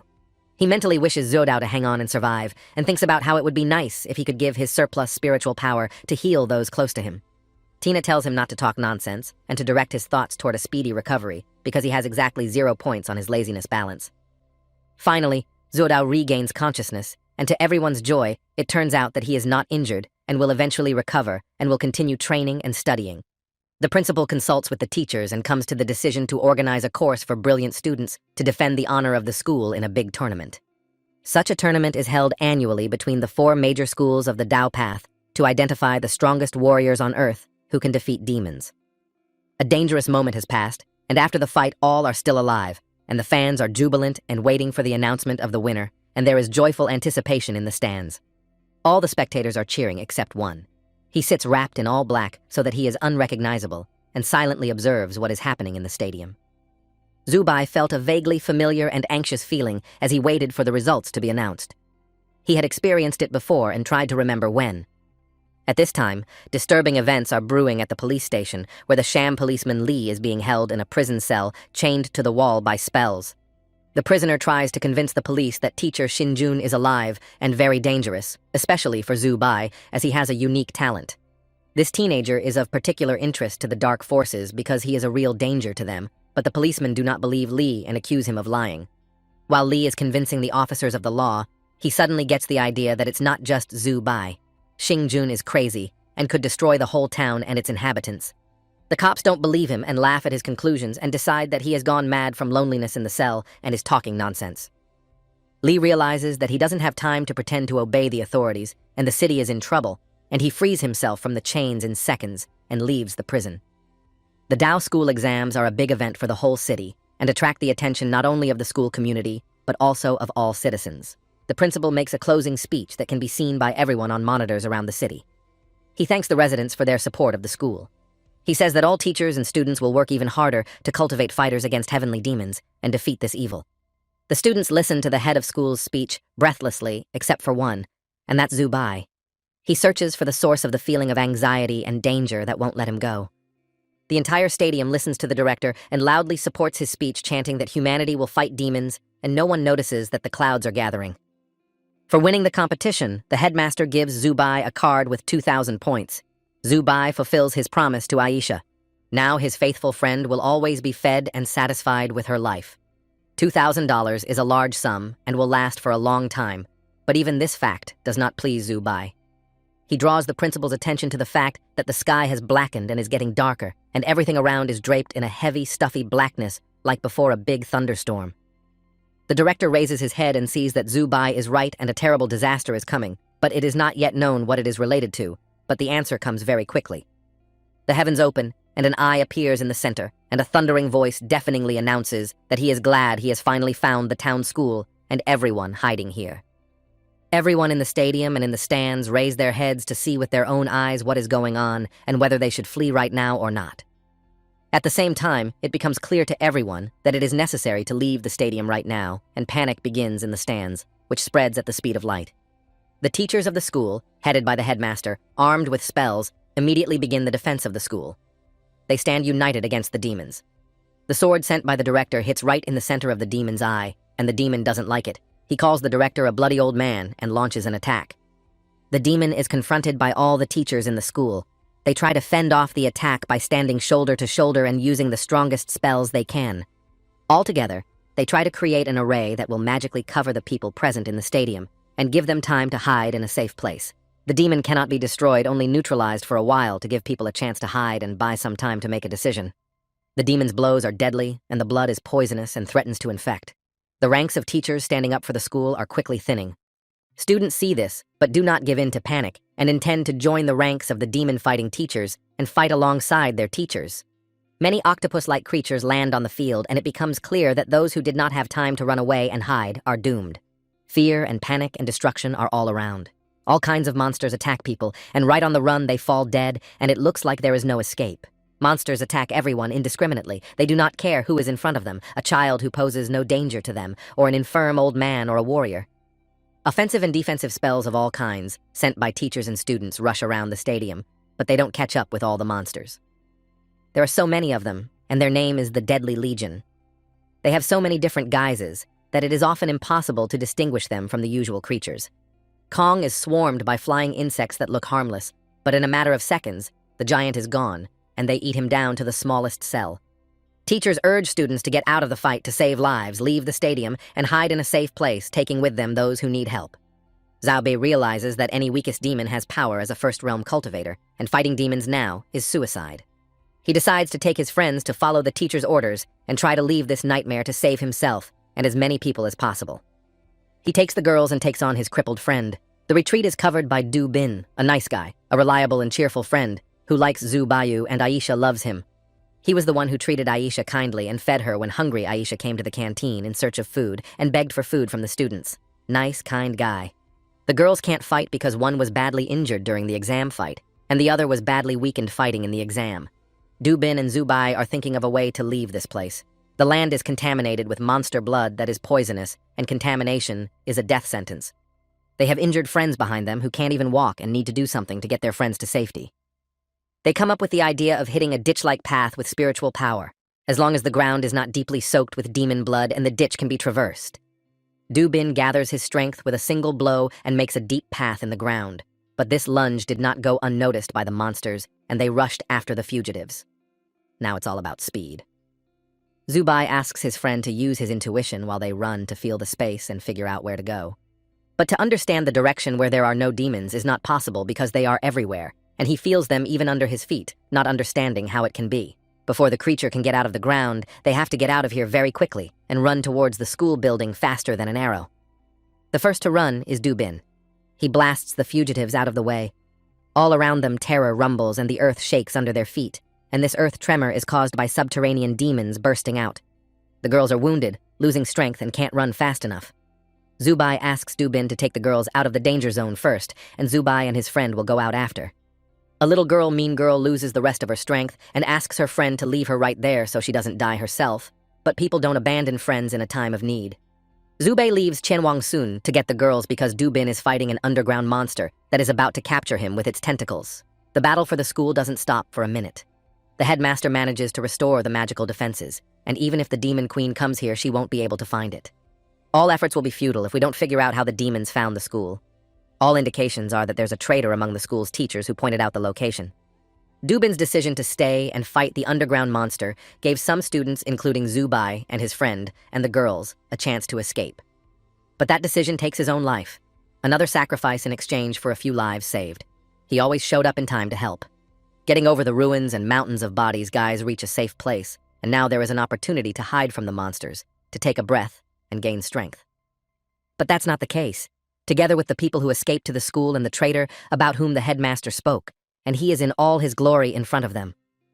Familiar faces. Shinjun is a teacher of the school, whom all teachers and students believe to be dead, and he went over to the side of the dark forces. This is a real disaster because he has the power of the fifth realm and is ruthless to humans, and all those who have now died during the demon attack were his disciples. Why did he ruthlessly destroy people, including his students, old people, and children who came to watch the competition, is the question a girl student asks him. And for his immodest question, immediately receives a blow right in the neck and falls unconsciously into the arms of his girlfriend, who is horrified by this. Zubai decides to fight this werewolf before he kills another innocent person, and his friend supports him in this decision. The monster who hides under the guise of a teacher is forced to defend himself, but warns that he has come for Zubai and behaves politely enough for now. If he refuses to go with him, everyone here will die. The battle unfolds swiftly and violently with swords and attack spells. It's almost impossible to resist a mage with the power of the fifth realm, even if a friend fights shoulder to shoulder with you, but they're just students even though they're geniuses. They are bound together by more than friendship, as they have experienced so many things that would last 10 lifetimes, and the culprit of these adventures was this non-human. The blows reach the target and deprive the monster of his hand, but he just smirks, and a real miracle happens before their eyes. The hand is restored right before their eyes. A couple of minutes is enough for his arm to recover fully, and he is ready to attack those two brats who want to defeat the fifth realm mage again. They remember that a celestial demon cannot be destroyed, as its flesh has the ability to fully regenerate from any state is a twist. Young people are helpless in front of the monster, and defeat it will not work to try to hold out time to think about what to do next and wait for help. The monster laughs at Wang Sun and suggests he join his side. He'll become a demon and gain power and bonus. He'll gain all his limbs just like that. He brags about his power and tells the guys that all the outrages that happened at school and in the old dormitories and the deaths of students are his doing. And those heads in the closet are not a legend or a fairy tale at all, but really what's left of the students at the school who were victims of his experiments. And the signs of the heavenly church at the crime scenes defaming the heavenly church were also done by him to mislead the investigation. Zubai doesn't want to hear it, but he strikes a blow, but he wastes his strength because the former teacher has the power of the sixth realm. The only person who can fight him on equal terms is the headmaster, who, by the way, is not here because he is busy upstairs protecting the school from demons. The young men strike again, but the two of them and the blow doesn't hurt this sinister werewolf and weakens the boys, but Wang Sun's ability is sharpened. With the enhanced flow of spiritual power, he can anticipate the change in direction of the demon's attack and thus dodge the blow without getting hurt. Trouble is, before he realizes it, the demon starts to attack, and Zubai covers his friend from the blow. The monster wraps them in a ring of one of its tentacles. The monster is in a hurry and tells them that he is not going to play games with him anymore, as he is bored with them and is in a hurry, so Zubai will go with him. And Qianwan's son will die now, because he was joking when he invited him to join the heavenly demons, and he doesn't have time to deal with a cripple. But something goes wrong with the plan the demon so cleverly devised. There's an explosion, and the tentacles loosen their grip, and the boys are suddenly free. They fall to the ground not understanding what is happening, but raising their heads, they see their savior, and this man so timely came to the rescue is none other than Li. Zubai is happy to see the policeman who came to bail him out of trouble again, but it seems today's troubles are not over yet, but there is hope. But Xinjun was not very pleased with the appearance of the policeman, because it was immediately clear that together with him, the werewolf was in big trouble. Li attacks, and the force with which he does so surprises the monster. He hopes for a full recovery, no matter how much physical damage the policeman inflicts on him. Blows fall on the former teacher. He sees that he does not live, but wants to understand how Li has the power who he is, because not everyone has such abilities. A person cannot inflict irreparable wounds on a demon from which it is impossible to recover, and get an answer is the demon's last wish. Li laughs and says that since the former teacher in his deceitful plans took so much evil to the heavenly church, he could ask who is their head. A policeman and His Holiness Bishop of the Church of the Turning Heaven in one person named Li Xiuzhu, so he has the ability to survive demon attacks. Between conversations, the demon recovers to the point of being able to summon help in the form of several more sky pirates because he can't do it alone. The ability of humans to survive in desperate situations is a stronghold of faith of the followers of the Church of the Turning of the Heavens, and so sooner or later, the monsters will disappear. The earth will be cleansed of this contagion, and mankind can finally breathe easy and live a peaceful human life in their quiet cities and towns. The powerful striking technique called the Great Turning Fist of Intent is the abbot's main strength, and he does not hesitate to apply it to the demon. The fight is brutal and irreconcilable, and two students who seem to have been forgotten about, instead of doing the legwork as quickly as possible, are watching what's going on. The heavenly demon, in the form of teacher Xinjun, respects Li Xiuzhu's strength, but he is ready to use a fighting technique that no one can stop. 64 trigrams existing in this world are able to distort space, and a practitioner can be anywhere he wants to be at any time. From this moment, Shinjun declares himself an all-powerful god who is able to change space and time, and no one can prevent him from doing so. After a moment, Zhu Bai, who had no time to flee, felt this ability because his throat was tightly clutched in the hands of the heavenly demon. Policeman Li and a friend of Zhu Bai try to wrestle him away from the demon, but it is useless, and the monster, satisfied with his work, announces that he will take Zhu Bai with him. He needs it badly to destroy heaven and earth, along with the Church of Heaven turning and all the creatures and people who are still alive. But something's going wrong. The teleportation spell doesn't work, and it baffles and frustrates the demon. He's not ready for this. A magical book with trigrams, which the demon does not let out of his hands, is close to Zhu Bai's head, and he unknowingly absorbs knowledge from the book. The gemstone that is around Tina's neck absorbs the energy of the trigrams, and the text itself from the book disappears as it flows into Zhu Bai's head. In the hands of the demon is not a magical book with spells of terrible power, but empty, meaningless pages clean as morning snow. The stone that had recently taken a blow and split open to save Zhu Bai's life has now fully recovered, a fact that delights Christina. Meanwhile, the policeman is gathering strength for a decisive blow, and the demon's confusion is to his advantage as it gives him time to strike and finish off the monster. Zhu Bai is on the last chapter when the demon is struck by Li, and there is nothing to defend himself with because the blank pages of the book will not help him. The demon is defeated. Li picks up the book and says that he has come to Tung City for it. It is an important artifact and much needed, and he is pleased to finally have it. Zhu Bai thanks Li for saving him, because he was in danger of death if the policeman had not appeared and defeated the monster who was hiding under the guise of a teacher. They say goodbye warmly, but Zhu Bai waves goodbye thinking that Li will kill him himself when he realizes that the book no longer contains trigrams and they have been absorbed by the stone. The warriors who fought in the sky with demons returned with victory, but many civilians were killed, and the grieving process of burying the dead begins. The headmaster announces that the school will cease self-government and come under the control of the Night Army, which in turn is subordinate to the Heavenly Court.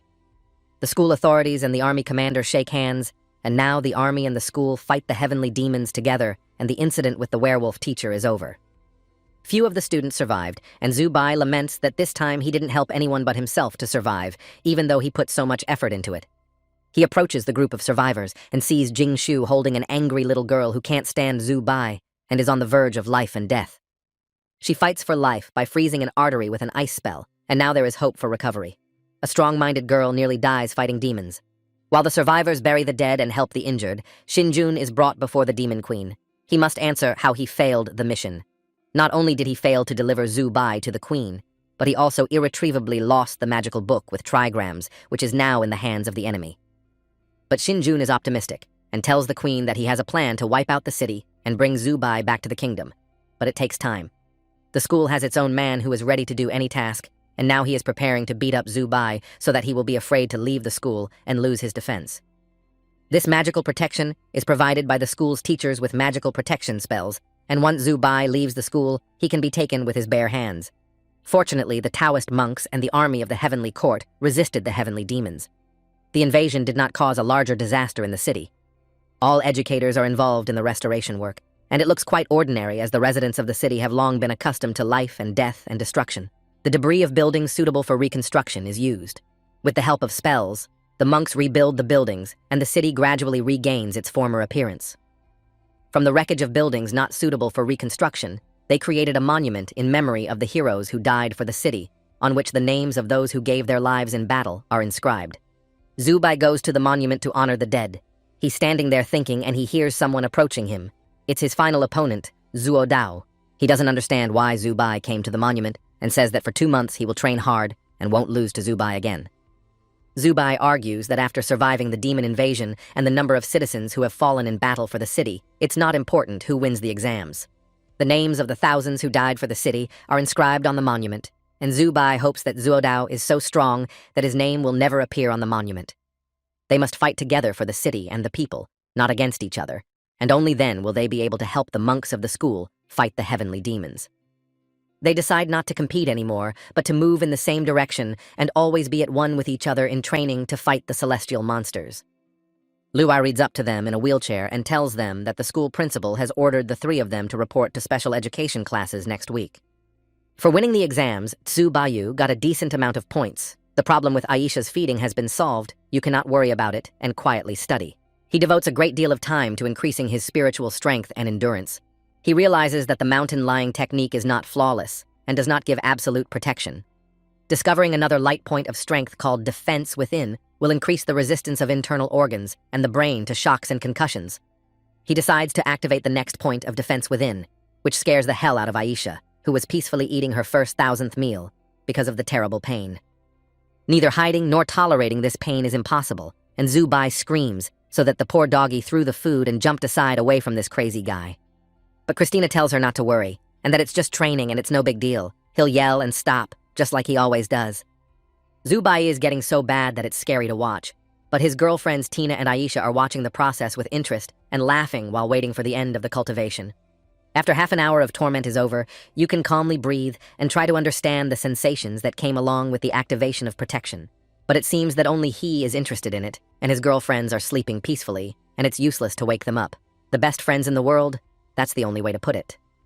In a couple of days, he and a few students from his course will be in a new training area where elite students with unique talents learn.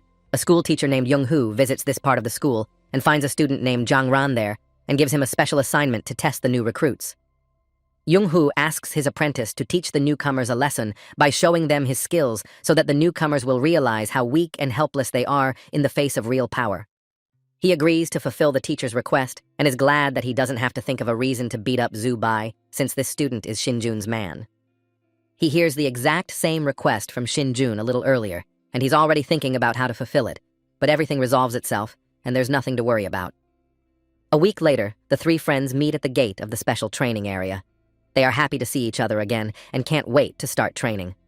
Lu Hing underwent a complicated operation to repair his limbs. He arrives at classes on his feet instead of in a wheelchair, which he has long been tired of. He is pleased as a child showing how the restored hands work, and that they are no different from the lost ones and even better. Zuo Dao invites them to come to the class. They enter the training area, but it is silent and dark. They think they have the wrong day of arrival or time because someone has to meet the newcomers. And they are indeed met, not by a teacher, but by a powerful attack. Someone suddenly attacks them from the darkness and knocks them down, and they end up on the floor. The unexpectedness of the attack and their relaxed attitude does the trick. The first lesson they learn is to always be on guard and never relax. It's not a fun start to the study. They get up off the floor and see a man in a fighting stance who is ready to attack again and says they have a very weak defense. He calls them weak and informs them that they have to get past him first, and then, if they succeed, they will go to the classroom. The challenge is accepted, and the friends realize that this is a test from the course management, and they have no other choice but to take the fight and come out of it victorious. Their opponent is watching them with a cheeky smile, and he has no doubts about himself and his victory, and they can turn around and go back to kindergarten. The first punch that sends Liu Xing flying into the corner shows that he's not far from the truth, and they're going to have to sweat to prove their worth. Zhu Dao uses his trademark shooting star punch. In response, he is rebuked by his opponent for relying only on weapon magic and a single fighting style. The sermon is followed by a punch to the jaw that immediately puts him out of the fight, and Zubai is left alone with a man 3 times his strength. But Zubai has learned from past lessons and knows that if you don't know what to do in a dire situation, you should lie down immediately. The technique of the mountain has never failed. The lying mountain does not fail this time, and the opponent's attack does not hurt Zubai. He is ready to attack and makes the first trial strike. There is a real fight with attacks and repulsion of blows. The opponents fight on equal terms, and it causes respect and interest how long they can hold on. Zubayu gets it, and he realizes that he is starting to lose strength and needs to do something to not lose the fight and get out of it at least a draw with his opponent. His friends are resting on the floor unconscious and are no help to him. He is left alone with a fighter who wields mad strength and special fighting techniques. He is able to stab air spears into Zubai's body and blow them up with Zubai, and there won't be a wet spot left of him. I don't like that prospect. His rival comes to the conclusion that Zubai is weak and will not be able to resist, and to fulfill the task given to him by his teacher, and Teacher Demon, will not be difficult. He launches a deadly charge at Zubai that reaches its target, and Jiang Ran expects him to be defeated, but he isn't, and why he doesn't understand. All the while, Jiang Ran is being watched by his teacher, who concludes that he is overdoing his assignment and tries to destroy Zubai. He immediately and angrily expresses his suspicions to the negligent student and explains that no one gave him the right to maim other students. Zhongran plays dumb and makes excuses that he misunderstood his teacher and won't be cruel next time, but the truth is, he's upset about something else. He has not completed the task of the heavenly demon. There is one more attempt to be made, but the teacher will already be watching him closely, and the fulfillment of the assignment becomes very difficult. Zubai is not as easy an opponent as it seemed before. He is alive and well after being attacked by air charges that should have torn him from the inside out. This fact is also surprising to the teacher, who can literally see through people, and he is amazed at how quickly Zubai recovered from such a defeat. He tells Zubai that he sees his superpower, but having abilities and knowing how to use them are different things, and only training will lead him to success. The young man gets the idea that it will be much harder to study here because all the teachers see through you and you can hardly hide anything from them. The teacher turns to those lying on the floor and asks rather rudely if they are going to pretend to be dead for long and if they even want to take the course at all. Both of them jump up at the same instant and say that they are very eager to learn and just wanted to see how much Zubai would be enough and how long he would last. This comes as a shock to Jiang Ran, as he didn't expect to see these two alive and well as Zubai, so he's not as strong as he thought. He receives his portion of instruction from the teacher that these newcomers are not as strong as he is, but unlike him, they are skillful in using special fighting techniques. One of them dodges the attack using the Eye of the Star Disc technique, which allows him to anticipate the direction of the blow and skillfully dodge it. The second one uses the 5 energy technique that reliably protects him and saves his strength, and Jiang Ran is wrong to underestimate these students. This is not the way to success. And for this thought to be finally understood by Jiang Rai, he would run 50 laps around the school without stopping and then report it to the teacher. Zubai does not leave the thought that he needs time to fill his strength and must skip classes, and the rules of the course are stricter than in elementary school. In response, the teacher says that he doesn't even think about skipping class. He has enough time and energy to make Zubai study 24 hours a day. At night, instead of sleeping, he ponders a way to get the laziness points he needs to be strong, but nothing comes to mind yet. As soon as he dozes off, there is a knock on the door, and he is told to get a good night's rest and report to class tomorrow morning. The teacher fulfills his promise that he will provide Zubai with round-the-clock attention and sets up an observation point right outside the door of his room. A chair with a thermos of tea and a tray with a kettle and cup make up the equipment for the observation post. The teacher stays awake and does not leave it all night. He expects Zubai to go to class in the morning, but he doesn't, and instead, the girl who cleans the rooms comes out and says that Zubai isn't there. He left early in the morning, and she, in exchange for him helping her with her studies, cleans his room. The teacher praises the girl, as cleaning is not an easy practice. The cunning Zubai is in the room under the bed during the whole conversation. He hears everything and is happy that it was so easy to fool the teacher, but it is not. The teacher is difficult to deceive, as he has experience as a scout and an advanced age, which gives him the opportunity not to be deceived by an arrogant teenager. He doesn't leave his post and keeps Zubai awake. Tediously and monotonously, he explains how important it is to attend classes and not miss one for any reason. Tina laughs that Zubai has decided to use earplugs to stop hearing his teacher's instructions because he uses spiritual power and earplugs don't work. Instructions on the subject that to be stronger and with due diligence in the world, there will be no difficulties, and in case of laziness, everything will be difficult day and night are heard in the ears. Zubai can't sleep, and he can't hear it either, and he jumps out of bed and jumps out into the corridor where he finds the teacher at his battle post. The teacher is glad that Zubai has understood and changed his mind about studying, and is willing to go to class like all the students in the course to learn theory and practice. The student asks the teacher to go home and promises to come to class in the morning. Tina rolls around on the floor laughing that the teacher got Zubai and he gave up. But that's not true. Zubai needed to gain laziness points to gain spiritual power to activate the next energy point, and he achieved his goal. It was time to light a star point that would help him get an effect similar to the Lying Mountain, and he would become stronger and more invulnerable to the enemy. He makes an agreement with Tina that she will now take his form every day to attend classes, and he will develop spiritual powers. At his request, Jing Shu, who sympathizes with Zubai, and especially Aisha, used her special technique and sewed him clothes. He thanks her for that. Zubai needs the clothes, and as a token of gratitude, perhaps they will have dinner together one night. Tina is annoyed by Zubai's new friend, but he likes her. Christine takes on the guise of Zubai, puts on his clothes that Jing Shu brought, and as promised to the teacher, goes to the classroom to study. The teacher meets Christine in the guise of Zubai at the entrance to the classroom and says he is glad to see him in class, but he also notices the student's strange behavior. Zubai had some girlish grimaces in his behavior, and his appearance had also changed in some way, only the teacher had not yet understood what exactly had changed. He begins to worry that his conversations have such an impact on the student's behavior, and since he came to class, it is necessary to stop lecturing, or there will be trouble. Zubai, the cat, swings open the door with a clatter, knocking a classmate to the ground and flying into the classroom on 4 paws. His behavior leaves much to be desired. But it turns out that it was not him who hit Qianwang with the door, but the student Lu Ni Zhen did it out of hatred for him because he got the opportunity to operate. He had his arms and legs repaired instead of the headmaster's granddaughter, whose name is Pei, and she is Lu Ni Zhen's friend. This operation is expensive and only possible for one. Qianwang will have to prove to everyone and always prove that the director did not make such a decision in vain, and he is worthy to possess what the granddaughter of the director should have. He jumps up from the floor and leaps at the student who hit him. He doesn't make much of an effort, and it looks more like a flirtation than a fight. In the classroom, Zhuo Dao is lying on the floor, who does not give up the thought of using Zhu Bai's techniques to reach his level, reading books, and comprehending the theory of cultivation. An old teacher stands over him and urges the student not to practice so much because Zhuo Dao's body might not be able to withstand such a cultivation speed. Zhu Bei sees this, and the guilt bothers him a bit, but he quickly forgives himself and thinks that Zhuo Dao should finally give up competing with him. The teacher sees through his students, and this dialogue between Zhu Bai and Zhu Bai the cat, he sees it too, and wonders who it is that Zhu Bai is talking to. The student realizes that he is about to be caught by the teacher who will figure out his trickery, and then both he and Christina will be finished and need to do something to stay in school. The teacher is furious and tries to understand who it is pretending to be a student of Zhu Bai. But after reading his mind, he realizes that it is Zhu Bai.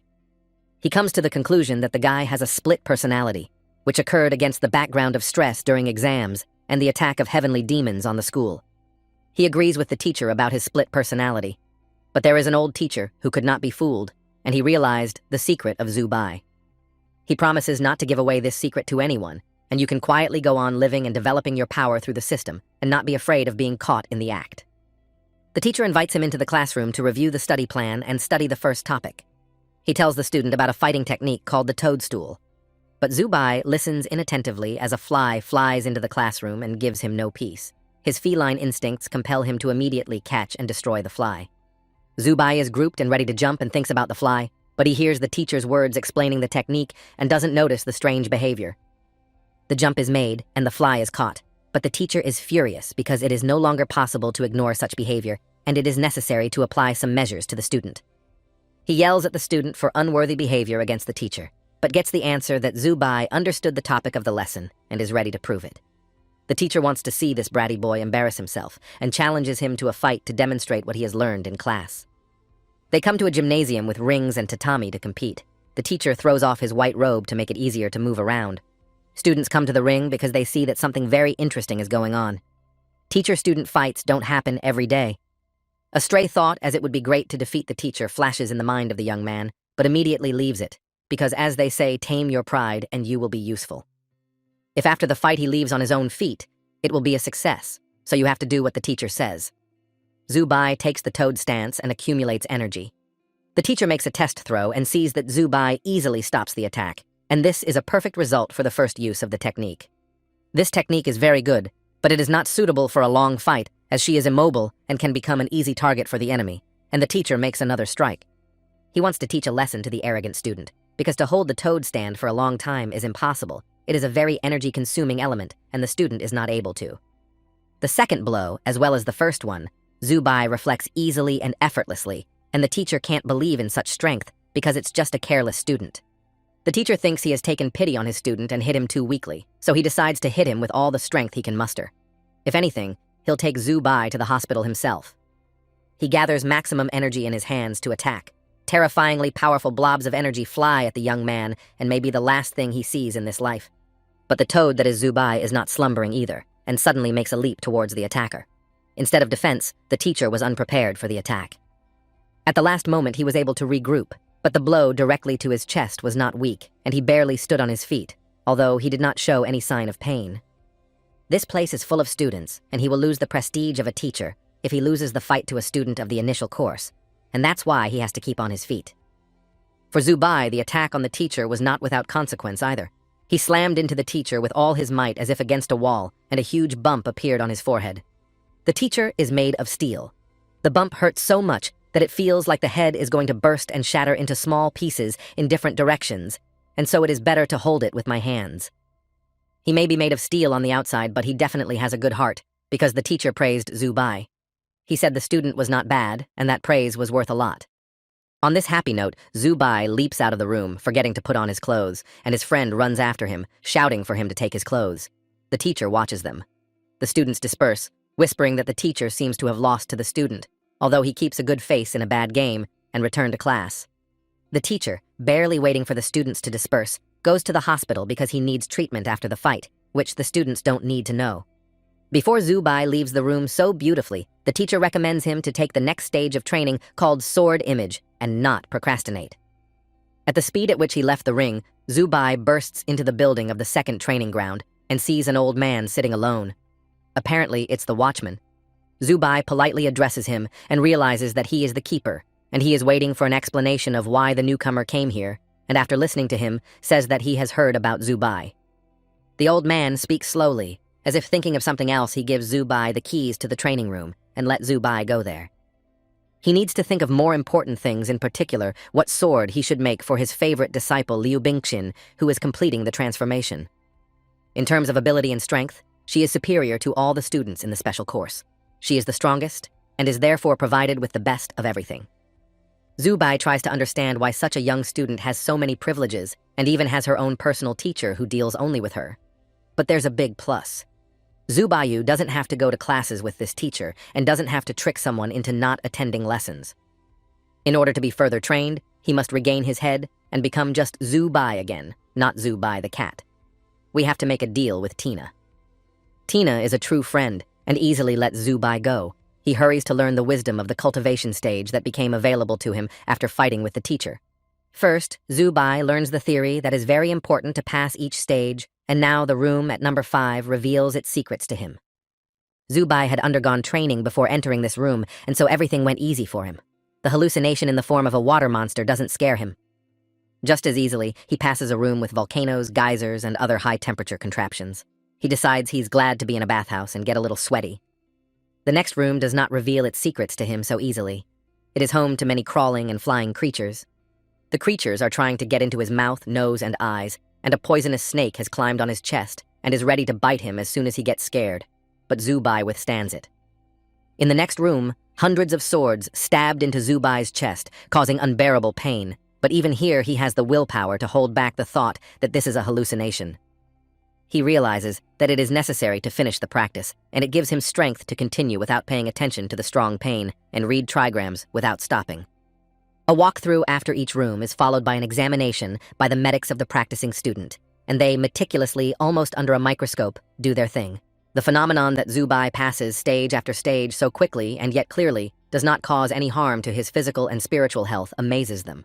After passing the 5 rooms, he has an understanding of the Tao and protection from the 5 elements present on Earth.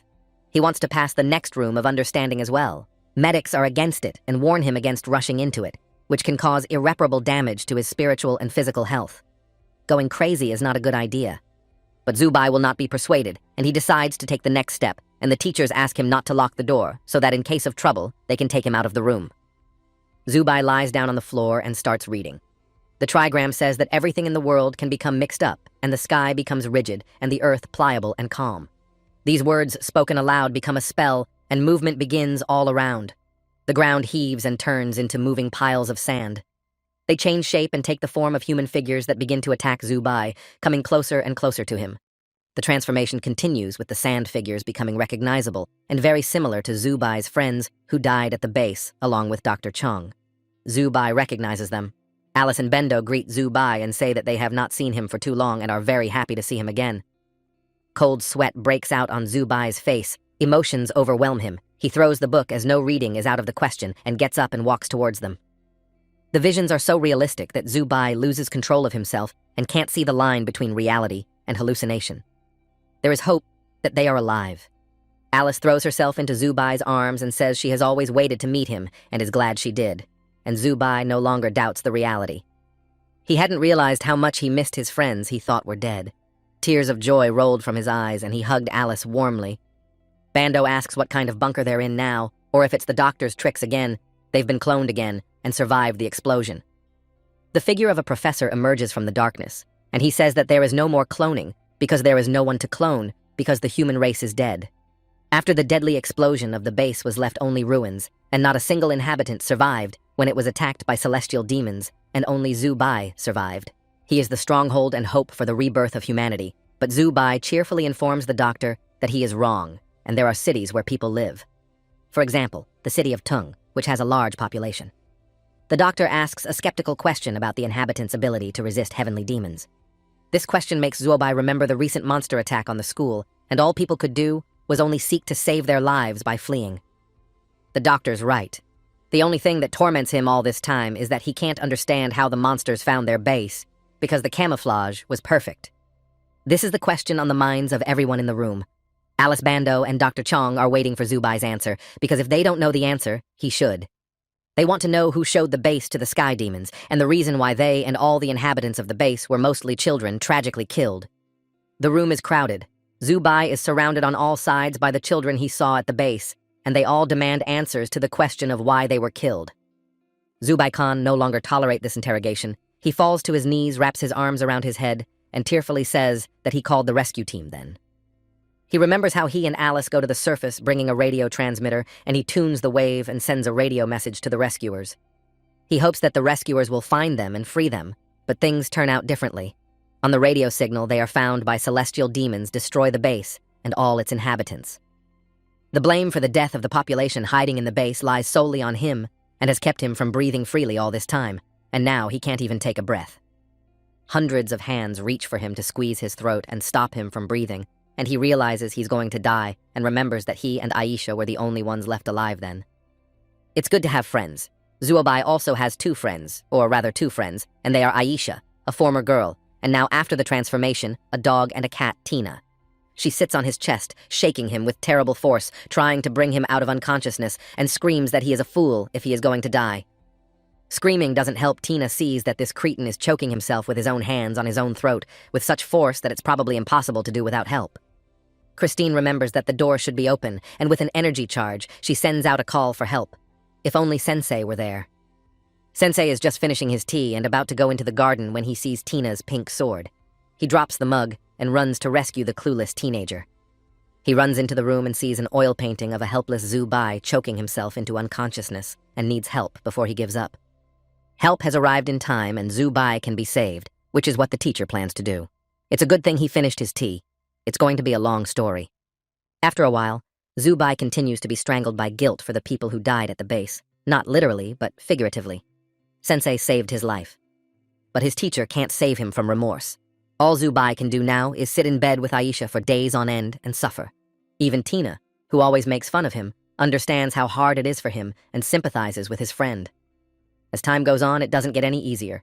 He regrets that he survived. A few days pass, and Zubai does not leave the room, and the teachers decide to intervene and try to talk to him at least through the door. Zubai hears a knock on the door, but doesn't react. He doesn't want to talk to the teachers or anyone else, but the teacher is persistent and won't give up. He tells Zubai that he doesn't have to get up to open the door and go out. Let him stay in the room and listen to a few words the teacher says. He wasn't always a teacher, and he served as a scout a long time ago. He is young and hot, and the unit he serves in is made up of young and brave guys like him. They fight against the heavenly demons to the death. This great battle between Kunlun and the heavenly demons is recorded in the history of mankind. He leads his warriors who trust him and follow him into battle against the dark forces. The battle was very violent and ended tragically. Of the untold army, only 100 warriors remain alive, and the wounds they receive are so severe that of this 100, some died in the hospital. And those who were able to recover from physical wounds could not survive the spiritual wounds, and began to drink, so that in a few months, he is the only one left alive. He too succumbs to weakness and pours alcohol on his soul wounds. But one day, the thought comes to him that he can still be useful in the fight against monsters. He has knowledge and skills that he can pass on to the young and teach them martial arts, and if he gets drunk and dies, no one will ever know them. He understood his purpose and was able to move on with his life. In the same way, Zubai must understand why he was given such talents and features that other people don't have. Understanding the reasons for his unique abilities will enable him not to lose himself and will be his beacon in any difficult or desperate situations. Zubai recalls all the events in order, starting from how he runs away from the monster in his pajamas and ending up in this room. He remembers all his friends who died before his eyes and realizes that there is nothing he can do about it, as there is no way to change the past. But he can live on, so that with every action, he can atone for the death of his friends and that their sacrifices were not in vain. Atonement is the reason he is given these abilities, and if that is indeed the case, then he must pass the room to move on. Tina agrees and is willing to go with him to support her friend. It is really good to have reliable friends, and even more so if they are friends. Only the Ansei, who saved him last time, isn't too keen on the idea. He says if anything happens to the boy, he'll keep drinking his tea. He won't move to save him again. The room meets Zubai grimly and quietly, as if preparing to attack and finish the job he started last time. Just like last time, the sand mountains come to life and take the form of his friends and the base's inhabitants. But now Zubai knows what to do about it and how to behave. He pondered his actions in the room while locked up struggling with guilt. Just like last time, Zubai opens his arms for Alice and Bendo. Zubai sincerely and tearfully apologizes to them and promises that he will become stronger and work hard to keep up the good work. His friends, of course, forgive him and say that they are sure that he is able to change the world and will figure out a way to defeat the demons and avenge their deaths. They remind him of Dr. Chong's words that he is the hope and pillar of all humanity, and one must live and fight with that thought and not out of guilt. They in turn will never leave him and will always remain in his heart as a memory of such a short but beautiful friendship. The friends bid him farewell. They dissolved into space as if they were not even there, only a handful of sand and a tear on his cheek, and a slight sadness reminds of their recent presence here. Practice ends quickly, and Tina is worried that Zubai has failed again, but looks at the scoreboard system and sees that he has added a lot of points. Tina is happy that the progress is 10%, and Zubai thinks the teacher is right. In this chaotic world, you need a reason to stay on track. His reason is that he doesn't want to feel guilty for being weak, and his strength should allow him to do whatever he needs to do to help those who need help. And he loudly sends all the demons to hell, then scares Sensei, who just in case is drinking tea right next to the door of the room. His favorite mug slips out of his hands and falls to the floor and shatters. The teacher is very upset and grumbles that the boy is a loss. Zubai also does not expect the mug to fall and is startled by the loud sound. After exchanging pleasantries, they parted from the teacher and went their separate ways. Zubai's next goal is to advance to the first realm, and for that, he needs a progress of 10%, and he only has 9 9/10%. Tina scolds the guy for not waking up from the last ordeal as he rushes to get into another predicament, but calming down, she still promises to help him. The young man sincerely thanks Tina and proceeds to recite trigrams to increase his progress to the right amount to become even stronger and win the exams. He reads page after page, but nothing happens and thinks that everything will go easily and without incident, which is actually not much like the truth. A heavy drowsiness comes over him, and he thinks that maybe this room is supposed to be a dream. He is distracted from these illusions by a blow to the jaw. As politely as possible, he asks Tina why he was slapped. She responds by pointing to his own hand, which is covered in something resembling fish scales. Tina reprimands the guy for rushing into cultivation, and she had warned him, but Zubai decides to continue practicing and see what happens. Zubai sends Tina to her head and continues reading, deciding that since the path of the Tao is long, and it is foolish to stop at the beginning and not find out what happens next. As you approach the end of the reading, the scales begin to fall off, and the skin becomes smooth as before clean and no longer uncomfortable. But everything would be fine if his skin didn't become like that of a snake and his body didn't stop obeying Zubai. He can't move his arms or legs. If the reading is not stopped, who knows what will happen to him next, and in the meantime, he becomes like a monster and his body no longer obeys him. It has a life of its own, and he can only either keep reading and see what happens or stop reading and stay in that state, or call Sensei for help, who is unlikely to come to the rescue because Zubai's fault his favorite mug broke, and he's resentful of the guy for it. Images of Dr. Chong and friends come to mind, and he realizes this is what they said they would always be with him as a reminder of his purpose. He fights a monster that tries to subjugate his body and spirit. Zubai gathers all his will and orders the monster to leave his body in a not very censorious manner. While fighting the monster, Zubai is rapidly losing points, and immediate healing is needed. Only the non-stop recitation of trigrams can help. To ignore the changes that are happening to his body and continue reading is difficult, but one should not give up as the consequences are unpredictable. He remembers that Sensei has left to get a new mug, and there is no one to help, so he must finish reading and finish off the monster that is trying to take him over. After a while, the reading of the trigrams is over, and you can look around you. The monster's pieces are scattered all over the room, looking very unattractive. Zubai's hair literally stands up on his head from the experience. But the test is over, and now his spirit and body are no longer accessible to demons. The most optimistic cat named Christina is surprised by the fact that Zubai succeeded. Besides passing the test, there's another surprise. The precious sapphire stone that Tina always has is fully restored, and it gives them the ability to go back in time 10 minutes. This ability of the stone can work no more than once every 7 days, even in the case of death. Zubai thinks of a way to test the system's new ability. He and Tina decide to try to go back in time right now, and they succeed, activating the stone and instantly jumping back in time. The moment when Sensei's cup suddenly shatters was just 10 minutes ago, but it feels like an eternity ago. They gain a tremendous ability. Zubai and Tina are thrilled that they can time travel and congratulate each other loudly and joyfully. Rewinding time is awesome. This sapphire stone is an incredible find that will help a lot in the future. Tina reminds the guy how he didn't want it and she talked him into stealing it. Then the stone was weak and exhausted, but now it is gaining strength and will bring many more benefits, and they have no idea what other properties this stone has. Zubai and Christine agree to use the stone only in extreme cases, as according to the system, it can only work once every 7 days. The test is over, but a feeling of uneasiness does not let go of Zubai. He looks around for the source of the feeling and realizes it is a book. It glows with a soft blue light, and something is happening to it. The young man is drawn to open it, but for the first time, he has doubts about whether it is safe for him to do so now. He decides to try to read the book from the place where he finished reading last time, but it is given to him with great difficulty because he is interfered by images of demons. The guy recognizes these images because he has already seen them on the base in Dr. Chong's training class, and this memory does not allow him to continue reading, preventing him from concentrating. Zubai slams the book shut to stop the influence on his thoughts and be able to understand why the book is forcing him to read and at the same time preventing him from doing so. Tina recalls that at the base these statues seemed to her not simple, and there was some mystery connected with them, and she told Zubayu not to look at them. After discussing this dilemma together, they come to the conclusion that Zubai needs to increase his progress so that he can read the book further and solve the mystery of the demon statues. Suddenly, Zubai remembers a leaf from Dr. Chong's diary, on which were written the geographical coordinates of a very important place for the doctor. In order to find it, you need to pass exams and finish school, so it is too early to think about it, and you need to focus on your studies and further gain strength. He understood, and Zubai's shout scared Sensei, who had not bought a new cup and was gluing the old one together. Zubai shouted, he shuddered, and the cup shattered. At this time, the two students who were assigned to cripple Zubai are talking to their former teacher, who has gone over to the demon side. They said that Zubai had moved to the first magical realm, and they remained in the zero realm and could hardly be on equal footing with him, much less cripple him. Now, the difference in strength was huge, since Zubai's cultivation speed had increased, and they were powerless in front of him and wouldn't be able to do any damage to him. The demon teacher laughs back and says, it's an easy fix, he'll teach them how to easily and quickly reach Zubai's level, defeat him, and leave the school.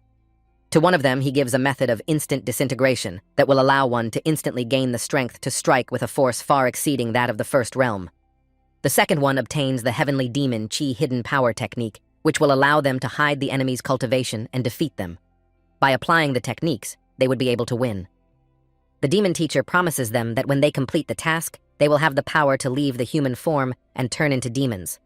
They subserviently thank the teacher and promise him that they will fulfill the task of defeating Zubai and forcing him to leave the school so that the demons can capture him. Before the exam, teachers gather all students in the classroom and explain how the competition will be conducted and the scoring procedure.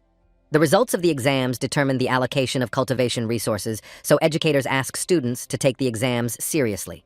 There is one opportunity to choose an opponent, and a large number of points entitles you to receive more powerful magic techniques. These are the main conditions of the exam. Students familiarize themselves with the list of candidates for the competition, and each student chooses an opponent according to her level of preparedness, as she evaluates himself, herself. Only 2 students have realm level 0, but they know Zubai's fighting technique, and they will prepare so that Zubai might possibly lose the competition. He doesn't know the other competitors at all, and is also very likely to lose. You really need to think carefully before you rush into battle. Most opponents have second realm magic and will smash them around the ring and have a 100% chance of being killed, and Zubai doesn't have that kind of killing power. Wang Sun, as the student with the weakest level of preparation, is chosen first. This is the order of choosing the opponent from the weakest to the strongest. He gets up from his seat and bows his head, saying that he made his choice a long time ago, as he has been thinking about one person for a long time and will choose him. Or rather, he chooses her, and it is a girl named Lu Ni Zhen, and she is objectively much stronger than Wang Sun, but he will not change his decision and will fight with her. Students who have been studying for a long time laugh at Wang Sun because they think that the fight will not last even 1 minute, but he is firm in his decision and is not absent. The girl is also surprised by his choice, and she calls him baby, asking him if he is sure, because in the exam, she has to fight at full strength. She likes this cocky guy, but liking him shouldn't affect the contest, and she'll probably cripple this boy, and why only he chooses her. They leave their seats in the bleachers, and in 2 jumps the guy is in the ring in front of his opponent. She's already beaten him once, but he's been training. Wang Sun's desire is to take revenge on this beauty, with a stunning figure, and even losing to her will be a thrill. That's the strong feeling he has for her. His friends see him off with a sad look, wishing him luck in his hard work and mentally saying goodbye to him as he voluntarily goes into the volcano. The Vulcan girl looks at the upstart with an appraising gaze, and it seems to her that he still has some power and could be a strong opponent for her. But the first tentative punch tells me it's going to be a short and easy fight for her. That kid's still a wuss. But Wang Sun has a tactic. Morally crush the enemy if he can't physically crush them. He gets off his knees and asks her a question about a rumor that's been going around the school. This rumor that he really likes the girl and not just likes her, but Wang Sun has a great and bright feeling for her is not just a rumor, but the truth. Now she knows about it, and now she can live with it as she wants. The girl takes the news inadequately. She tells him that he is a fool. Now in the ring, she's going to show him that he's not worthy of even a glance in her direction, and his eyes, to avoid looking where they shouldn't from her punch, will fall right out into the ring. She attacks with all her might, and it looks like the guy has little chance of surviving since the girl is an adept of the second realm of magic, and with zero like Wang Sun, you can't get far. Her speed is so fast that he doesn't even have time to start using the fighting techniques he's been practicing so long and hard all this time. A fraction of a second passes, and her fingers cling to his ankle with a dead grip. A sharp tug, and he's flying over the ring. Then he'll figure out which way to go. He tries to appeal to her conscience, but all this is useless, and the girl knows no mercy to the amorous fool, who for some reason decided that he is worthy of her attention. The warrior queen is going to teach this underachiever a lesson, and if he survives, let him go and look for a peer instead of looking at high school girls. His friends can't even watch this fight, which is not a fight at all, but basically just beating up a helpless baby and should be sent for the cleaners. One more moment, and it will be necessary to remove the wet spot that will be left of him in the ring after the next blow of this gorgeous girl. Let the cleaners take with them a vacuum cleaner, because over the ring rises such clubs of dust that visibility has become zero, and what is happening on the tatami is not visible. There's a lot to see as drama plays out in the ring. Wang Sun is on his back on the floor, and Looney Jen has a dead grip on him, pinning him to the ground. However, he is alive, and the blow called fortified stone that the girl wanted to treat him with did not reach the target. And why this happened, she does not understand. Pressing him to the ground and actually sitting on top of him, she tries to strike once, twice, and a third time, but none of them hit the young man or do any damage to him. She doesn't believe that this boy, having a 0 realm magic rating, can predict the direction of her strike and manage to dodge each one.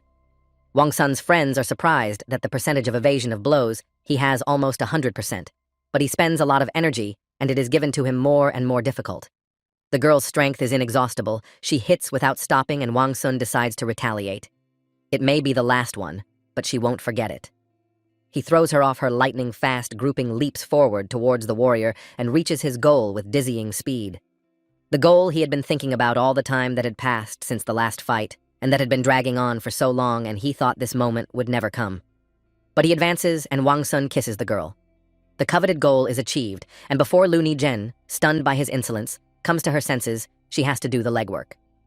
For such a deed, you can get a serious smackdown, and the speed of running now depends on whether he will continue to live or he will be smashed on the wall. The taste of victory is wonderful, and no matter what the cost, he will not regret it for a single second. The young man throws his arm up in victory and leaves the ring. No one has ever treated Looney Jen like this, and she doesn't know how to behave. Wang Sun is the first person to show his affection for her so openly. She doesn't think of anything better than promising him a quick but not easy death, catches up with him and finishes him off like a god to a turtle without giving him a chance to defend himself. The teachers who have seen the sights cannot look at it and immediately stop the fight while the guy still has life in him, and the winner is called Looney Jen. It's easy to stop, and the girl inertia strikes blow after blow, but the last thought of the young man before he passes out is that he is the winner. He kissed the girl he liked long ago and irrevocably, and it is not a sissy young lady in pink ruffles, but a real warrior with a beautiful figure. It's not a bad thing to get hit by one of these. The friends exhale freely, because of course the friend was beaten up and lost the fight, but he is almost unharmed, calm, and quite happy with life. When the time comes for the next competition, the teacher offers Zhu Bai to choose an opponent for the duel, but Zhu Bai was busy worrying about his friend. He has not had time to think about who he wants to choose, and now he needs to do it quickly, and not make a mistake, and Zhu Bai acts spontaneously and makes a hasty decision. Since today's exam began with Wang Sun fighting with a girl he liked, Zhu Bai decides to continue the tradition, even though he is in danger of losing. He jumps up from his seat and swings over the railing in no time at all, and is in the ring ready to announce his choice and begin the fight with his chosen opponent. He challenges Liu Bingxin to a fight. Let her come out and fight him for real as an equal and show him the best fighting techniques and skills. Liu Bingxin doubts his readiness to fight her because he is weak since he only possesses a 0 realm and will be defeated once the competition begins. Zubai is confident in his training, and the girl does not know that he left the first kingdom and moved to the second, so she in vain does not see him as an equal opponent. The traditional greeting of the opponents takes place. They bow lightly to each other, but each one thinks about where to start the fight and what the strategy of the fight will be. By the time the greeting is over and Liu Bingxin raises her head, she is already armed with the sword that her teacher made for her favorite student. The fight begins with Zubai's strike. He uses the power of his sword energy, but the pink cloud dissipates, barely reaching Liu Bingxin, and her power weakens the strike to 0. She doesn't exert much effort and barely extends her arm forward to stop the wave of energy of Zubai's punch. Zubai seems to be in trouble as the next punch is hers. The guy is seriously frightened and thinks about how to behave with this girl if she strikes now. He will not be surprised. Run for your lives. Instead of striking, she gives a cautionary speech that can be summarized in 2 words. Zubai is weak and needs to work with diagrams. She smiles like a cobra before attacking, trying to relax her opponent's alertness, and says that she's going to show him the punch he needs to work on. In the same second, hundreds of deadly daggers fly at him at a speed that if you try to stop them, you won't be able to do anything because you won't have time to blink an eye. But Zubai manages to adopt the toad stance, and all the daggers land around him, and none of them hurt his ego or his skin or whatever toads have. The guy is surprised by the strength and speed of the girl. He thinks that she will wipe him off the face of the earth in the next few minutes, but he is also not a miss and just will not give up. The main teacher of the course is also delighted with the cadet, and he turns to her teacher. Old Man says that he has brought up a fine warrior with iron nerves. Instead of getting angry at her rival, she teaches him what he should learn to become stronger. The old man replies that he himself has not realized her full potential. She has such a talent that she was able to awaken ancient immortal blood techniques, and if one wanted to overpower her in battle, he would have to be 2 realms above her. Talent combined with boundless fortitude meets 1 in a million, and therefore the girl is a real diamond of the school and an invincible warrior. The school diamond urges Zubai to give up on her view. He has no chance of winning. If he continues, he faces a sad future in a hospital bed. The young man decides not to listen to the arrogant and continue the fight and try to win, which all his appearance and informs the rival who is already losing his temper. Now she will quickly make a chop out of the cheeky guy, have lunch with him, and all will go to their rooms, as there will be nothing interesting in the ring today. Zubai doesn't think so, and he's not ready to become a chop, so he intends to fight until victory and leave for the dorm as a champion, preferably on his own feet. Toad's technique does not fail him, and flawlessly reflects all the daggers that once again launched by the girl, but she is strong and can throw them for a long time. The fact that he fights off her attacks so skillfully leaves her completely bewildered, and she doesn't understand why a cadet with 0 realm is so easily defended against her. The thing is that the toad not only defends, but also attacks, and the sudden blow that falls on Liu Bingxin she does not expect, and it takes her by surprise. Smart Girl's beautiful flight over the ring confuses her teacher, convinced that she is invincible, and no one, especially with a 0 reign, will defeat her. Zubai had put so much power into the toad throw that he also needed time to recover, to the point where he could hit again and again until victory. While Liu Bingxin rests leaning against the wall near where her ignominious flight over the ring ends, Zubai should have time to be happy for herself. Also, a little gloat over the defeated opponent does not hurt and need to quickly get in shape, as the battle is definitely not over yet. The girl quickly comes to her senses and does not look like a calm cobra, but rather like an enraged tigress, and now she will not mince words with her opponent. She scares the guy with her appearance, and it seems that now it will be the end of the story, called The Ignominious Defeat of the Freshman Inept and Weak, Zubai. His composure returns, and the girl tells him in an ingratiating voice that she regrets underestimating him before, but now she will fight seriously. Jokes aside, Mr. Zubai, you'll be smeared across the ring like pâté on a sandwich, and you'll look like pâté, i.e., unattractive. She gives this optimistic speech, and quietly, with a soft, cat-like gait on tiptoe, she comes closer and closer, preparing for a deadly throw. With a slow, smooth movement, she pulls out her beautiful sword. There is no doubt that in comparison to it all, the daggers that were before are just toothpicks. And her look promises trouble hardly more than a beautiful magical sword that is already drawn for a blow instantly strong and merciless. Zubai's gaze is not frightening, but the sword coupled with the girl's strength and breakneck speed are dangerous, but he is focused and ready to repel the attack. In front of him is a warrior with a sword, ready to use a technique called angel wings, which are also available, but this girl does not look like an angel at all. She's very strong, and Zubai realizes when a serious fight starts, he's going to have a hard time and continues to hold the toad stance for defense, ready for anything. The fight is over when one of the opponents is knocked out of the ring, and Zubai decides to attack her opponent again in the hope that it will be like last time. The girl is expecting an attack, and she has her sword and angel wings at the ready and is calmly waiting for the blow with the thought that this freshman is weak and very predictable. Her hands are folded on the hilt of her sword, her gaze is calm, her wings are spread out behind her back and look beautiful, and it suits her, so Zubai thinks, as she prepares to throw. She places her sword in front of her so it protects the entire space in front of her. Zubai doesn't know this and decides to make a throw that should give him victory. The throw turns out to be beautiful but ineffective. He crashes at top speed into the invisible energy wall that the Sword of Intent has erected. A powerful blow against the wall and thrown several meters back and completely unable to think or move. That was the ignominious result of the attack on the girl with the sword.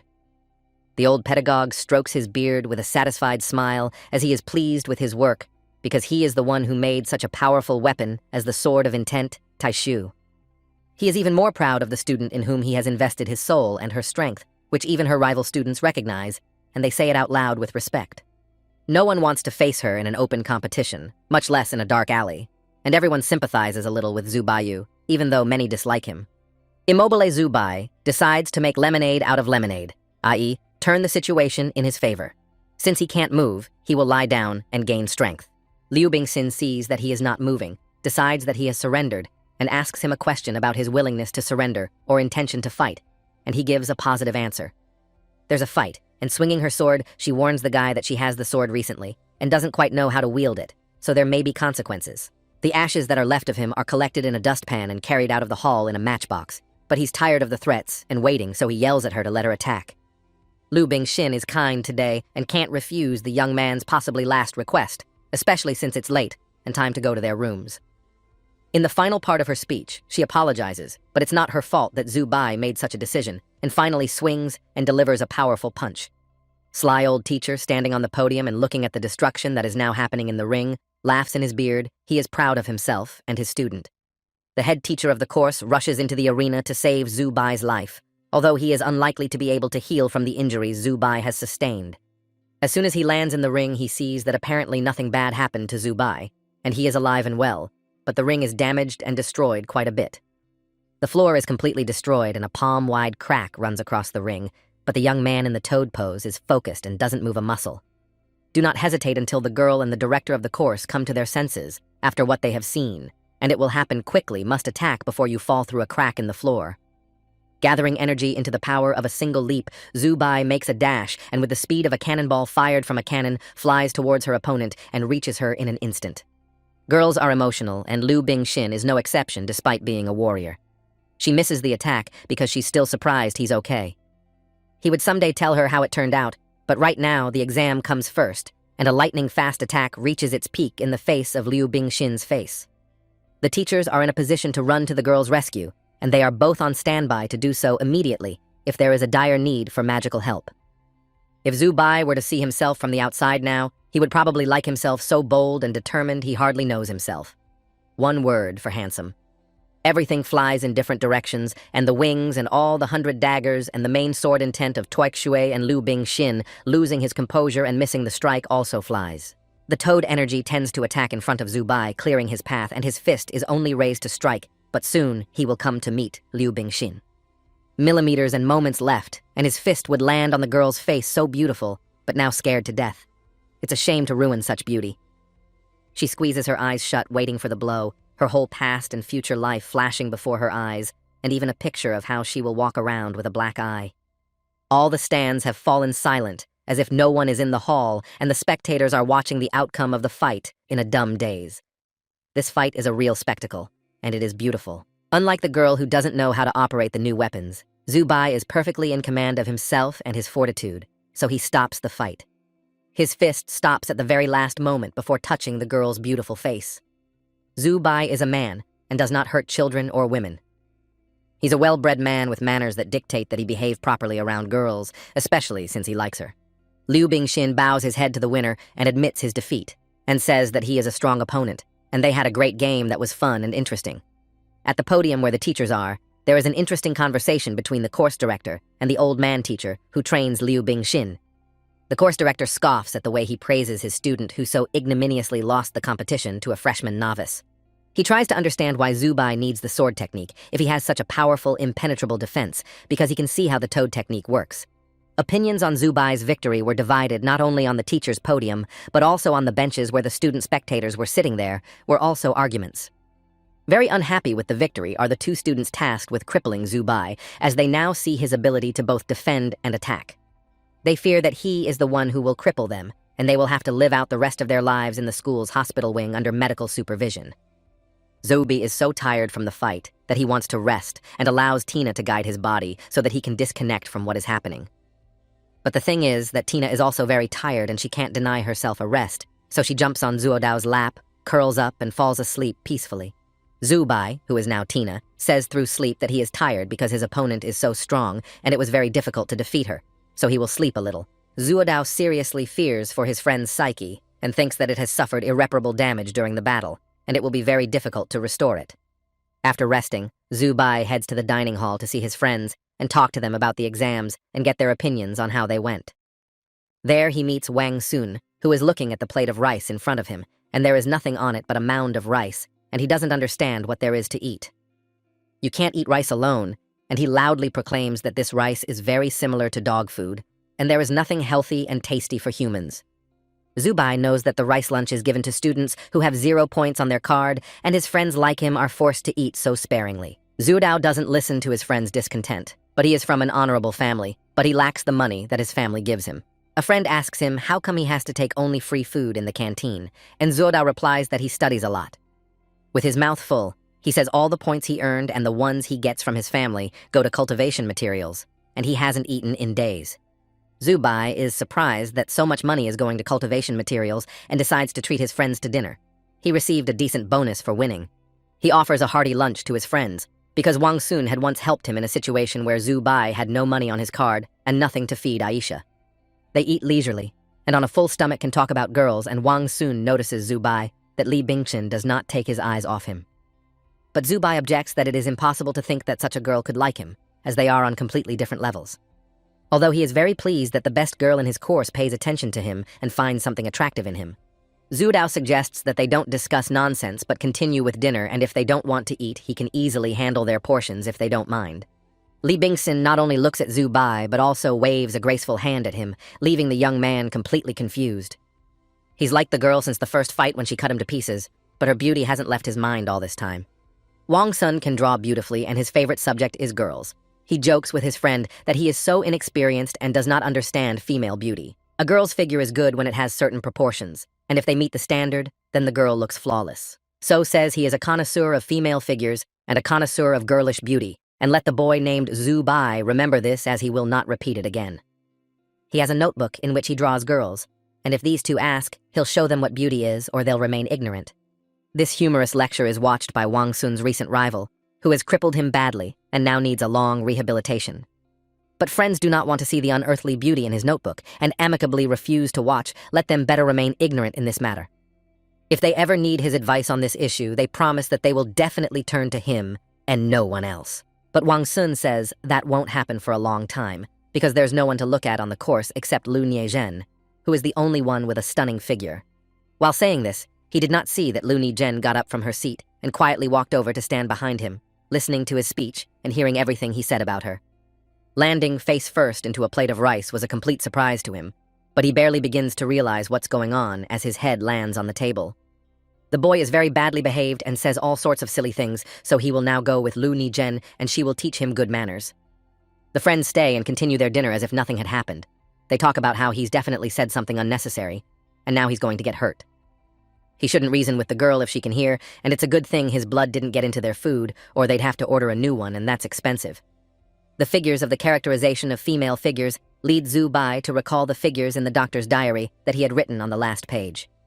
Thinking about it, he says the numbers out loud, and Zuodao suggests that the numbers are like geographical coordinates, and to understand them, it is enough to look at a map.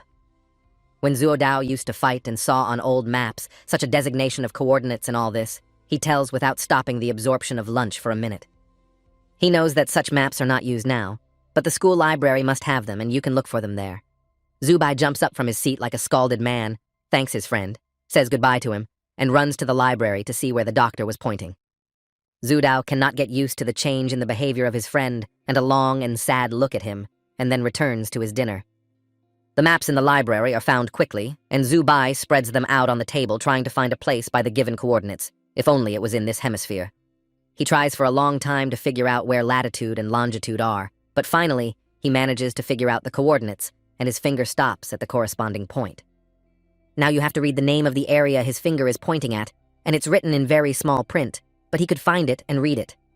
He breaks out in a cold sweat when he reads the name of the settlement that corresponds to the coordinates, as he expects anything but that. It's amazing, but the place is in Tong City, and this makes Zubai act immediately to find and see for himself what the doctor wanted to show him. Despite the late evening and darkness, Zubai goes to the city blocks to find the house or area mentioned in the doctor's diary. He walks through the city streets in the dark, checking the map with the coordinates mentioned by Dr. Chong, and finally comes to an old building. The building is enclosed by a fence, and at first glance unapproachable as the fence is very high, and the gates are closed long ago, rusted, and open them hardly realistic. But Zubai dares to try to do it and pushes the gate with all his strength, trying to open it a little bit. Strangely enough, the gate easily yielded, but did not open, but simply fell at Zubai's feet. He didn't even expect such an easy success. He goes into the yard and sees that it is an old and scary place. The place is ruined and desolate, as if no man had set foot here for a long time. The walls are half destroyed and there are stones all around, and he thinks that maybe he should have come here so late at night for nothing, and maybe he should leave this place sooner. In the midst of this devastation, Zubai sees everywhere alarming warning signs and inscriptions saying that it is necessary to get away from here as soon as possible. But it wouldn't be Zubai if he ran away from danger, and the guy bravely takes the first step of the unknown and goes inside the building towards silence and darkness. Inside, the building looks like an airport or a train station, as there are long rows of seats along the walls, and he sees several escalators that are not working. Everything inside the lamp mirror's beautiful ceilings are badly destroyed, as if someone was deliberately destroying and smashing everything they see in their path. Zubai is at a loss, because it is impossible to find the information that Dr. Chong has hidden here in the chaos, because he left these coordinates for a reason. In order to save the search time, the young man asks Tina to keep an eye out for clues that the doctor may have left in the building. Tina is very afraid, but agrees to do Zubai's bidding, hoping that he will quickly find what he is looking for and they will get out of here in good health. Zubai walks through the building without looking back, and he shouldn't because he's been here for a while and doesn't realize he's being followed. The two students were tasked by a demon to cripple Zubai so that he would leave the city where he is protected by the school and the demons could recruit him. But they realize that Zubai is in danger inside the building, and if he is killed there, they will not live because the demons need him alive for recruitment. They confer and decide that one of them will stay outside and watch, while the other will follow Zubai and try to accomplish the task. Confident of their impunity because they think it's just the three of them in the building, they go about their business as agreed. One of them enters the building and follows Zubai's trail to catch up with him as quickly as possible and cripple him and hand him over to the heavenly demons. He can't complete his errand quickly. He can't figure out where Zubai has gone because the building is completely silent and dark, and it's hard to find any trace of him. Because of the darkness, Mengfei moves almost at random, and following the corridor, he sees only numerous boarded-up doors and the wreckage of a long-ago disaster. At the end of one corridor, he sees the dark silhouette of a man crouched on one knee on the floor and thinks he has finally found Zubai and is glad he did so quickly. Leaning toward him, Mengfei politely called out Zubai's name so as not to startle him into defensive behavior. But the man is silent and doesn't respond to the greeting. Mengfeng thinks that Zubai is arrogant and doesn't want to say hello, so he'll teach him some manners. He leans what he thinks is Zuobai, puts his hand on his shoulder to turn him sharply to himself, but just in case, before he uses force, he asks a question. Perhaps Zubai is looking at something so interesting and important on the floor that he can't even turn his head to say hello to his classmate. As he gets close to Zubai, he sees that something wrong is happening. His eyes are squeezed shut, and his face is in pain, and he is as silent as a mouthful of water. Suddenly, an instant transformation begins, and Zubai turns into a terrifying monster that takes over his body, starting from his neck. Mengfei realizes that he can't move out of fear, and realizes that if he can't run, he needs to scream and call for help, which he does. The scream is heard by the real Zubai, who is still searching the corridors for information that Dr. Chong may have hidden here. Tina, who is also watching the space, is surprised that he was able to miss anyone else who is in this abandoned building besides them.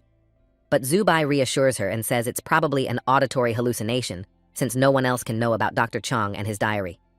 So they will boldly go and make sure with their own eyes that the shouting is nothing but a deception of hearing and they are not threatened, and in extreme cases will help the one who is shouting. Mengfei was able to cope with the shock and ran away from the monster, and on the run tries to understand where it came from, because it is not the first time he was here, and this has not happened. He is running, and he hears someone calling his name and thinks it must be his partner who heard the scream and went to look for him. But in fact, it is a real Zubai, and Tina found him, and wonder what the hell he is doing in the building and what adventures he is looking for on his head. Mengfei can't believe his eyes as he just ran away from Zubai, who turned into a monster before his eyes and almost killed him. Or the Zubai are multiplying. That's bad news because he doesn't know how many Zubai are here, and if he's escaped from one, he can't be sure he'll be able to escape from the others. So he decides to grab his hands in his legs and run out of here immediately before the rest of the Zubai arrive and finish him off. Zubai is confused and doesn't understand why Mei Fei called for help, but ran away as soon as help arrived. He must have been scared out of his mind. Tina scolds Zubai for meddling in other people's business without doing her own, and tell him not to climb the walls anymore because she gets carsick. Zubai realizes that he moved on the ceiling and walls to save time, and that this is what scared Mei Fei, and he promises Tina that he won't do it again. He reminds Tina that she was out of his head at that moment, and Mei Fei saw 4 eyes besides Zubai on the ceiling, and what he saw did not add to his courage. As he speaks, Zubai can't help but think that they are being watched, and it's not Mei Fei, as he is scared and is now near the equator. The source of sensation is on top, and if you raise your head, you will see it. But fear does not allow you to do it, and in order not to fall into the clutches of the monster, you need to protect yourself. Tina cautiously looks around and realizes that Zubai is right, and the feeling of unease and surveillance is there, and it would be good to find out who it is. These are clearly not journalists with cameras, but someone much more serious and dangerous, and you can't meet them without protection, and they have only one option. Zubai has a crystal that lights the way in the darkness, but it also has the ability to show the true representation of entities and people. What Zubai sees is perplexing, as on the ceiling directly above them in a star pose is none other than Dr. Chong, who has died. Zubai remembers this, but like any well-bred person decides to say hello to the doctor just in case, because it could be a miracle and the doctor is alive. Tina's eyes become like 2 glowing saucers in surprise, for she too had not expected to see Dr. Chong alive and well. Getting as close to Dr. Zubai's face as possible, he tries to understand why he doesn't say hello to Zubai, but immediately thinks it's a clone of Dr. Chong. If it's a clone, he can't remember Zubai since he was created later. And secondly, why is he on the ceiling and not on the floor with 2 feet like all normal clones? And then he realizes that it is not Dr. Chong, but a monster that takes the form of any man as before he took the form of Zubai and frightened Mei Fei. To confirm this thought, the monster begins to transform, and from the false doctor's chest appears a horrible mouth ready to swallow Zubai if he doesn't run away. Zubai thinks otherwise and decides to fight the demon, and the only thing that comes to mind is to use sword techniques to fight off the monster. This technique doesn't work, and the monster almost yawns with boredom, and Zubai remembers that this technique has the effect of attacking sentient beings. Then Zubai uses a versatile technique that can help him in any situation. He is a master of the toad technique, but has never tried it on monsters. The toad's power should damage the monster, but Zubai realizes that the power he puts into the attack power is equal to about the level of the first realm magic. The monster doesn't yawn, but it doesn't fall down with the power of the toad, and Zubai realizes that he'll have to deal with it a little longer than he expected. And Zubai quickly gathers the spiritual power for another throw, takes aim, and hits the monster right in the chest, and can see that it is already very unwell. He folds in half at the point of impact, and flies off to the wall opposite, writhing in pain. From Zubai follows another blow, and again flying and again hitting the opposite wall, and if the monster had a mind, he would have realized that he was attacking the wrong one. Zubai is not Mei Fei, who didn't even realize he was facing a monster, and just fled without making any attempt to fight the demon. Between blows, Zubai begins to realize that this is not a demon, but a clone of the doctor. But it is infected with a demon like the father of Zhang's rescuer was once infected. That would require a different tactic, and he needs the clone alive to help him find where the real doctor hid the information. So we have to use the old human way of scaring the enemy, so that he runs away to the safest place for him. You need to calculate the force of the blow not to kill the clone, but to make it run to find a place to hide from this crazy student. The calculation is that the clone long dwelling here has studied all the hidden places in the building and will definitely lead Zubai to the place where Dr. Chong's hiding place is located. The monster is truly on the run, Now it is necessary to keep up with him in order not to lose sight of him and to reach the desired place at least in this century. Tina is very scared and tries to persuade Zubai not to follow the monster, but to leave the building and come back here in the afternoon and quietly examine everything. Zubai doesn't agree to put off tomorrow the opportunity to chase a clone if it can be done today, and maybe they'll learn Dr. Chong's secret. They hear suspicious sounds again and want to understand where to go now, to the sounds to rescue someone or to follow the clone to solve the mystery. Poor, frightened Tina offers a third option of running away from here towards the dormitory, and preferably the dining hall to satiety and safety where there is light and people. This time the source of the sounds is a second student friend of Mei Fei, who hears the rumble of battle and goes in search of his friend, but meets Zubai. Zubai has two questions that need to be answered in order to stay out of trouble. The first is about what Genran is doing here, and he asks him himself. He could not justify his presence here, but waved his hand foolishly, pretending to be pleased with Zubayu, and asked him the same question. The second question on Zubai's mind is where Mei Fei is now, since it's clear that he didn't run out here and is somewhere in the building. And he's not just in the building, but behind Zubai's back, and preparing to do the demon's task right now before Zubai senses his presence. Despite being wounded, Mei Fei is angry and determined to run an errand to get it over with and rather drop out of school and become an all-powerful demon. He is storing energy in his hand to strike and is about to attack from the back. Attacking a man from behind is ugly and against the morals of fair combat. However, Mei Feng is mistaken that Zubai has not noticed his presence. He knows two shady students who are not his friends are following him. The reason is unclear, but it's clear they're not after him for a Christmas present, so Zubai makes the only right decision. He uses the sapphire stone property and travels back in time. In the blink of an eye, he is back in front of the gates of the building. Christina is surprised by this decision, but unlike Zubai, she didn't notice the surveillance and doesn't know that the two students are up to no good against Zubai. He explains to her that his classmates showed up here at the same time, and he has to find out what purpose they are after him for and what they are accomplishing. They also hide behind doors and pillars and start following Zubai much earlier than he gets into the building, and now he's sure of it. Dark personalities these two are, and with them you need to keep your eyes open and not let your guard down for a minute. Now Zubai walks around the building and listens to every rustle and movement so as not to miss the moment of attack. He thinks he should have waited until the amulet was restored before coming back here, but he's already here, and it would be foolish to leave. It's important to find out Dr. Chong's secret, but at this point it's more important to find out what purpose these two are pursuing, who are keeping up and following him. The taller student named Jianran is clearly the leader of this gang, and he follows the instructions of his caped comrade named Mei Feng. Zubai walks with an easy gait, with his hands in his pockets, and whistles a cheerful song, but in fact all of his senses are on alert for these two. Deceiving them is not so easy because they are first of all students of the elite course of the Way of Tao, and secondly are not so stupid as Zubai would like.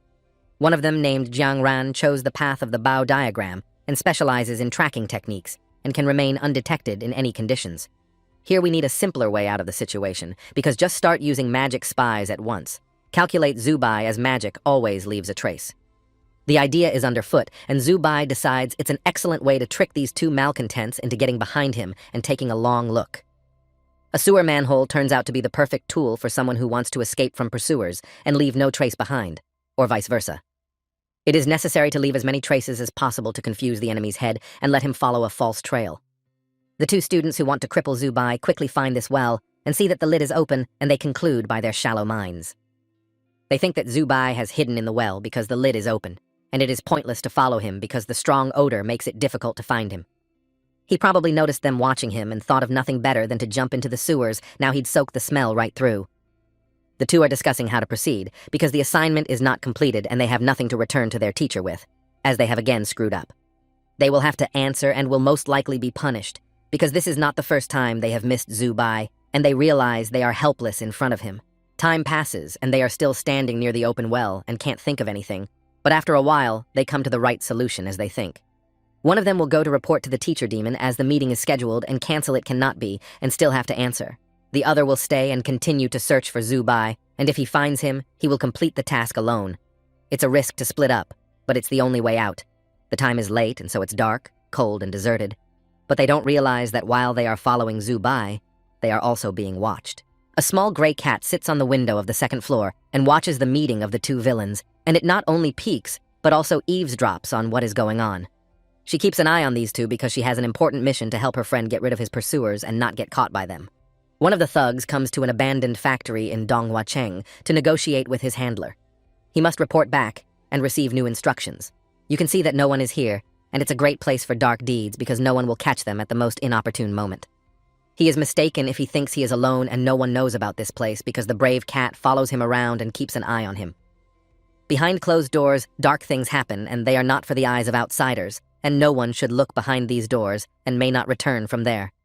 The cat watcher begins to undergo a transformation. Her appearance changes before her eyes, and she becomes like a blurred pattern on glass. The transformation ends in Zubai's mind, because this gray cat is none other than the cat Christina, Zubai's faithful friend in all his adventures.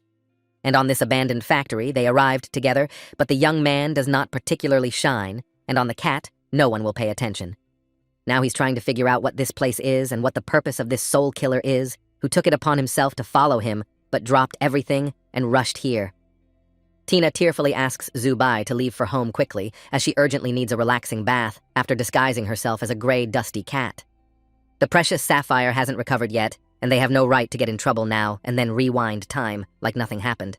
Meanwhile, behind closed doors, there is a conversation between the student villain and his mentor, to whom he tells everything as it is and admits that he is powerless. But his mentor tells him that he foresaw this outcome in advance, and so he has several plans to capture and neutralize this obnoxious Zubai. He didn't count too much on the help of two weak students with small minds, but he had to try to use them in the expectation of an easy victory. Suddenly, the door leaf creaks behind the student's back. This fool can't even see himself being followed and has brought someone to this secret place. He turns around sharply at the sound, but sees no one. Whoever is behind the door is hiding well. It seems the secret of finding a communication portal here has been revealed and is no longer a secret. Before whoever is hiding behind the door sees who the student is talking to, you must stop talking immediately and close the portal before it's too late. And you have to come up with a plausible reason for being in an abandoned factory on the fly. The head of the source of the sound comes through the open door, and it's the one he was least prepared to see.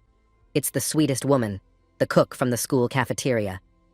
Auntie Wong has clearly wandered off to the wrong place, or gotten lost, or is looking for someone or something, and that's what the underhanded villain informs her. If someone goes to the area of abandoned factories and plants, few people come back, and so it's a pity Auntie Wong will stay here forever. She now knows this place, and knows what this student is up to, so she has to get her out of the way, but so she can't tell anyone anything. This speech is followed by a blow, and the funny chef's cap as well as his head flies off somewhere to the side. The villain pulls out a white napkin from his pocket, wipes his bloody hands, and regrets not the cook Auntie Wong, but the fact that he missed the surveillance. And so fascinated by this activity that he does not notice how someone's hand lies on his shoulder, and it is no longer Aunt Wong, but someone else. A slim, even graceful hand belongs not to an obese Aunt Cook, and the owner of the hand could be called beautiful if it was not a demon. Or rather, it's not a demon, but a demoness, and the student sees for the first time a girl demon who praises his hitting power, though has no less than second-realm magic. But she is unhappy with his behavior, as her beautiful pelt is ruined and now has to find a new body to become like a normal person.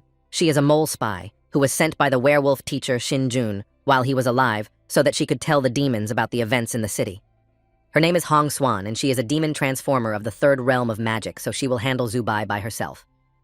But to do so, a trio of misfits in his person and Meng Hao and Jiang Rao must lure Zubai out of school, and the teacher hopes that at least they can do that.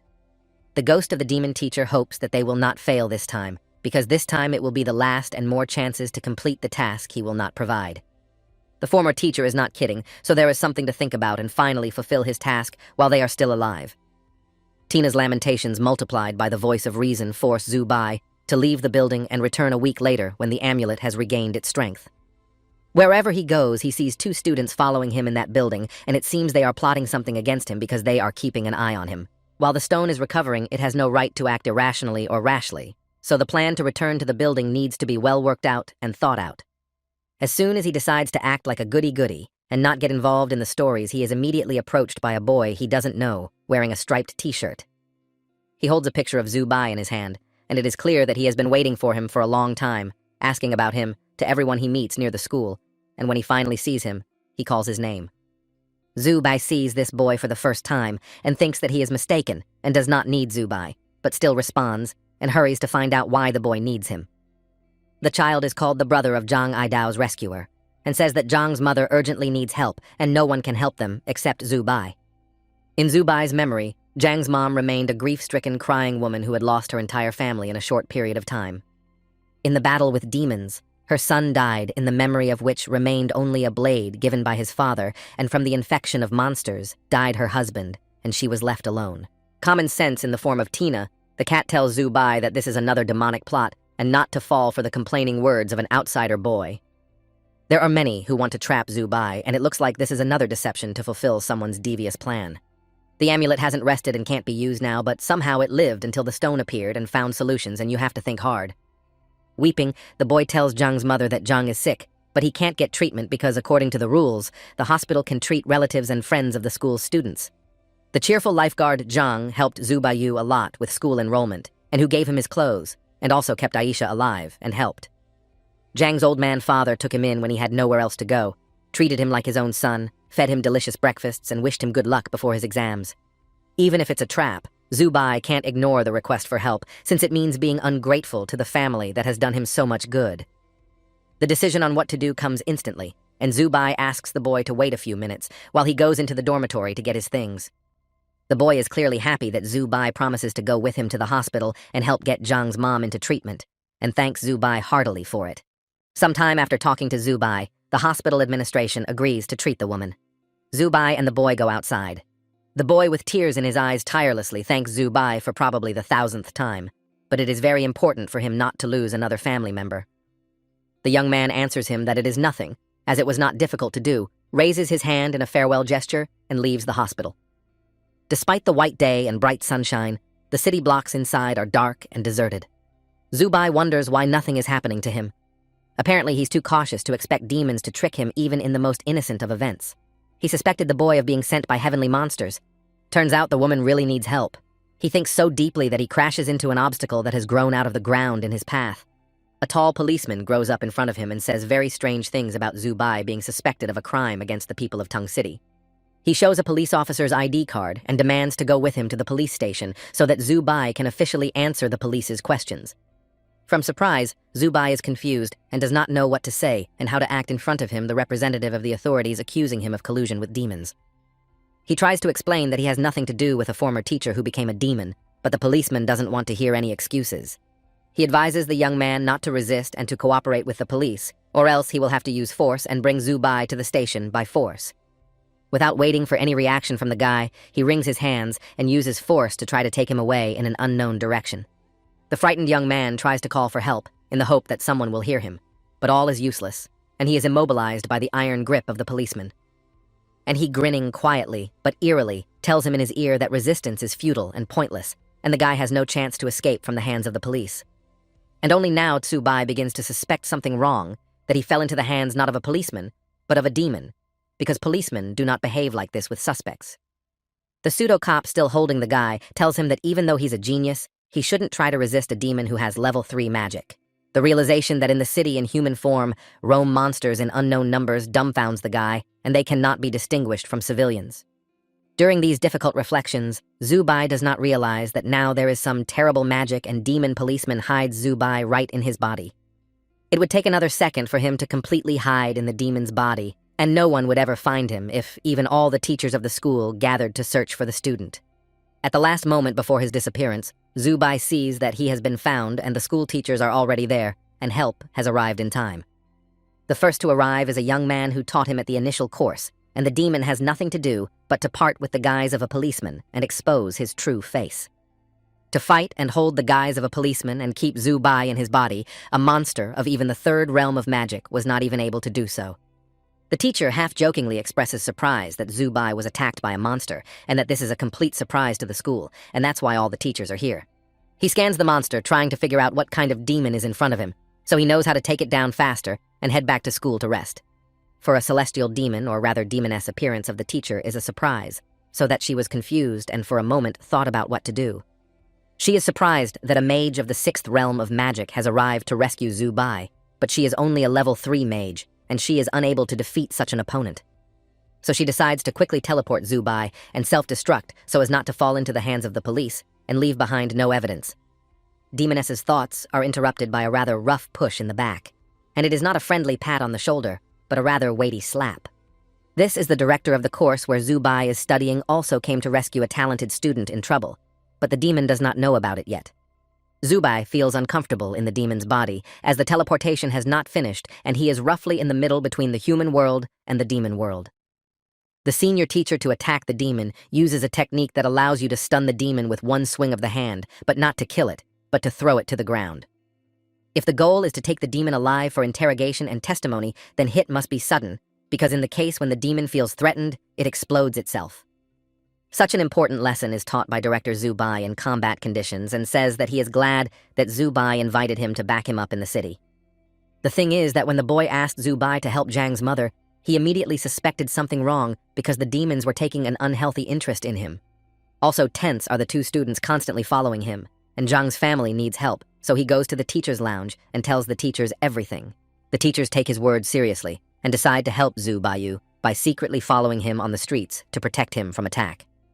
After enlisting the teacher's support, Zubai leaves the teacher's room through the window to the backyard of the dormitory and returns to the boy. Thanks to the intervention of the teachers, the monster is destroyed and Zubai is safe and secure in the human world. The adventure is recalled by the disgusting slime of the monster's remnant. The younger teacher gives Zubai a friendly pat on the head and says he's a real pain in the ass, but he's still glad the student is alive. The director does not listen to them, but bends over the remains of the demon to scrutinize what is left of the demoness and is clearly concerned about what he sees. He activates his magical vision to see what kind of demon can take the form of humans and walk the streets of the city with impunity. Apparently this demon has more second realm powers since he can transform and uses the teleportation skill himself and can teleport people. He rubs the demon's ashes between his fingers and says that there are a lot of demonic elements in it, and apparently this demon belongs to the Transformer demon group. This is bad news because such demons are indispensable for being in the city and collecting secret information, and there is no telling how many of them there are now. Zubai asks the teacher if these events could be related to former teacher-turned-demon Shinjun. The young teacher also becomes serious as demons transformers masquerading as ordinary people bring danger to the city and its inhabitants. The director doubts that these two events are connected, but due to the great danger to the citizens of the city, decides to pass the information to the Night Army.